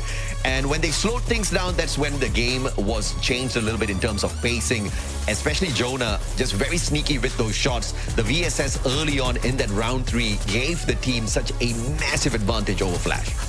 Yeah, exactly. I mean, massive advantage is one thing that Buriram United has always been taking to its fullest every time they are given an opportunity. So Buriram United, I don't think they're slowing down. They did slow down, but in the position that right now where there's a lot at risk, they might be bringing a lot more. Now that Jonah is part of the mix, the distance in terms of scores against the opponents is slowly increasing. They're not ending it on a 6-4 already. And they finished this on a 6-2 or 6-2, and now it seems like we might be seeing more of that. It's just unfortunate that Team Flash would be saying goodbye. But let's see though, who did a lot more in this fight as MVP right now. Won't be surprised if it gets high, and there you have it. Get High XL. Can we say we are surprised, man? This guy was just running circles around Flash as the front runner. And I said that he was doing better than Wasana in this game as the rusher. Earlier, it was Wasana with the MVP, Get High. And the only reason why Get High is the support player is because he has balls of steel. Okay, I cannot put it any other way, because as a support player, even when the frontliners get crushed, he can always play that clutch because he's got the mechanical skills. This time in Clash Squad, he just played a little bit of a different pacing, right? He took the fight straight up to his opponents. He had the right weapon. He also had the best passive skills. He had the Joseph and J-Beams on the combo. He had the extra layer of defense. And he also had the Steffi to pull out just in case he needed the Painted Refuge to protect himself from those grenades. Now, we did say at the start of this matchup that Flash was very well known for the grenade eliminations in some of these matches. And that's exactly what he did not want to deal with. So I have to say, you know, perfection in terms of homework done as well as mechanical skills displayed here in the second game. Not even allowing a single match win for the Vietnamese squad. Yeah, I mean, it is getting tough right now for most of the teams who's going against Buriram United, because their progression is quite different compared to the other squad. But it's not only Get High who brought in a lot of damage. We also have seen a lot from Captain Jonah, and this is where his redemption time. It's redemption time for this guy, because he did mention that last time we saw them, only one elimination, not so much of success in that fight. But now, even with him, without Moshi, they're doing quite well. Absolutely. I think if Moshi was thrown into the mix as well, I think the scoreline would be a little bit more devastating for Flash to deal with. Turner has been given a lot of game time here throughout the whole of Clash Masters summer. He has been playing for the side of Buriram. This is the first time we're seeing Jonah not sub him out, and instead they sub out one of their superstars, their super sniper Moshi, and still allow Turner to play. And Turner's kind of keeping up. Even in the previous game, we saw him have better performance than Jonah. And right now, just because Jonah is, you know, performing slightly better than Turner doesn't mean that he needs to get taken out. I feel like Turner's catching up with the momentum of the rest of the players. It's a very difficult thing to do, to be added into a roster of monsters and to be expected to keep up very quickly. I think Turner's doing very well in terms of pacing. Yeah, I do agree. I mean, it took a while when we first saw him. It took a while until he can catch up with the pacing of Buriram United, even in Clash Masters. And that's one thing that was explained as well why Wasana the first time they got that booyah. But Let's see though if this is something that can continue. If this is something that they can play, or the other teams can play against Buriram United. But looking at how the rest of the squad did in this match, there's a lot of headshot that has been dealt, but not from Get High. He was just going for elimination, not really trying to go that accurate. As long as he can get close and personal and eliminate them, so be it. Yeah, and obviously Buriram so much more confident on Kalahari. Flash just could not get the mechanical headshots this time around off of this map, unlike what we saw at Solara earlier on. They were not blessed with an opportunity to move into Nextera to play a game number 3 and potentially turn things around. But it's all right. You know, at the end of the day, sometimes you've got your winners, sometimes you've got your losers. Flash just could not take the fight all the way through this time around. It's unfortunate, but we hope, just like what RRQ has done, they show us what they're capable of in terms of remedying their gameplay and making sure their homework allows them to pass the test the next time they put through it. And I agree. I mean, it's tough luck. They've shown a lot of great performance right here, even from the group stages. But starting this elimination stage on the lower bracket is tough, and they're facing against giants like Buriram United. And at this point, or from the beginning of this competition, we were expecting a lot more coming from BRU, but because of some of the plays that they have, there's a mindset as if they're just not that strong enough. But this is the result. They are facing against PE Sports on that round 2 of the lower bracket front. And now, EVOS up against Argon MY. Somebody has to go home. Will it be the Malaysian squad, or will they pull off the biggest upset of their careers so far by eliminating EVOS Divine from the competition here in our 4th series of the day? It's a best of 3, not a lot of opportunities at all, but we've already seen 2 2-0s. Do we get the 3rd one of the day, or do we get blessed with a game number 3? Either way, I think this is going to be an exciting one.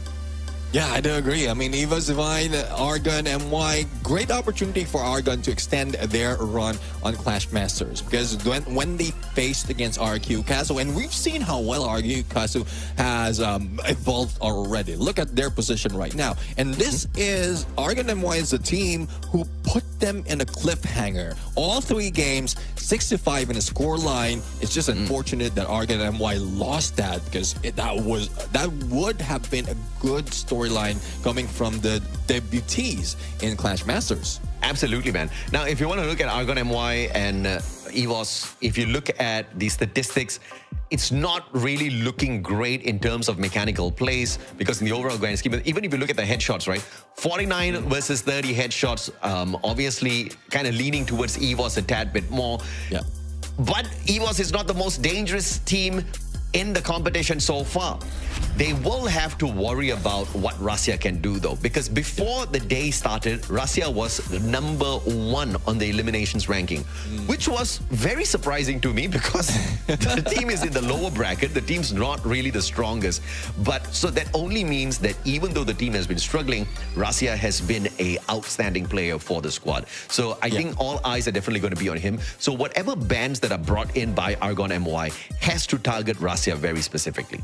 I do agree. I mean, they can take out all the sniper builds, either Moors, either the Santino, especially the Santino, because that's where, I think that's where he popped off the most. And they tried to play that. Other teams who went against EVOS Divine tried to play that. And I think that's where they faltered in the beginning of this group stage. And they can still use it.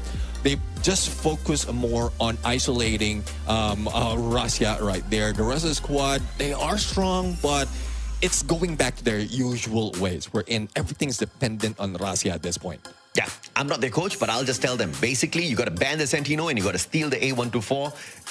GG, WP, Russia will struggle. But of course, you can steal away the active skills, you can ban away the active skills, but you cannot take away his mechanical skills. And Russia is a deadly slayer on the battlefield. Now, we've got the interview segment for you guys. Let's see exactly what the winners have to say after their phenomenal victory over Team Flash.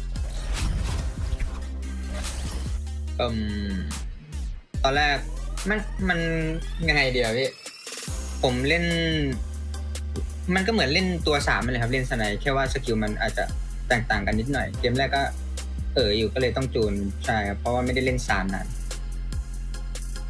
อันนี้ก็ไม่แน่ใจครับต้องรอโมเชียเขาป่วยต้องรอให้เขาหายแล้วก็กลับมาซ้อมแล้วก็แข่งครับ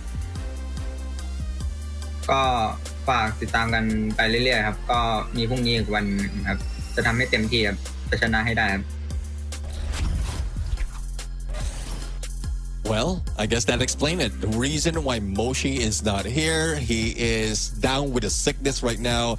And, well, again, I do agree. Hopefully he does recover from that. But I've also seen that from before. The answer for the first question, wherein Jonah was also playing the sniper. He's always been the backup sniper if in case Moshi is not available or has been taken down in battle. So he can work that sniper. It's just a skill change that threw him off. Yeah. Moshi is sick. Moshi is sick of bullying people with the sniper. That's all he is sick with, right? And I don't buy that at all. I think strategically they are just working on something here for the side of Buriram for Clash Squad. It's going to be very deadly because this is just a preview of the supremacy of Buriram on Battle Royale, where you've got a double sniper setup on the sniper meta, which is just going to make them very dangerous in the upcoming Esports World Cup that we're going to see in Paris. And we're not too far away from that at all. But of course, we're going to take a quick short break. It's just 5 minutes, so make sure you grab some drinks, grab some snacks for the final showdown of the day between EVOS and AGAL.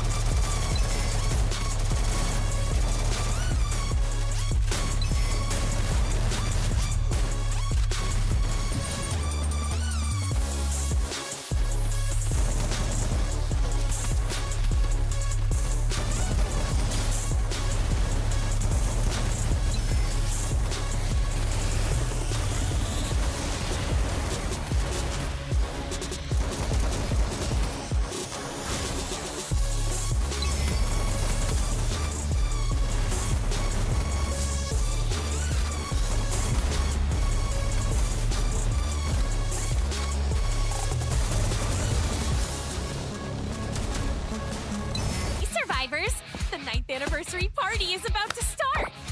Whoa! Looks like you guys really couldn't wait, huh? Alright, let's get this started! The 9th anniversary is here and the rewards are ready to party! Complete tasks, earn tokens, celebrate, and unlock milestone rewards all the way to the grand prize! This time, you can get an ultra-stylish male bundle and a super cool vehicle skin, so don't miss out! Jump in through the event entrance and explore the brand new 9th anniversary party lobby! There's a ton of fun stuff to do here! Fight your way to become the champion of the arena, or hop onto the dance floor and follow the lead dancer! The fun doesn't stop there! Team up with another player for a hilarious piggyback battle. Grab wacky items such as the big hammer, or turn into a giant or a mini character. Don't miss out on the awesome free anniversary rewards either, including a special backpack skin designed and voted by all of you. Factory is also getting a 9th anniversary makeover. If you're in Bermuda, make sure to stop by and enjoy some unforgettable anniversary fun.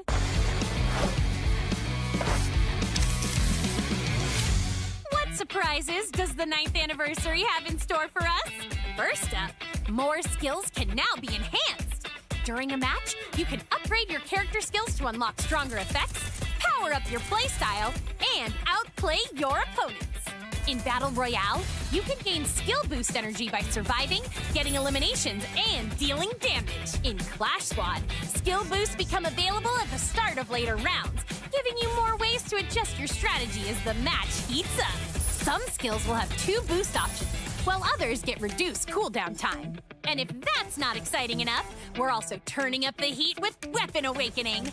In Battle Royale, Weapon Awakeners can be obtained during the final battles, and may also show up in places like arsenals. Use them to give your weapons a major power boost for the endgame. Best of all almost all weapons can be awakened, so you can stick with the one you love and power it all the way to Booyah!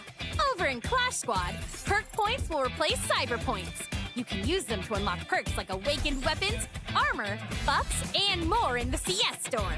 The match result page will also show the skill boosts and buffs chosen by both teams, so you can see exactly how each side built their advantage. There's even more 9th anniversary fun packed into your matches. During the event, random anniversary quests will pop up in certain areas across the map. Complete them with your team, and you can grab great loot right from the quest spot, along with upgrades to nearby vending machines, revival points, and even buffs. You might be collecting anniversary fragments, reforging a giant sword, or bouncing high into the air to grab coins. Sounds fun already, right? In Battle Royale, surviving with your team is easier too. During the event, you can revive teammates right where they were eliminated, so your team can recover faster and jump straight back into the action. Just remember, this revival chance is limited. And of course, we've got some extra fun for you and your friends. Toss a coin jar to create a special coin zone. Then hop in, dance, and claim coins together. You can even grab the rewards yourself. And after an awesome elimination, celebrate with a quick fist bump when a teammate is nearby. Come on, survivors, the party's better with friends. And here are the other character skill adjustments.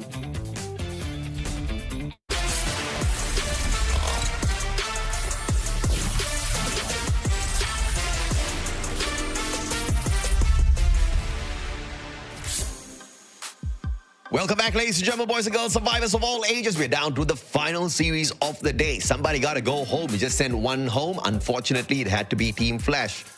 It would be more unfortunate if it was Buriram, but we can't take sides, right? Even if Buriram had gone back, we would have said, adios, hasta la vista. But now it's between Indonesia and Malaysia. EVOS Divine will meet Argon MY in a battle. And this is a prediction from Rasya himself. He was already saying that, I think we are as bad as Argon, so we're probably going to beat them. So I think EVOS has improved, but they just haven't shown us how much they have improved just yet. Yeah. I'm expecting to see that in this game. But at the same time, I have been very impressed with what Argon has done. Even in the games where they have lost Neptune, they have shown up quite a little bit. Yeah, I do agree. I mean, there's a lot of potential coming from Argon right now. Just a few tweaks of those mistakes, and they could have won all those games, especially against one of the front runners in the upper bracket, RRQ Kasu. So this is the potential of Team Argon right now. Even if I do agree, they have improved, and I think there's that was a slow run as well from the beginning in the group stages. They know that there's not so much of risk if in case they lose a couple of rounds. And we saw they tried to recover and sneak into that top two, but it's just unfortunate the final match in there brought them in a lower bracket. So hopefully they put that away right now and just focus on their strength right here. But speaking of strength, we've seen the strength of the squad, and we also have a prediction to add to that. Now, I only put predictions because production forces me to. I do not want Argon MY to get eliminated. And this is purely based on statistics, okay? Yeah. Statistics say Argon MY is going to get their butts whooped by EVOS, okay? And there is nothing better that I love than a little bit of an upset here in the lower brackets. If Argon MY wakes up, pulls off one of the biggest upsets in the history of Clash Masters by eliminating EVOS.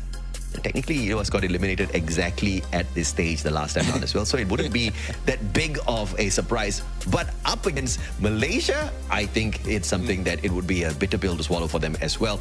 But, you know, that's exactly what we are here for, right? We are here for the shockers. We are here to see if or not Malaysia can really step it up, because so far we have not seen the best version of Malaysia through Argon MY. Yeah, I do agree. I mean, Argon MY, hopefully the day of rest will be working for them to strategize against EVOS. But speaking of EVOS, we do have the Wonder Kid, Rasya, part of the mix right now. And you did mention at the beginning of the day, he is #1 in terms of elimination. And together with the Aim God, Apex, and Ray, if they can protect the front line, make sure that Rasya can also be part of the group on those rushes, then they might be one of the stronger teams in this lower bracket.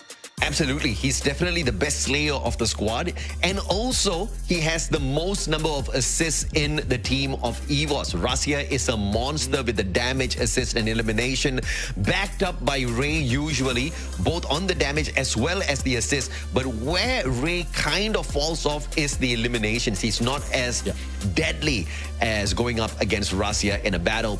But of course, they are going up against a team called Argon MY, and Argon has a lineup of Traps, Aleph, Noki, Faiz. They've been in the esports circuit for a long time, but they did disappear for quite a little bit. Not really part of those big rosters. They were definitely a big name in Malaysia back in the years of 2021, 2020, but they have definitely kind of fallen off the edge once the meta started shifting. I feel like there is a good time for a comeback, and the time is now for Malaysia.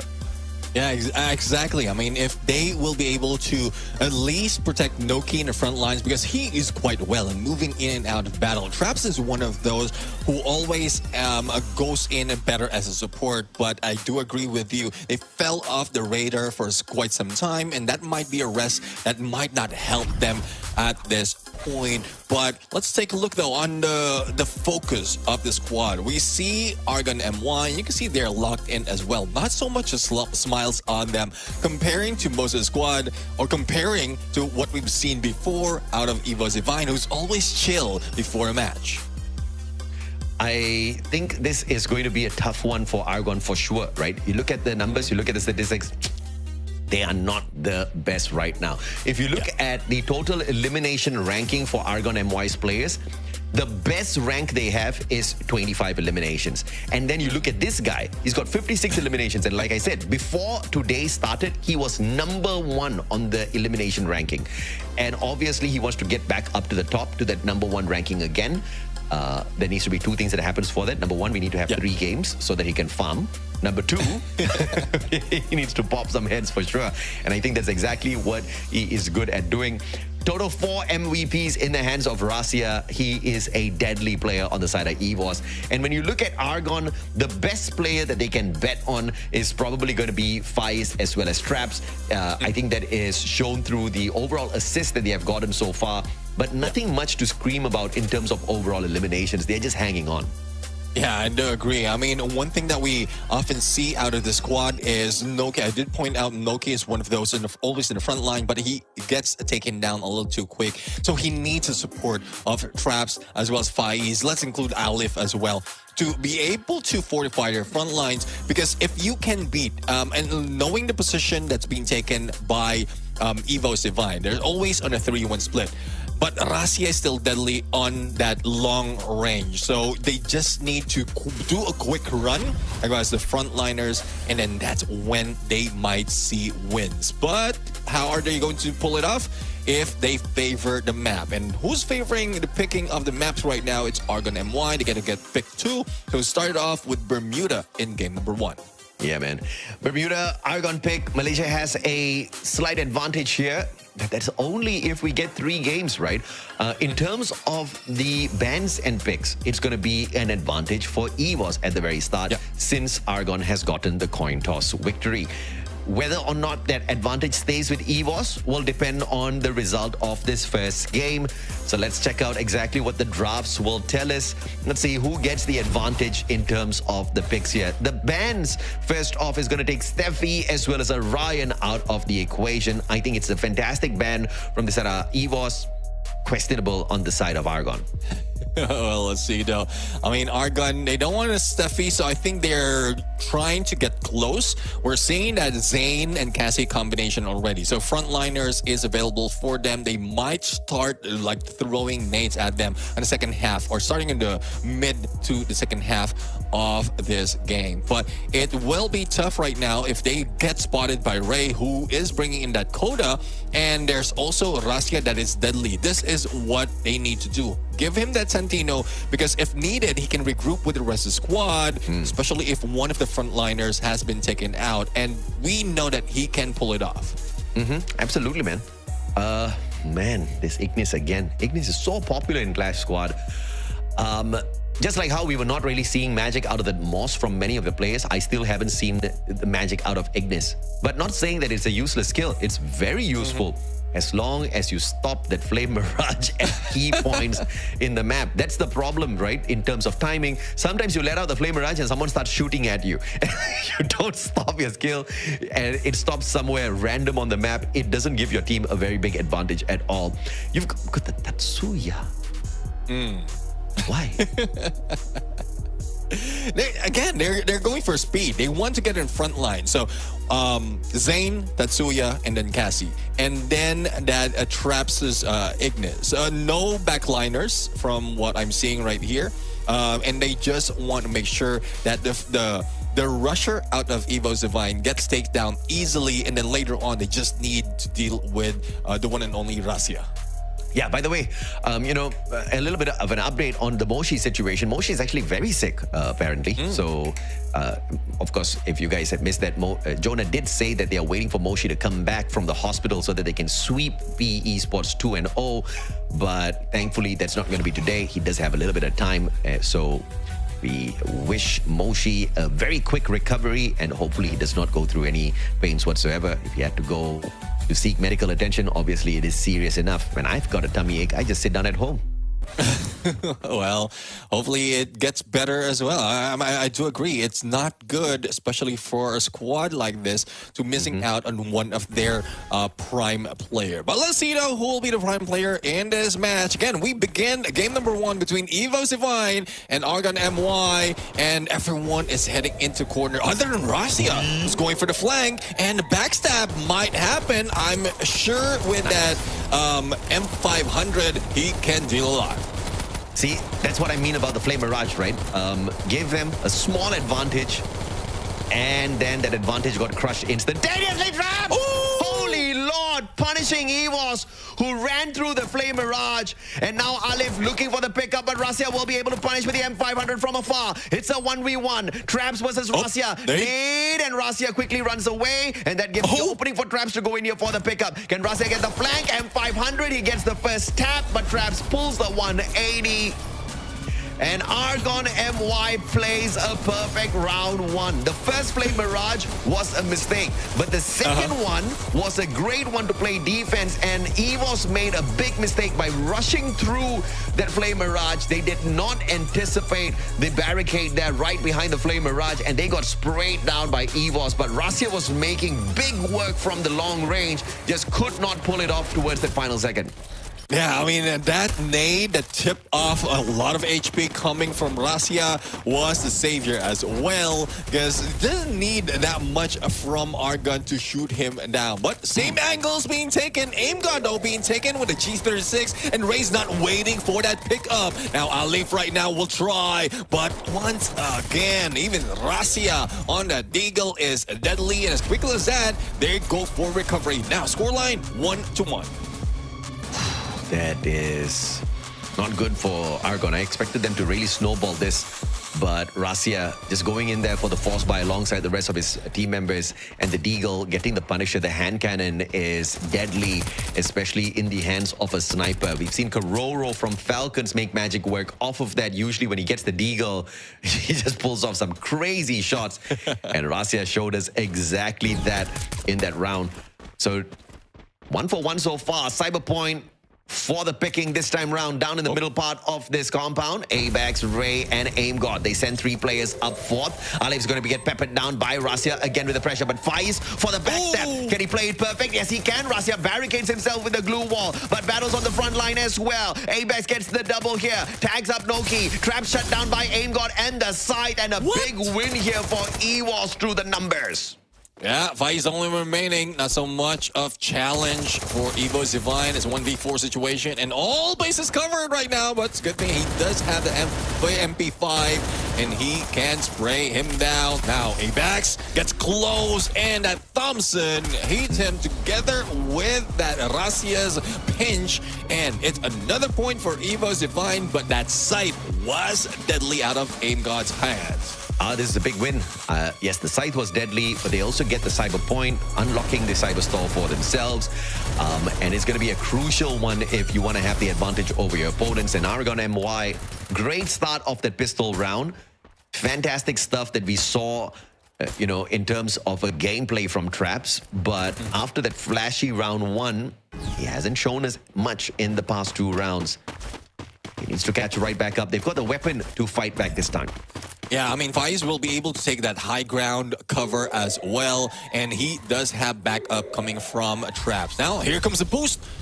Will he be able to make it, though? Because time's running out. The rest of the squad of EVOS is already up close. And Rasia didn't even give him a chance to jump on the other side. Deagle in hand is quite deadly. And that AC-80 would be stolen away. Now, rest of the squad of Argon falling like flies. Alif the only remaining. Not so much of angle to take. And they lose this one once again. We are going to hear that music a lot, back to back, very quickly, fast rounds. EVOS punishing Argon MY. Unfortunately, they are trying.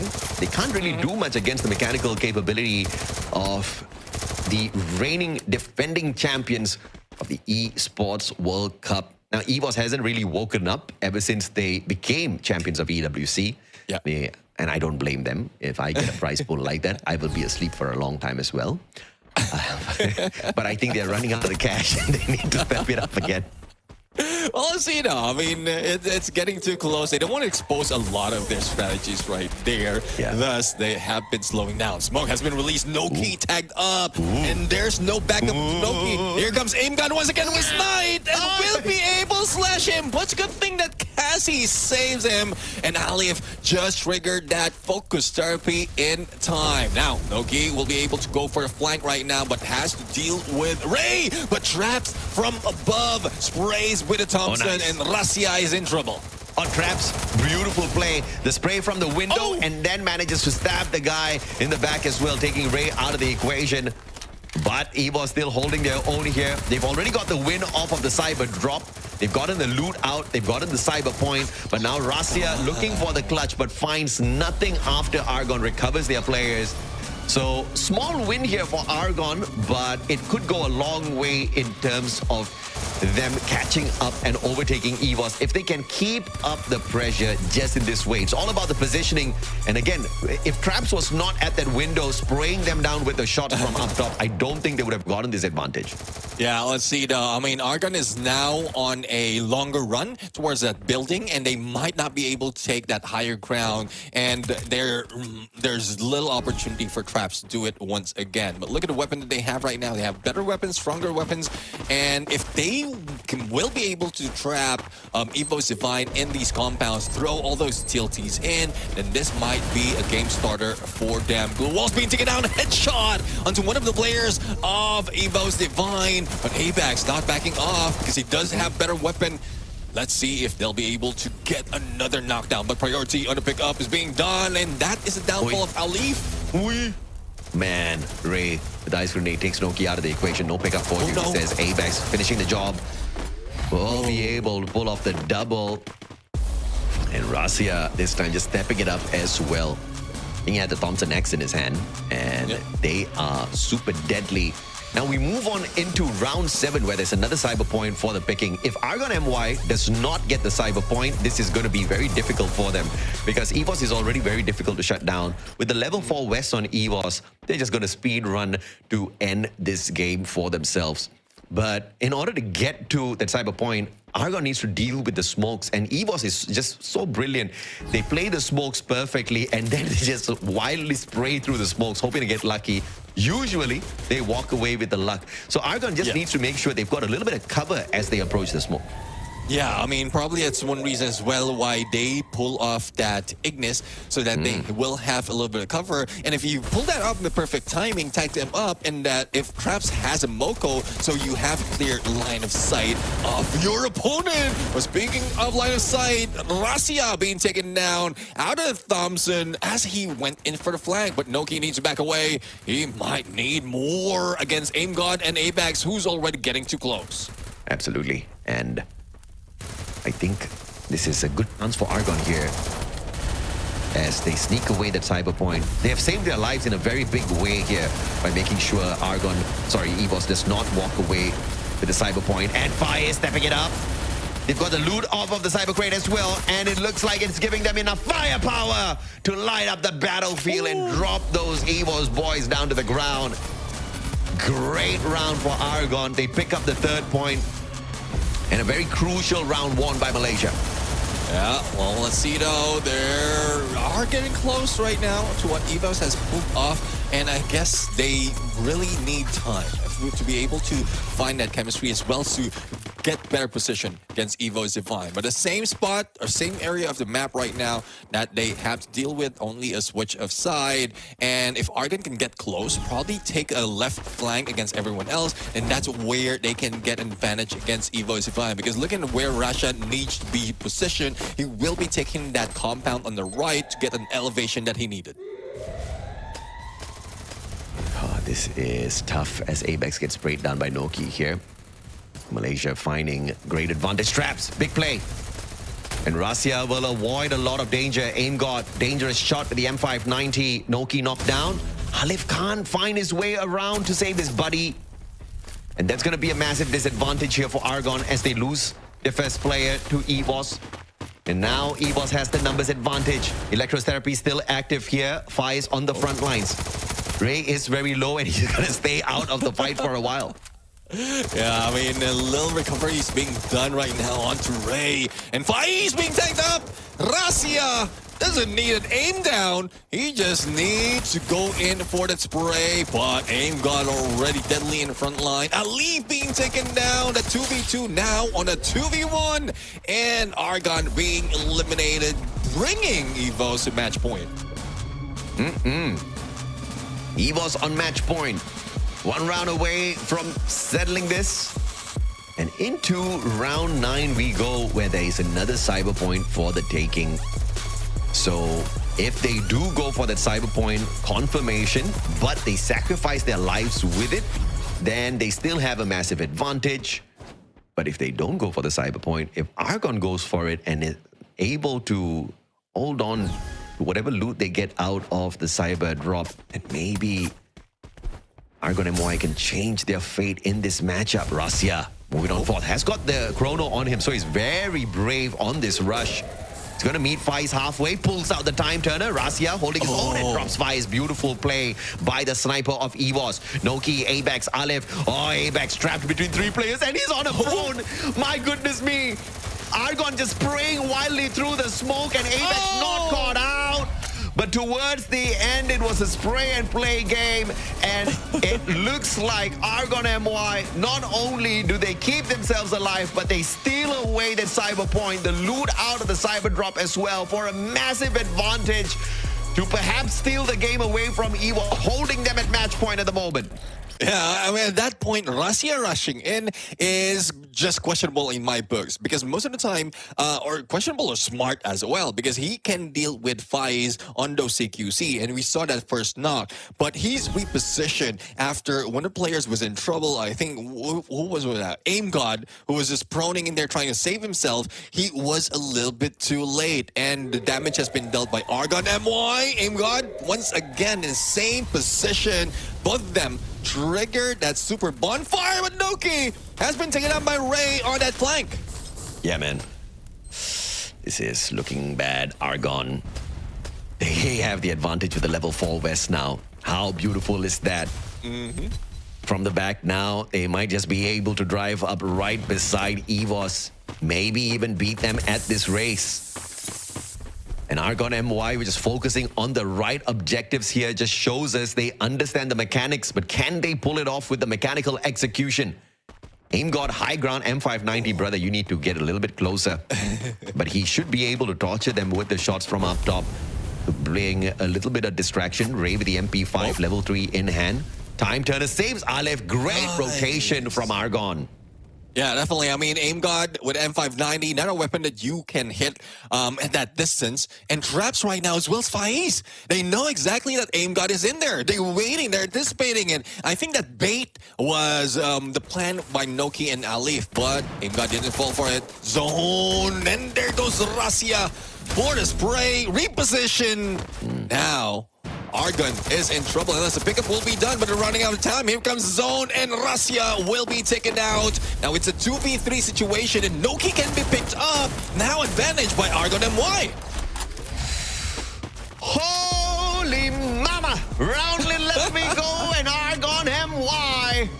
Not only do they keep up with the mechanical plays, but again, they're playing the objectives in Clash Squad extremely well.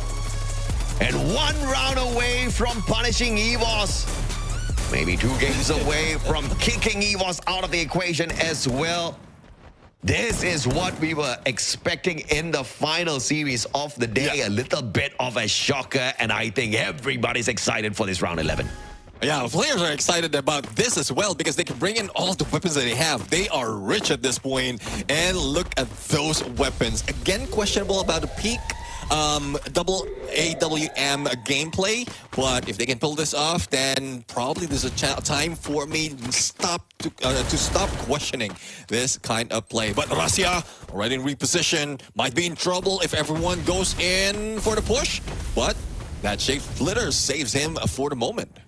Absolutely. Shape Splitter is one that can use for a little bit of a second chance. Also to bait out some of those shots. I think he was expecting to bait out the active skill from the side of Aim God. Maybe that Valiant dash, but couldn't really do much from that situation. Now, this is a situation where Argon needs to play very safe. Faiz has got the double AWM on the outer ranks here. Russia leaves the mannequin behind. Shape Splitter for another opportunity. Going up against the sniper of the Argon MY squad. Now there's a potential he gets flanked around from the right-hand side as well. Noki with the S590. Trying to break down the defenses, and he swaps place. The Shape Splitter saving Russia again. Well, let's see. I mean, the delay on that move after being trapped by the right-in spider. Now Ray in trouble! And M590, Aim God though goes for a recovery, and even Russia will be going down. Faiz, it's all left to you right now in the front line. Will he be able to go for a takedown? And Aim God remaining against 4 players of Argon, and this is a victory! A booyah that Malaysia was not expecting, but managed to pull off. Damn, Malaysia, that's what we're talking about. Mechanically, they are nowhere close to EVOS. But this game just painted a very different picture of the capability of Argon MY. What a play, what a setup. And I tell you, the level 4 West was a huge difference maker in this game, Neptune. They have to be proud of themselves. The booyah by Argon MY, and they're 1 game closer to annihilating, kicking the reigning defending champs of the Esports World Cup out of the Clash Masters summer season. This is getting exciting right now. And this has been the same scenario that they were in RRQ Kazu's spot. They're still fighting against Indonesia, but at that point, they played towards what Russia has been doing. The patience that the Wonder Kid has was played quite well by Argon. He was just switching back and forth until he was caught off guard. The same goes for the rest of EVOS Divine, and that was just phenomenal from Argon. Beyond phenomenal, Neptune. There was probably a little bit of extra blessings by the chat as well. They were expecting a little bit of a crazy game here, and I think Argon MY delivered, right? On that note, shout out to Pragya Kumari out there as well. You guys keep it absolutely fun in the chat. I think everybody is cool since TG Tycoons is not in the chat now. So one more game. One more game. Argon MY, can you do it? They had the advantage with the map. Now, in this next one, they have a massive disadvantage because it's the map pick of EVOS. And on top of that, since EVOS lost the first game, EVOS gets the advantage with the ban and pick, which means double disadvantage for Argon MY. They have to go against the grain. But if they get to pull this off, mad respect. Yeah, mad respect indeed. They were having some troubles in the group stage, but now they are popping off. And there are a few of those mistakes, but also a great array of how well Argon MY can navigate through this fight. But from some instances in there, like EVOS Divine, we know that for EVOS Divine, they have great communication already. They can throw different strategies away or into the battle so that they can pull away those points against Argon MY. But like, it's just the adjustment that we have seen for Argon MY, especially in crucial moments like one wherein they managed to outwit Aim God as well as took down Russia first in one of those engagements. I am just so shocked and so happy that Argon MY got to show us this phenomenal comeback. They were definitely being tortured on the initial phase of things, but the moment Fires and Traps started to wake up, especially Traps, man, you know, those Flame Mirages, I have said again and again, I have not been seeing magic because the placement of the Flame Mirages has been very iffy from the other teams. Yeah. But Traps is a god of Ignis plays because his Flame Mirages were on point every time he used it, either to block off the flanks, either to block off some of those entries, even in the very first round where they managed to find the Punisher onto EVOS, forcing them to rush through the Flame Mirage. Every single time Traps played the Flame Mirage, it was to trap the players on the side of EVOS, and I felt like he played it perfectly. Let's check out who the MVP is, and it's gonna be the one and only Traps. Absolute MVP, right? In many ways, not just from the numbers, but man, the numbers help. 11 eliminations, 8 assists, 4,242 on the damage. Rocking the Beastin, no Alvaro, no problem. Has the Ignis, played it perfectly. Yeah, I mean, looking at you did mention about how well that Nikita plays in these matches we're in. If you can increase the chance of your knockdowns to be confirmed, then you will be able to do that. And also the damage coming from the Flame Mirage helps as well. And if in case needed, the Beastin is just a backup play. If in case needed, they will be throwing some utilities against EVOS Divine, then that is what they have to do. And you've seen how well he positioned himself as well in Clock Tower. And that's where most of those eliminations come from, and Argon MY's Traps. But let's take a peek at the rest of the squad. So even Noki, again, the frontliner like Noki, can pack a punch. Bro, yeah, man. You can say that again. Argon MY punched EVOS for sure. Square in the nose. They got a bleeding nose now. Somebody needs to join Moshi at the hospital. GG. They need some extra tissues on the way there. I mean, EVOS, great play. They had an opportunity, but unfortunately, what they did not expect is Argon MY just becoming a monster in this matchup. And, you know, it's a situation where Argon MY needs to step it up once again, but this is where it gets tough. Again, massive disadvantage in terms of map pick, as well as the first ban and pick. It's not going to be on their side, so it's rough, man. If Argon MY still does go up against all odds and pull away a Kalahari win, like I said, mad respect. Yeah, I do agree. I mean, Kalahari is one of those that you don't want to meet against EVOS Divine, or you don't want to meet Russia, I would say, because we've seen how well he played it. But those switch of roles, those switch of position, if they can force him to, I don't know, force him to use that Santino, because there's a few of those compounds that Shape Splitter doesn't run quite far. Because, like, especially in Refinery, if you hit a corner, you're stuck there. So that would force Russia to not use or not switch it up with that Santino, and then that's what Argon MY can prioritize in, even without. And this is one thing that we've seen. You question about Tatsuya, but from the past, if Oscar is not available, we have a Tatsuya as a backup, and not everyone has been using that. Yeah, absolutely, man. You know, if you look at the potential of Argon pulling off one of the greatest upsets here, it's definitely a card that he can play on the table. Even the mechanical plays were brilliant. Overall, they get 5 headshots, and they equalize the headshots up against EVOS in this game. They've kept up with them all fronts. The numbers were crazy. the damage just a little bit higher on the side of EVOS. And I think getting those level 4 wares saved their skin for sure, right? So the prioritization on the cyber drops, definitely a play that, you know, Argon MY has to focus on. They have to be very careful, especially with the smokes that EVOS always plays on those cyber rounds. And they also have to start shooting the ground in the smoke, because the prone plays from EVOS after they get very aggressive within the smoke has helped them survive a couple of times already. Yeah, I mean, you will definitely find Aim God in there. Twice, I think it's twice already to save himself just proning. But here's one thing. Again, I'm just running through the roster as well as the picks right here on active passive skills out of Argon MY. And we don't see this often this time around, especially with the team boosters being introduced and buffed up. The Tiva.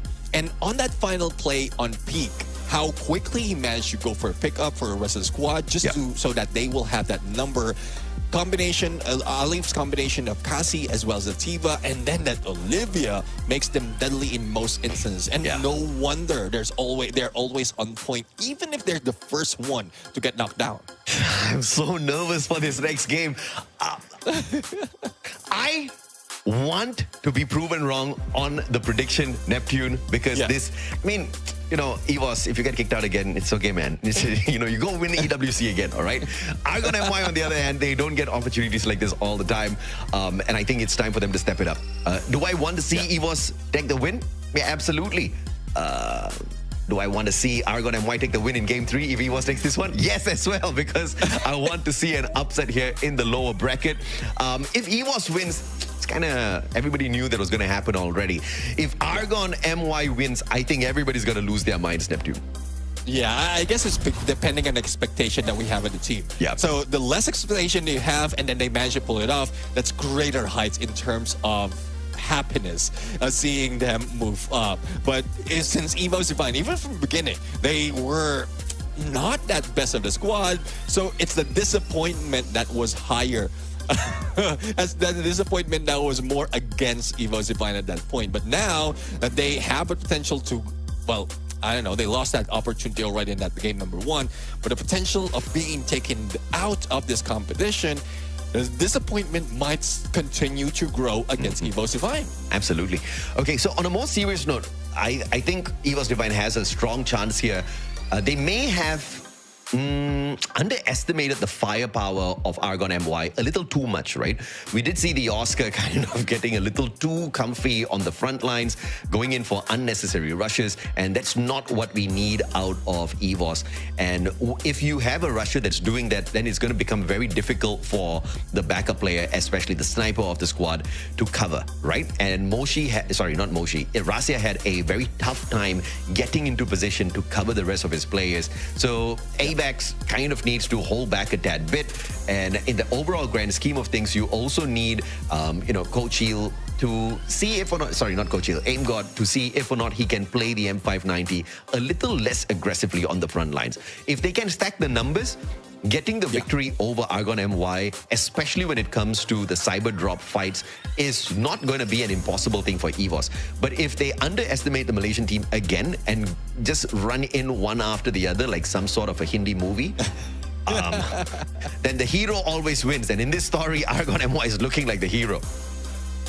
Yeah, exactly. I mean, stop auditioning against Argon MY, going one at a time. You just go in for that full push. But let's see now, Kalahari. I mean, we've seen how well EVOS Divine managed to pull this off. But this is also not something that is that Argon MY is not really a stranger of, because we saw them play against RRQ Kazu in this specific map, and that storyline was just very, very close, similar to what we've seen in game number 1. Yeah, absolutely, man. So again, massive disadvantage for Argon MY.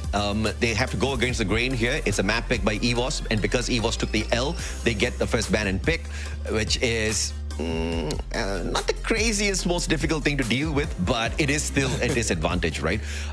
You are going to the comfort zone of EVOS to try to take a win away from them, which will make a victory for Malaysia on this map so much more impressive if they can pull it off. And EVOS do not want that Ignis this time.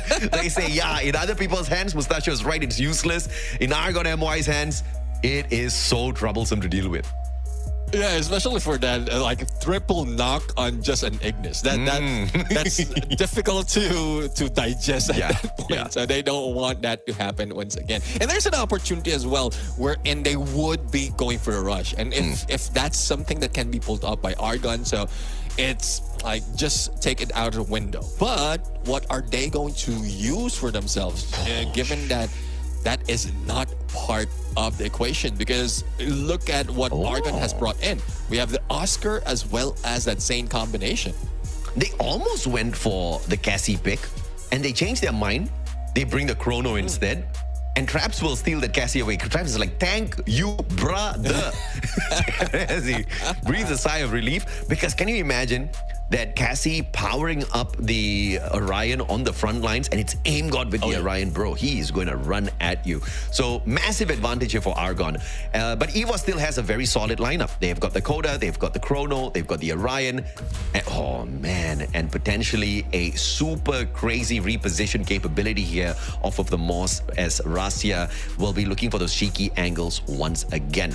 They go in with a 3 tactical market, no enhanced hammer for the side of EVOS, but they still have some time to refine their final adjustments here for the loadout. Well, let's see though. I mean, Aleph has been using that Cassie quite well. They don't have that. They don't have that Ignis, but at least they were able to pull away that Valiant Dash. Not working with that Tatsuya as a backup. But it's still tough. I mean, 2 out of 3 from the previous game's pick being used by Argon, it is not looking good because comfortability and that motivation of that win might be gearing towards Argon. This is a very interesting setup overall because I feel like Faiz will have a little bit of an advantage with the Sentino, but because there is a Moss on the opposite end, as the Sentino's trying to reposition, he might not be able to spot out Rasia. And it's going to be very important how well Argon MY understands each and every single compound here at Kalahari, because then you can at least kind of figure out where the Moss is going to be running at you from. Just kind of keep an eye, right? Just be a little bit more wary of that positioning, because Rasia could just be the difference maker in this fight. But as we start off this first round, no cyber drops to worry about. It's purely gunfights. Let's see. No key being taken down. Aleph right now tries to go for Super Bonfire just to extend the life, but Aleph a little bit in too deep, and even Traps is receiving a damage.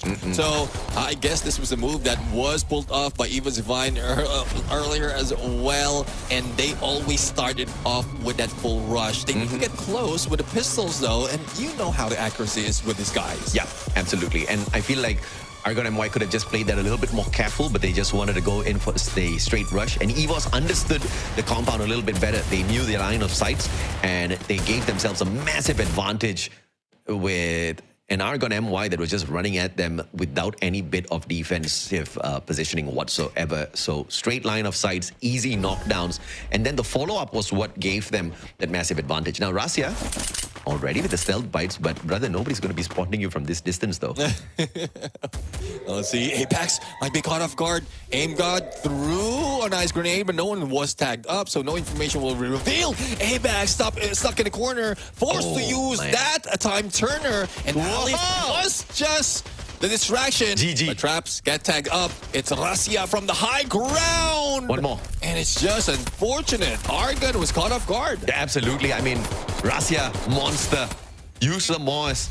And as he was going up the ramp, he stayed hidden. Nobody spotted him. And with the VSS, peppered down the shots and got a massive advantage here for the EVOS boys. So cleaning up the rest of the players shouldn't be too impossible. And EVOS does a easy picking round here, all thanks to their super sniper Rasia. I mean, great position to take. Even Faiz received a lot of damage from Rasia. He knows exactly where everyone will be positioned based on the information that's being given by the rest of the squad. But if AimGod was rushed quite quickly in there, even if knockdown happened against Argon MY, they could have recovered quite quickly because Traps is still alive and kicking with that Cassie on it. Absolutely, and it's all about the torture that Rasia can bring into these rounds with the Morse. But in this compound, though, How can he make anything different happen? Easy. Run straight at them. They don't spot him at all. Now, high ground advantage. And he does have the super bonfire to work around with as well. Noki spots him, trying to take the shots. And Rasia again peppers him down with those shots. Massive advantage here. Time turner play for ABAX in and out of it. Those pixel beeps out of the time turner, giving him a massive defensive advantage. Faiz is going to be caught out by Rasia as well with the reposition. And this is a fantastic turnaround. They did manage to get the double knock, but towards the end, Rasia showing up strong for the squad. Yeah, I mean, you need to watch out for that position. Whoever has more capability, more understanding of how sniper works, especially on the moors, will need to find that spot. And those high ground, especially those clear areas on the top that Rasia was taking, has easy access as well on other parts of that wreckage. So there's still a chance, though, because it's round 2 right now in Santa Catarina. So there's a potential that Argon can switch things around, but they need to spot Rasia first. Let's see what magic they pull off. Oh, beautiful headshot. That's magic right there. But can they find the finisher, though? It at least slows down ABAX and squad for a little bit. They're looking for the pickup, but ice grenades now being tossed on in. They're looking to make sure ABAX does not get picked up. And they will be able to punish perfectly. Aim got caught out as well. Faiz with a beautiful follow-up. They've got the numbers advantage. They lost Noki, but still with the potential to win this round. Put a decent one back for themselves. No cyber points to fight for this time round, though. But if Argon can keep the economy up for this next round, this should give them a little bit of an advantage for round 5. Well, let's see now, 2v3 situation. And Ray will be taken down. Now it's one player that needs to deal with, only Rasia. And even with that stealth bites, he will be able to get away, but not survive for long. And there goes Faiz timing that move. Very, very nice. If they had lost that round, I think economy-wise, they would have been tortured, because the next round is the round for cyber points, and you need your utilities, you need your grenades, you need your ice grenades, you need the money. So they needed to win this round desperately. Argon MY could not recover the past 2 rounds because they had already lost that pistol round. Economy was really low, and they had to force buy for that second round as well. So them winning round 4 was extremely crucial to make round 5 cyber point run possible. If Argon MY pulls that cyber point, they are still in it. Well, let's see if they can pull it off. Right now, Faiz has a good chance to go in for that flank. But Rasia, as deadly as he is, he can always regroup for the rest of the squad. Leave that shape splitter, but ABAX got hit with an ice grenade.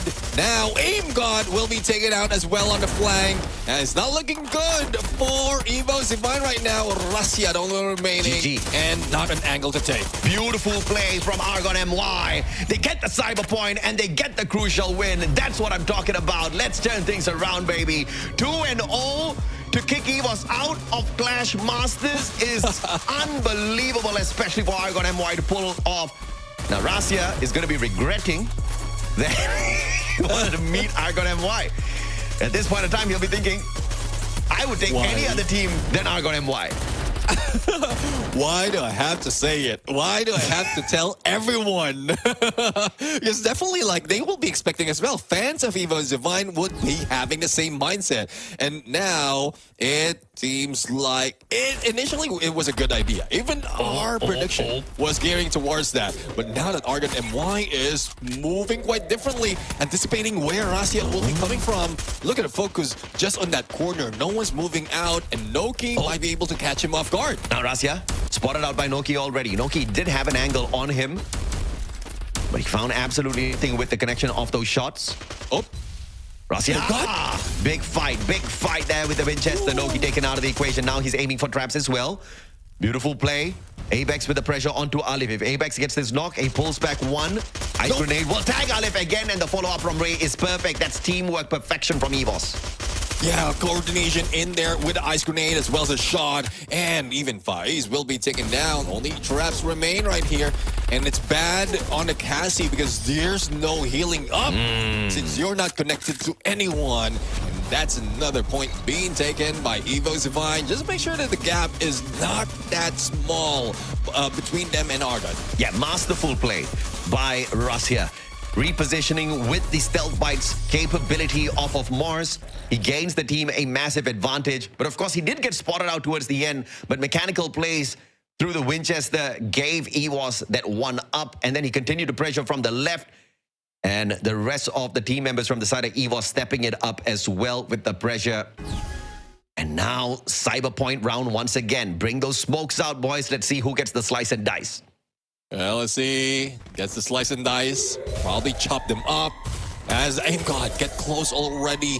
Push them away with the ice grenade. And Alif right now might be in trouble. Let's already against him. And Trops is nowhere near. He might be able to time that escape and cover. But shots from the other side. It's Rasia. An AimGod combination. Very good cleanup. Very good positioning from Rasia overall. Just making sure they've got the angles worked out. And Alif, unfortunate, but he still can be saved here. Hasn't been snuffed out just yet as EVOS focuses to gain the cyber point to their side. But that will be a big failure as Argon MY sneaks that away. That was a big, big play. Sacrifice well worth for Alif here on the cyber point. Noki looking for the shots. Will find Abex, puts him down to the ground. Beautiful defense. Dash! And the 180 Noki with the monstrous play. This is what I'm talking about. I mean, leave him alone. It doesn't matter. But it's just unfortunate. It's a shot from the other side that he didn't expect. And there's also little chance of recovery. But it's a 2v2 situation right now. As Alif is still in the need of pickup, but far away. Faiz and AimGod. And AimGod would be deadly if he can break down these covers. But outside of the zone, not looking good for his HP. And even Traps will be taken down because of that hit. And here comes Rasia for the help. But a confirmation by that nade. Now AimGod just needs to aim and shoot. And he is out. Match point for EVOS Divine. Oh, man. I mean, we knew it was going to be an advantage for EVOS here with the map as well as the initial ban and pick, but Argon MY definitely giving them a run for their money, man. Great plays from Noki, especially this one. Great blue wall and then Valiant dash. Ray did not see that one coming and man was lagging in terms of response time. He was just shocked. But of course, AimGod with the perfect follow-up and got the double to keep the team at a very interesting pace here in terms of numbers. And then, of course, the rest of the team members just catching up with him to put the pressure on. Game point to make sure EVOS brings this to an early end. Argon MY might not even be able to get to those level 4 West by the looks of it, unless, of course, they can pull off a miraculous win here. Let's see, though. I mean, Noki has been kept distancing himself from the rest of the squad. And that is the risk. They know exactly where Noki will be. GG. And it's just unfortunate that he's not with Traps right here with that basic therapy. But Ray might be able to go in and that extreme extender already triggered. And Alif has advantage in that rush. Yeah, but will he be able to recover and also go for the pickup? That's crazy play. Alif just taking the fight straight up to his opponent, had the max 7, so the CQC, big advantage for him. But the numbers advantage still here for the side of EVOS. They have managed to quickly recuperate. Fires down Alif with the extreme encounter. The one final hope for the side of EVOS. Tosses out the ice grenade, beautiful play. AimGod going in for the push. Alif! Again with the clutch play, pressured by the circle though. Unfortunate. Just played it way too close to the edge. Could not pull off a miraculous finisher. And we go into a game number 3. A thrilling battle between EVOS and Argon MY. Yeah, definitely. I mean, thrilling than a thrill of battle. And definitely EVOS Divine does have a fighting chance right here. They've shown it that they can take a lead against Argon MY. And this is what we want to see. This is what we were expecting in the first game. But for some of the teams, especially for those who are capable, they can wait for game number 2. Now, this is where the teams will be clutching much better because it's up to this who will be proceeding into this competition and who will be saying goodbye. Who would have thought this would be the most exciting series of the day, Neptune? I think I'm having the most fun right now. Argon MY putting up a damn good fight, and this is what we want to see here in the lower bracket. When it's do or die, nobody wants to go home. Everybody giving their best, and it's not just some messy gameplay where they're just trying to get 1 or 2 lucky shots. They are really strategizing, really really positioning themselves well.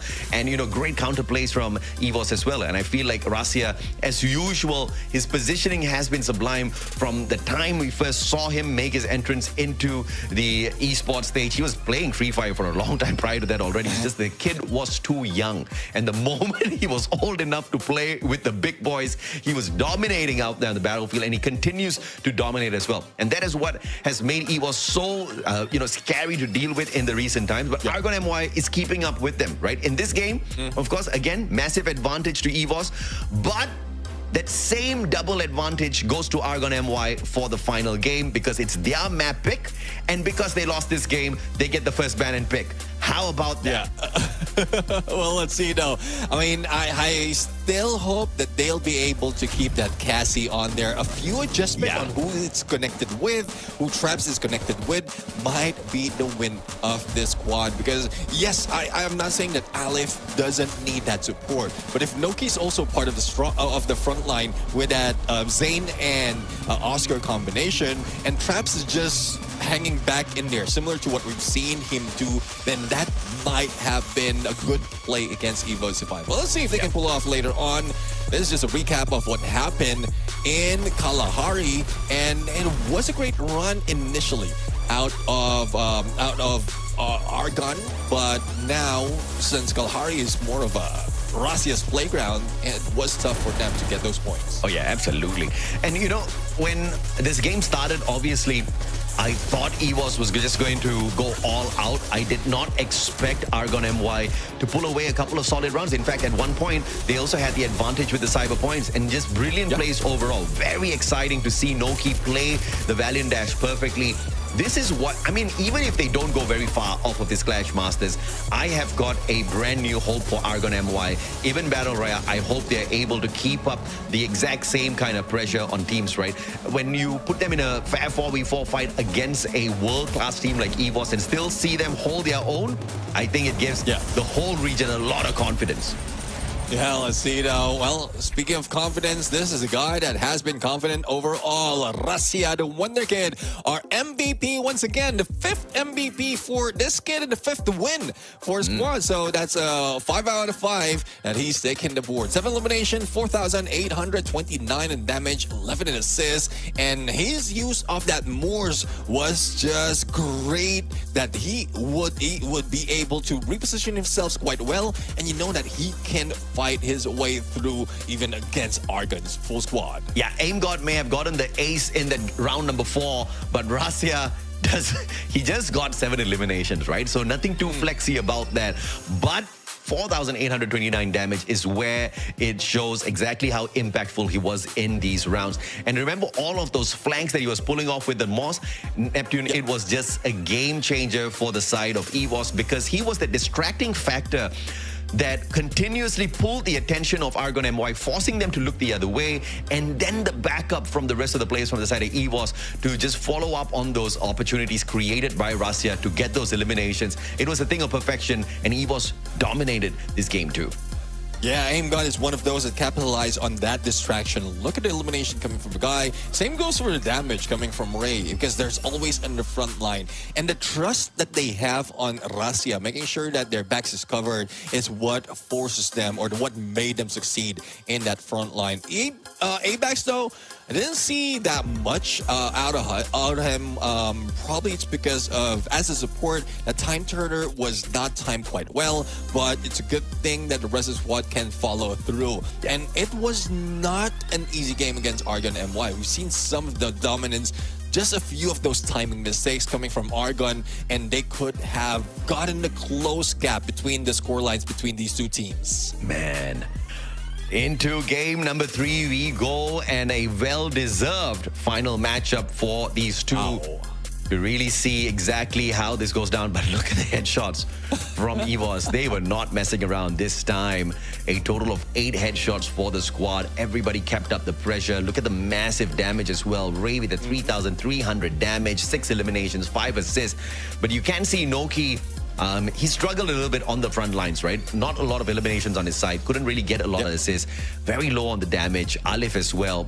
It was not the best game for Argon MY. I don't blame them because EVOS was desperate to get the win for themselves. Yeah, I do agree. I mean, especially if you have Russia in there, like getting a KDA of 9.0. So it really is tough to go against this squad quite easily. And there's just time's running out for both Argon MY and EVOS Divine. We're getting into the final match. Now, we've seen the adjustment being done by EVOS Divine. So there's higher percentage that they are going to win this final game, unless Argon still have some aces in their sleeve that they can pull off, some magical gameplay that they can pull off in this final game of the day. Yeah, the odds have always been on the side of EVOS. Argon MY should not win this match. If you look at it statistically, they should not even be able to get eliminations against a team like EVOS. Technically speaking, you know, if you look at where they stand on the rankings, you are talking about a guy who's now the top 3 slayer in the competition of Clash Masters, going up against these guys who are really struggling to pull in those big numbers. It should not be a comparison play at all. You're talking about, you know, the champions of EWC 2025 going against Argon, who went missing for quite a while, making their way back in here. But Argon MY is not giving up, man. They're putting up a strong fight. And if they pull off an upset here in the final game, it will be the biggest upset of Free Fire Clash Masters so far. Yeah, I mean, that has been one of the storyline that has been being built in this Clash Masters. Because those teams that we didn't expect, imagine RQ, Kazu, we didn't expect them to get into that upper bracket. We didn't expect them to eliminate a lot of those teams and making those changes in roster as well. Brim United, from the last season, we were really scratching them off. Despite of the aggression that they have, it's not working. We were thinking that Clash Squad is not for them right now. So there's a lot of storyline that's being changed at this point. And Argon MY, I believe that they might be able to change their storyline. They might be able to change the script at this point and disappoint everyone and beat down EVOS Divine. Yeah, absolutely, man. But of course, all odds stacked against this Malaysian squad. But I think they are going to go all out for sure. I mean, nothing to lose, right, Neptune? Everything to gain. They already have 2,500 USD in their pocket, so I don't think they are going to mind too much. But nobody says no to a little bit of extra money. And if that extra money just means one more game victory, I think they're going to try everything possible. But of course, it's luck on their side. Will they be able to punish Russia? That's going to be the big question. And if they can take away the active skill of Russia, I think maybe they will stand a big advantage. Yeah, let's see though. I mean, from that video as well, from the camera view of Argon, I'm loving that we're seeing smiles in there compared to how locked in they were before the first game. But in Xera, there's a map pick of Argon, and as you did mention, this is potentially an advantage for them. But I would love to see if there will be changing some of the few of those draft picks in terms of active skill, because the Cassie that has been with them since game number 1 could have been the game changer even in that final round that we just witnessed, but it was not used quite well. Absolutely. Let's check out the drafts and see who gets a massive advantage here with the picks, but mainly it's going to be the bans that we focus on first. EVOS does not want to deal with the Flame Mirage. Again, I think Traps was just brilliant with it, and they take the Oscar out of the equation. They know how deadly that Valiant Dash can be. Even they were abusing it earlier on. Didn't get them the victory though, but they understand that it can really mess with their front lines. And what's going to be on their front lines is going to be the A124 combo with the Orion, which I love. There's a pre-select here on the Cassie. If they get to lock this in as well, I think it's going to be very deadly. I don't know. I mean, it's Alif who pre-selected that, so that could have been a bait for a side of Argon, and then it will be taken out by EVOS Divine. But that Time Turner is already into their side, as well as the A124. Now, Coda, though, might be a game changer for Ray and Russia. Well, just have to choose whether it's a Santino or a Morse. I think it's better on a Morse at this point, and this might be a deadly Russia once again. Yeah, absolutely. I think, Russia is always deadly, but he's going to be damn annoying, that's for sure. Constantly flanking. So I think Argon, since they've already faced off against this Morse, they should know exactly what to expect. They do lock in the A124, Chrono, as well as Orion so far. And Coda is going to be that game changer. Come on, baby, bring it in. And yeah, you can have your Morse, but this Aurora Vision will be a game changer for Argon. And they lock him in. Let's go, baby. Argon MY with a massive, massive chance to pull the biggest upset of Free Fire Clash Masters so far. And I'm also including our spring season when I say that. Yeah, I mean, I'm really loving this because the Coda, especially if you have a Morse against you, you will need to have some extra vision. So the Aurora Vision will give out his position even if he is on the stealth bite. So I love that. But one thing that I'm expecting, and there's a possibility because earlier before Ray chose that Santino, they were baiting them to use or to pull off that Coda.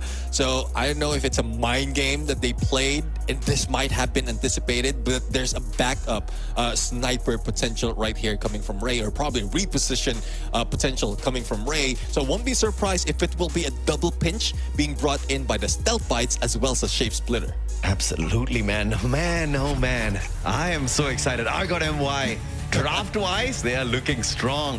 They're giving me some hope here.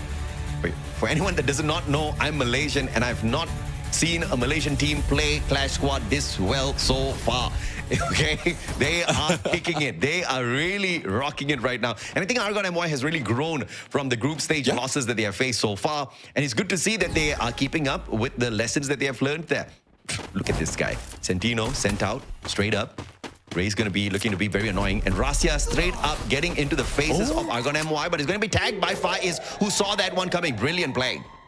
Yeah, I mean, that bait and switch right now to back away. And Rasia now in trouble. And also Ray being tagged up. So this is something that the EVOS Divine didn't expect. Them going down this easily. Aim God, though, tries to fire back. Managed to take down Noki. But it is now a 2v1 situation. And you know Argon MY, they always prioritize at a pickup. But Aim God is in trouble. Aim God in trouble indeed. But he's already punished 2 players. Can he punish 1 more? Straight to the time turner.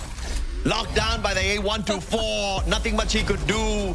And Argon MY with a big win here on the pistol rounds. Economy a surplus for round 2, but EVOS can still force by. We are going to be on the exact same compound, so they need to watch out for those E36s. Yeah, let's see now. G36 into the mix. And let's see who's going to watch their 6. But EVOS Divine not looking good in the pistol round. But you know how it is. EVOS Divine with better weapons, they might be stronger later on. But the usage of the skills is what we've seen that is doing better for Argon MY. Starting it off with a Coda. And there's not so much of a moving space for them to get away from the Aurora Vision. Crucial round. They need to make sure they don't make any unforced errors here. Rasia getting up close and personal and will be able to punish. But good glue wall. Alip looking for the pickup here. They're trying to smash his glue wall, but they will be unsuccessful. Ray looking for the backstab. Traps needs to turn around. Does not. And he gets punished. Ray with a big play. And from the back like a slayer, he absolutely snuffs out the hopes of Argon MY in that round. I mean, it is tough right now. And this is what I'm talking about. Pistol round, they might be able to lose it, but with better weapons, they are stronger. And Ray, almost an ace right there if it wasn't for Rasia stealing 1 away. And now this is more troublesome for the side of Argon right now. Because from the way I'm looking at it, the way EVOS Divine is positioned in the spawns, they can easily get onto those bleachers, and Rasia can get information as well as shots against most of Argon MY. There's some Conqueror Haki here. This extra vision, they knew exactly what is going to happen from the side of Argon MY. He's using the teleportation devices to cut a little bit of distance. Abax still able to find the funny. Holy Lord, what is happening? Noki turns things around just a tad bit here. Rasia knocks down traps. Abex looking for the knock onto Noki as well, but Rasia with that backstab makes it a little bit easier for the EVOS players. And now Fai is all alone in a 1v3. He's too far away to do anything. And that's tough. Faiz right now does have the elevation, but not so much that he can do right now. And this might force Rasia to go in up close. Again, the patience of EVOS Divine is what they have been playing out, but without manpower, they won't be able to get even close to winning those fights. So it's 2-1 right now, favoring EVOS Divine. Absolutely. Absolutely. This is all about positioning here. And it's mainly worked out by Rasia, who first of all stabbed Traps in the back and then played the advantage with that high ground to take Noki out of the equation. Big, massive advantage, because if he wasn't there, I think Argon and Mime would have been able to get a couple of knocks for themselves as well and keep things at a good balance. But Argon MY does win out in the battle for the cyber point, so maybe that will make a little bit of difference for the squad, but they have to play it careful on this round. Let's see how carefully they will be playing it. Rasia right now already on top and tags up Traps, knocking him down. Glue wall was a little bit too late and follow-up was just pristine. Now Faiz, good angle to take against Rasia. Glue wall saving him and letting him recover as he is distracted. The rest of the squad is just within the numbers of Argon MY. Tough one. Without Traps, this becomes a tad bit more difficult. That A124 out of the equation, no key. Very dangerous play here. Uses the tires to get up. A little bit of a lag. He could have been shot down, and Ray is looking to punish. Go for another jump, he says, but Noki sneaks down towards the ground floor. This is a good reposition from him, and Ray's still going to be looking, expecting Noki to appear all of a sudden. If Noki uses the tire again, man, that's going to be a big mistake. So this needs to be a little quiet and wait for EVOS to make one wrong move. Yeah, that would make him tired at this point. And he will be good down. Aim God right now. He like throwing off the timing of my joke. What are you doing, Aim God? Yeah, you know what these boys are good at. Aim God. Oof. Looking for the jump up, and he's not going to spot out any of those players to take advantage of just yet. He does get a little bit of information though. I don't think it gives them a massive advantage.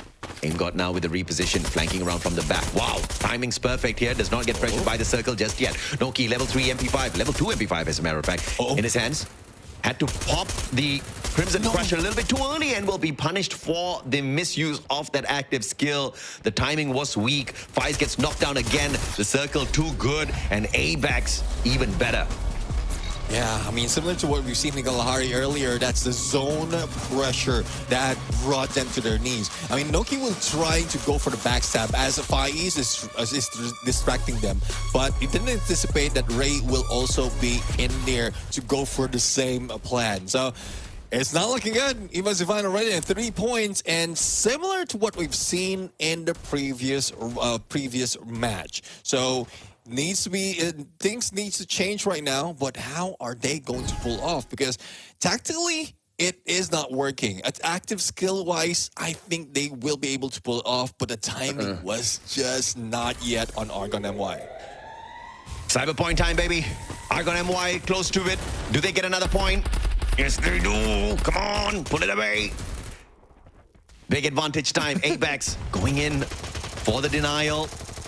Aleph and Noki have the numbers advantage, but Aim God showing up to equalize the numbers here. He hops on into the battle. Aleph knocked down to the ground. Noki has to go into a 1v2. And the cyber point snuck away by EVOS after that phenomenal attack with Noki and Aleph bleeding out down on the ground. Argon MY, they look like the chances of pulling away a round victory dwindles down to nothing, unless, of course, Faiz and Traps pulls off a miracle here that A124 still can cause a little bit of trouble. Oh, unfortunately, Rasia has already dealt a lot of damage onto Faiz, and they're pressuring Faiz. Again, the zone. They're just playing with that zone, forcing them to step out of covers. And given that there's a lot of cover that can be used in this map, it's not looking good for Argon. MGod right now, tagged up with Winchester. Will he be able to confirm this? There you go. One down. ABAX can be next, but ABAX shot him from afar with that MP5. What a phenomenal setup here by EVOS. Just one by one. They knew exactly what they needed to do, and they played the pressure perfectly. Got a lot of time down in the middle, playing for the cyber point. And then, of course, the follow-up from Rasia and Traps with the Winchesters. Just way too good. Just ducking in and out. AimGod initially had a little bit of an advantage there, but it was just all about the timing. And now 4 rounds in for the win. EVOS up against the one pulled away by Argon MY. 1 cyber point apiece. Neither one really running away with the cyber points, but match points wise, EVOS just 2-round wins away from ending this. Let's see though. I mean, a couple of players from EVOS Divine knows exactly where Traps is, and they're trapping the Traps. So let's see if they can pull it off. This is trouble for Argon MY, and great rotation as well. Not even a contention coming from players from Argon MY. Faiz, let's see if he will be able to survive. Probably knocked him out. Smokes to cover his approach or retreat. I don't know, because this is just going back and forth. That gondola is going back and forth. Can they make a difference here, Aleph? And Faiz looking at, I mean, they knew exactly where the players are. Oh no. And Nakoda works out perfectly to expose their spots. They do get a knockoff of that onto Ray. But they also get Aleph traded out. AimGod now looking for the Punisher Winchester, and he'll find exactly that. Faiz drop down to the ground. Noki now again the final survivor. He has the Crimson Crush, but up against 3 players on the side of EVOS, I guess there's nothing much he can do. Let's see, not triggering that Crimson Crush.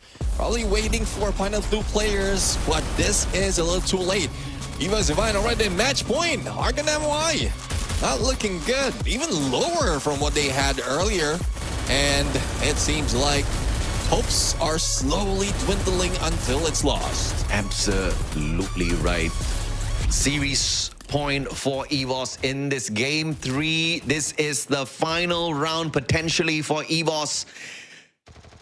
And Argon MY might just go home if they do not pull off a miraculous round here. They've got the cyber point as well to fight for, which could just be a bait in the grand scheme of things. Nope. They're going straight in for it. Noki, Crimson Crush. He wants to go in for the big fight. Oh, mistake with the play. He gets blocked in by the glue wall. But thankfully, he had the time turner to play survival. A masterful escape by Noki. Yeah, I mean, Alif, a little too late in rotation. They could have had a better firepower. And now Alif is dealing and distracting Rasia. And that's a good plan, because if Rasia doesn't have Overwatch, then there's a good chance that Noki and Alif will be able to go in for those shots against AimGod. But AimGod a little too quick, up close and personal with a Winchester, and he is just bringing them down. Man, this is looking like it's going to be a messy one for Argon, depending on Faiz and Traps to pull it back.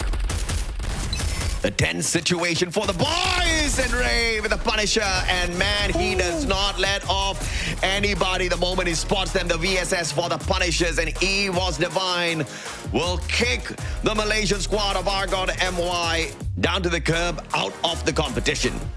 Well, EVOS Divine right now, I guess there's a good chance that we will see the evolution of EVOS Divine, or probably just a result of how they played us from the group stage. But there's no question, with the Wonder Kid making those plays and the rest of the squad following through, the White Tigers is back in play.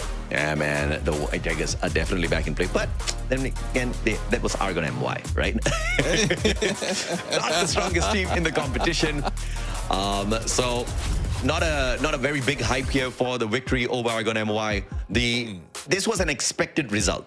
We predicted exactly the result to go down to a 2-1. But the problem, I think, is they actually gave away a round to Argon MY, which shows EVOS might be in trouble, because if Argon MY can pressure you in that way, means the other teams do have a slightly bigger advantage against EVOS. But the more important thing here is they survive another day.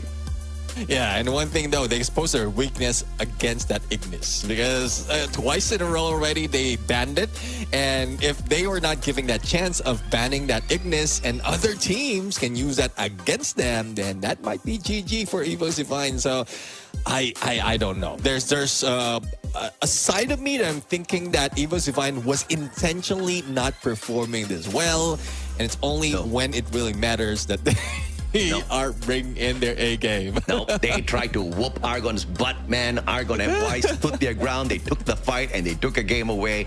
That's exactly what I'm going to stick with. Okay, that's the storyline. EVOS tried. Okay, they almost messed it up, but they smartened up. And as usual, we can depend on the players on the side of EVOS to wake up when it's truly required. And Russia was awake throughout the whole game. I think the sniper didn't really make a lot of mistakes at all. Continuously repositioning, just playing that pressure, and the Morse was fairly deadly in the hands of Russia. And I think that the other teams that face up against EVOS will probably need to remove the Morse from the hands of Russia, just so that they don't have to deal with it. Argon MY thought the Coda would help them out big time against Russia. I don't think it gave them any bit of advantage at all.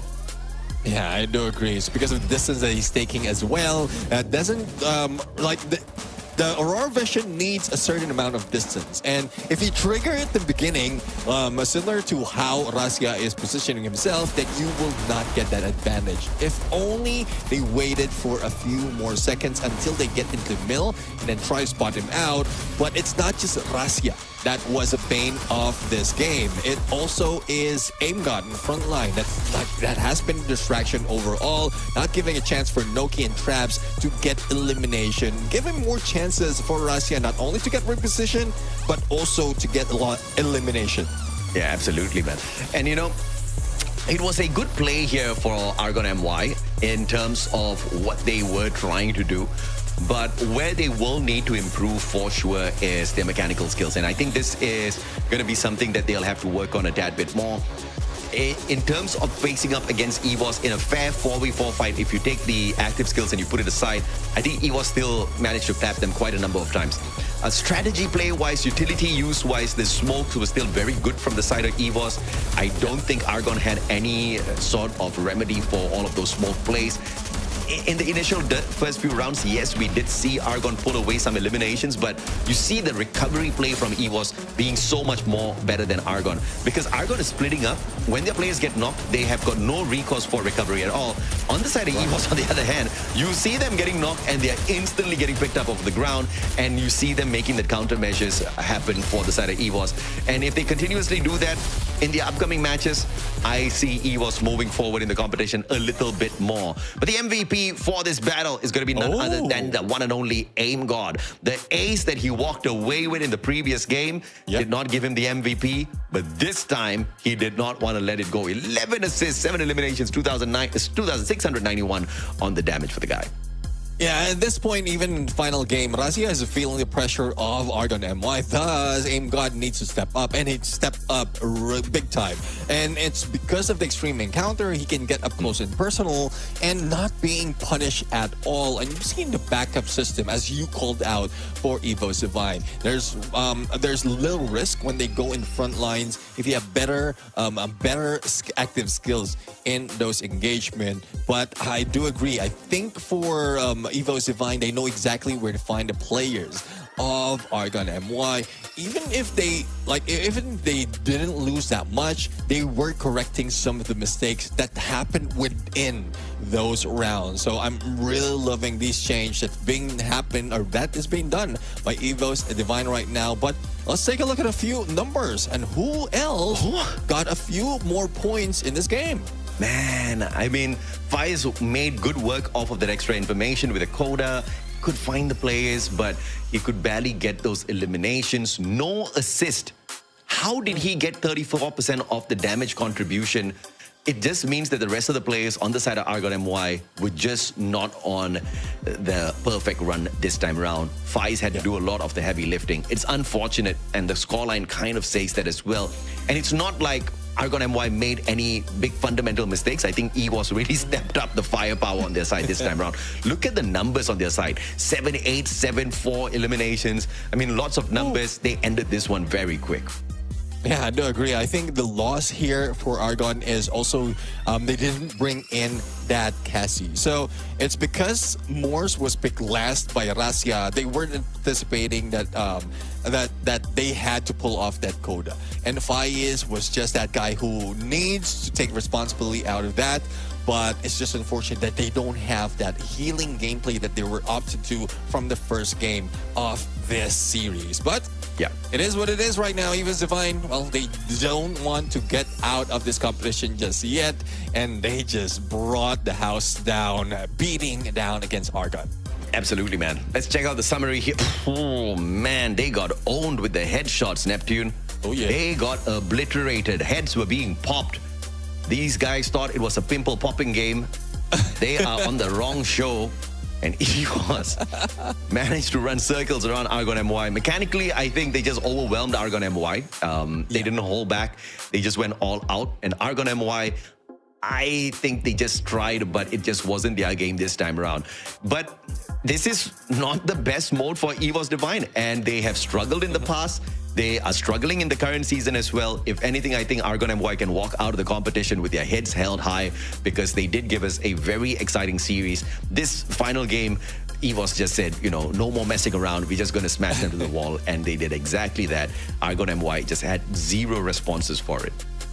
Yeah, I do agree. I mean, one thing that I'm asking Argon MY next time we see them in Clash Masters is to work on their solo plays, because in most instances they're trying to go in, making sure that everyone has a backup.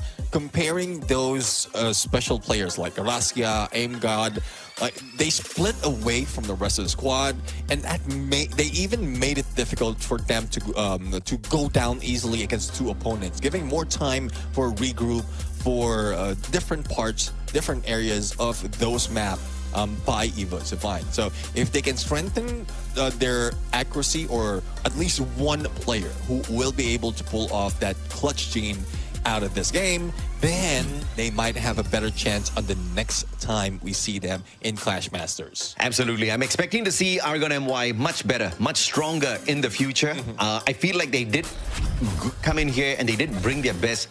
And there's nothing for them to be ashamed of, right? Even RRQ has gotten their butts whooped in Clash Masters.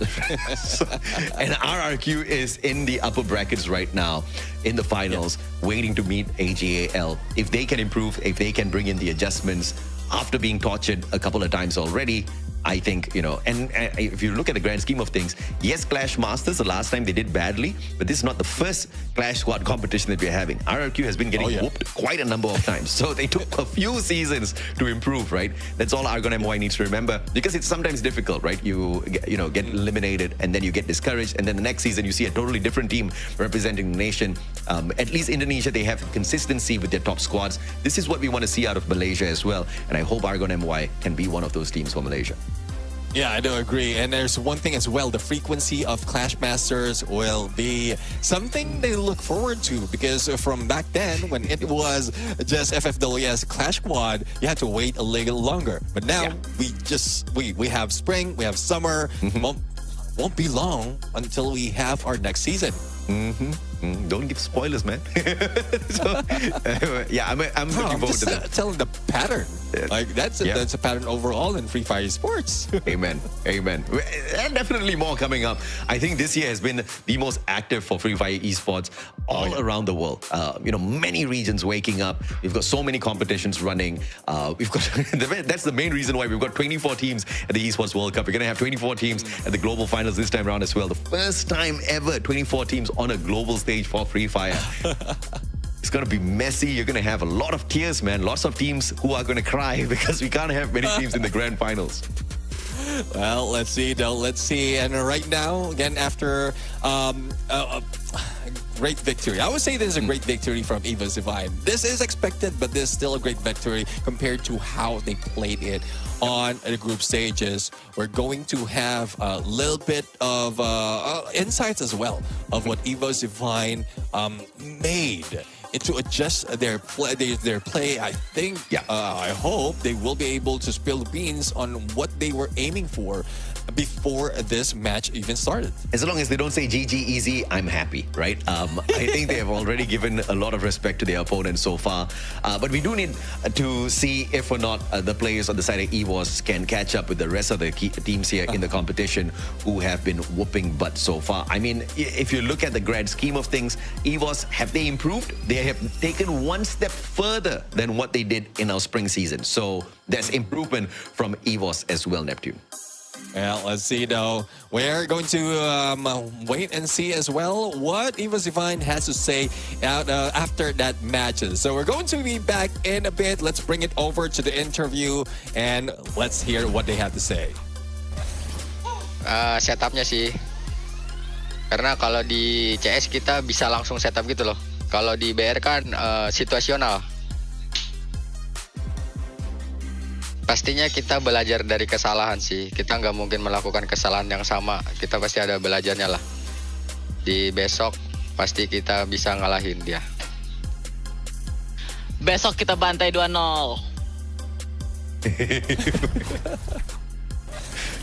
Oh, well, EVOS has promised to give us a 2-0 victory over Secret WAG. And they are not keeping any secrets from us at all. Their strategy is simple. We're going to go out there, we're going to whoop some butt. And Vietnam's going to be in double performance because GamxPE takes on Buriram United Esports. Yep. That might be a huge upset because GamxPE, the reigning defending champions, I mean, either one getting eliminated from that match is going to be a big upset. Yeah, I do agree. I mean, there's a lot of fans out there who's hoping that they would win, but we didn't even expect both of them to be in the lower bracket and meeting against each other on the lower bracket. So I don't know. With the performance that we've seen from Buriram United, even without their sniper, Jonah went into the mix. They performed quite well, and this would be a threat in the lower bracket. So I'm hoping that GamxPE have a plan against this. Otherwise, it would be rough. But in preparation for that, let's take a peek of the schedule for tomorrow. Again, we start off with Buriram United going against GamxPE, and then EVOS Divine going against Secret WAG. The third match, we still don't know who's going to take it. Absolutely, man. And 3 series for tomorrow is all going to be a best of 3. Buriram versus GamxPE. I think is going to be extremely exciting. Man, the one thing I'm very upset about these matches tomorrow is I'm not going to be casting them, Neptune. Well, I guess it's me and Husky who's going to have fun out of these matches. Oh, yeah. You rub it in, bro. You rub it in. He was against you. Yeah. Well, that's the thing. You will be missing out on tomorrow, but you won't be missing out on grand finals. Amen. Thank you for rubbing it in for yourself. I can take the hurt. I can take the pain. Either way, it's been damn fun today. I think, again, Icon MY gave us one of the more exciting series of the day. We had 2 teams eliminated. It's unfortunate. That's how the cookie crumbles as we move on deeper into the competition. We can't carry all of them, right? So may the best one survive and trash the rest of them in the upcoming matches. I'm very excited. I can't wait for the upper bracket finals, though. That one's going to be a spicy one. Yeah, exactly. Well, this is the end of the day right now. We would like to give goodbye, good night. Thank you to everyone who made this possible. We're going to see more of Clash Squad battle for tomorrow. And hopefully everyone, viewers out there, will be back. Goodbye.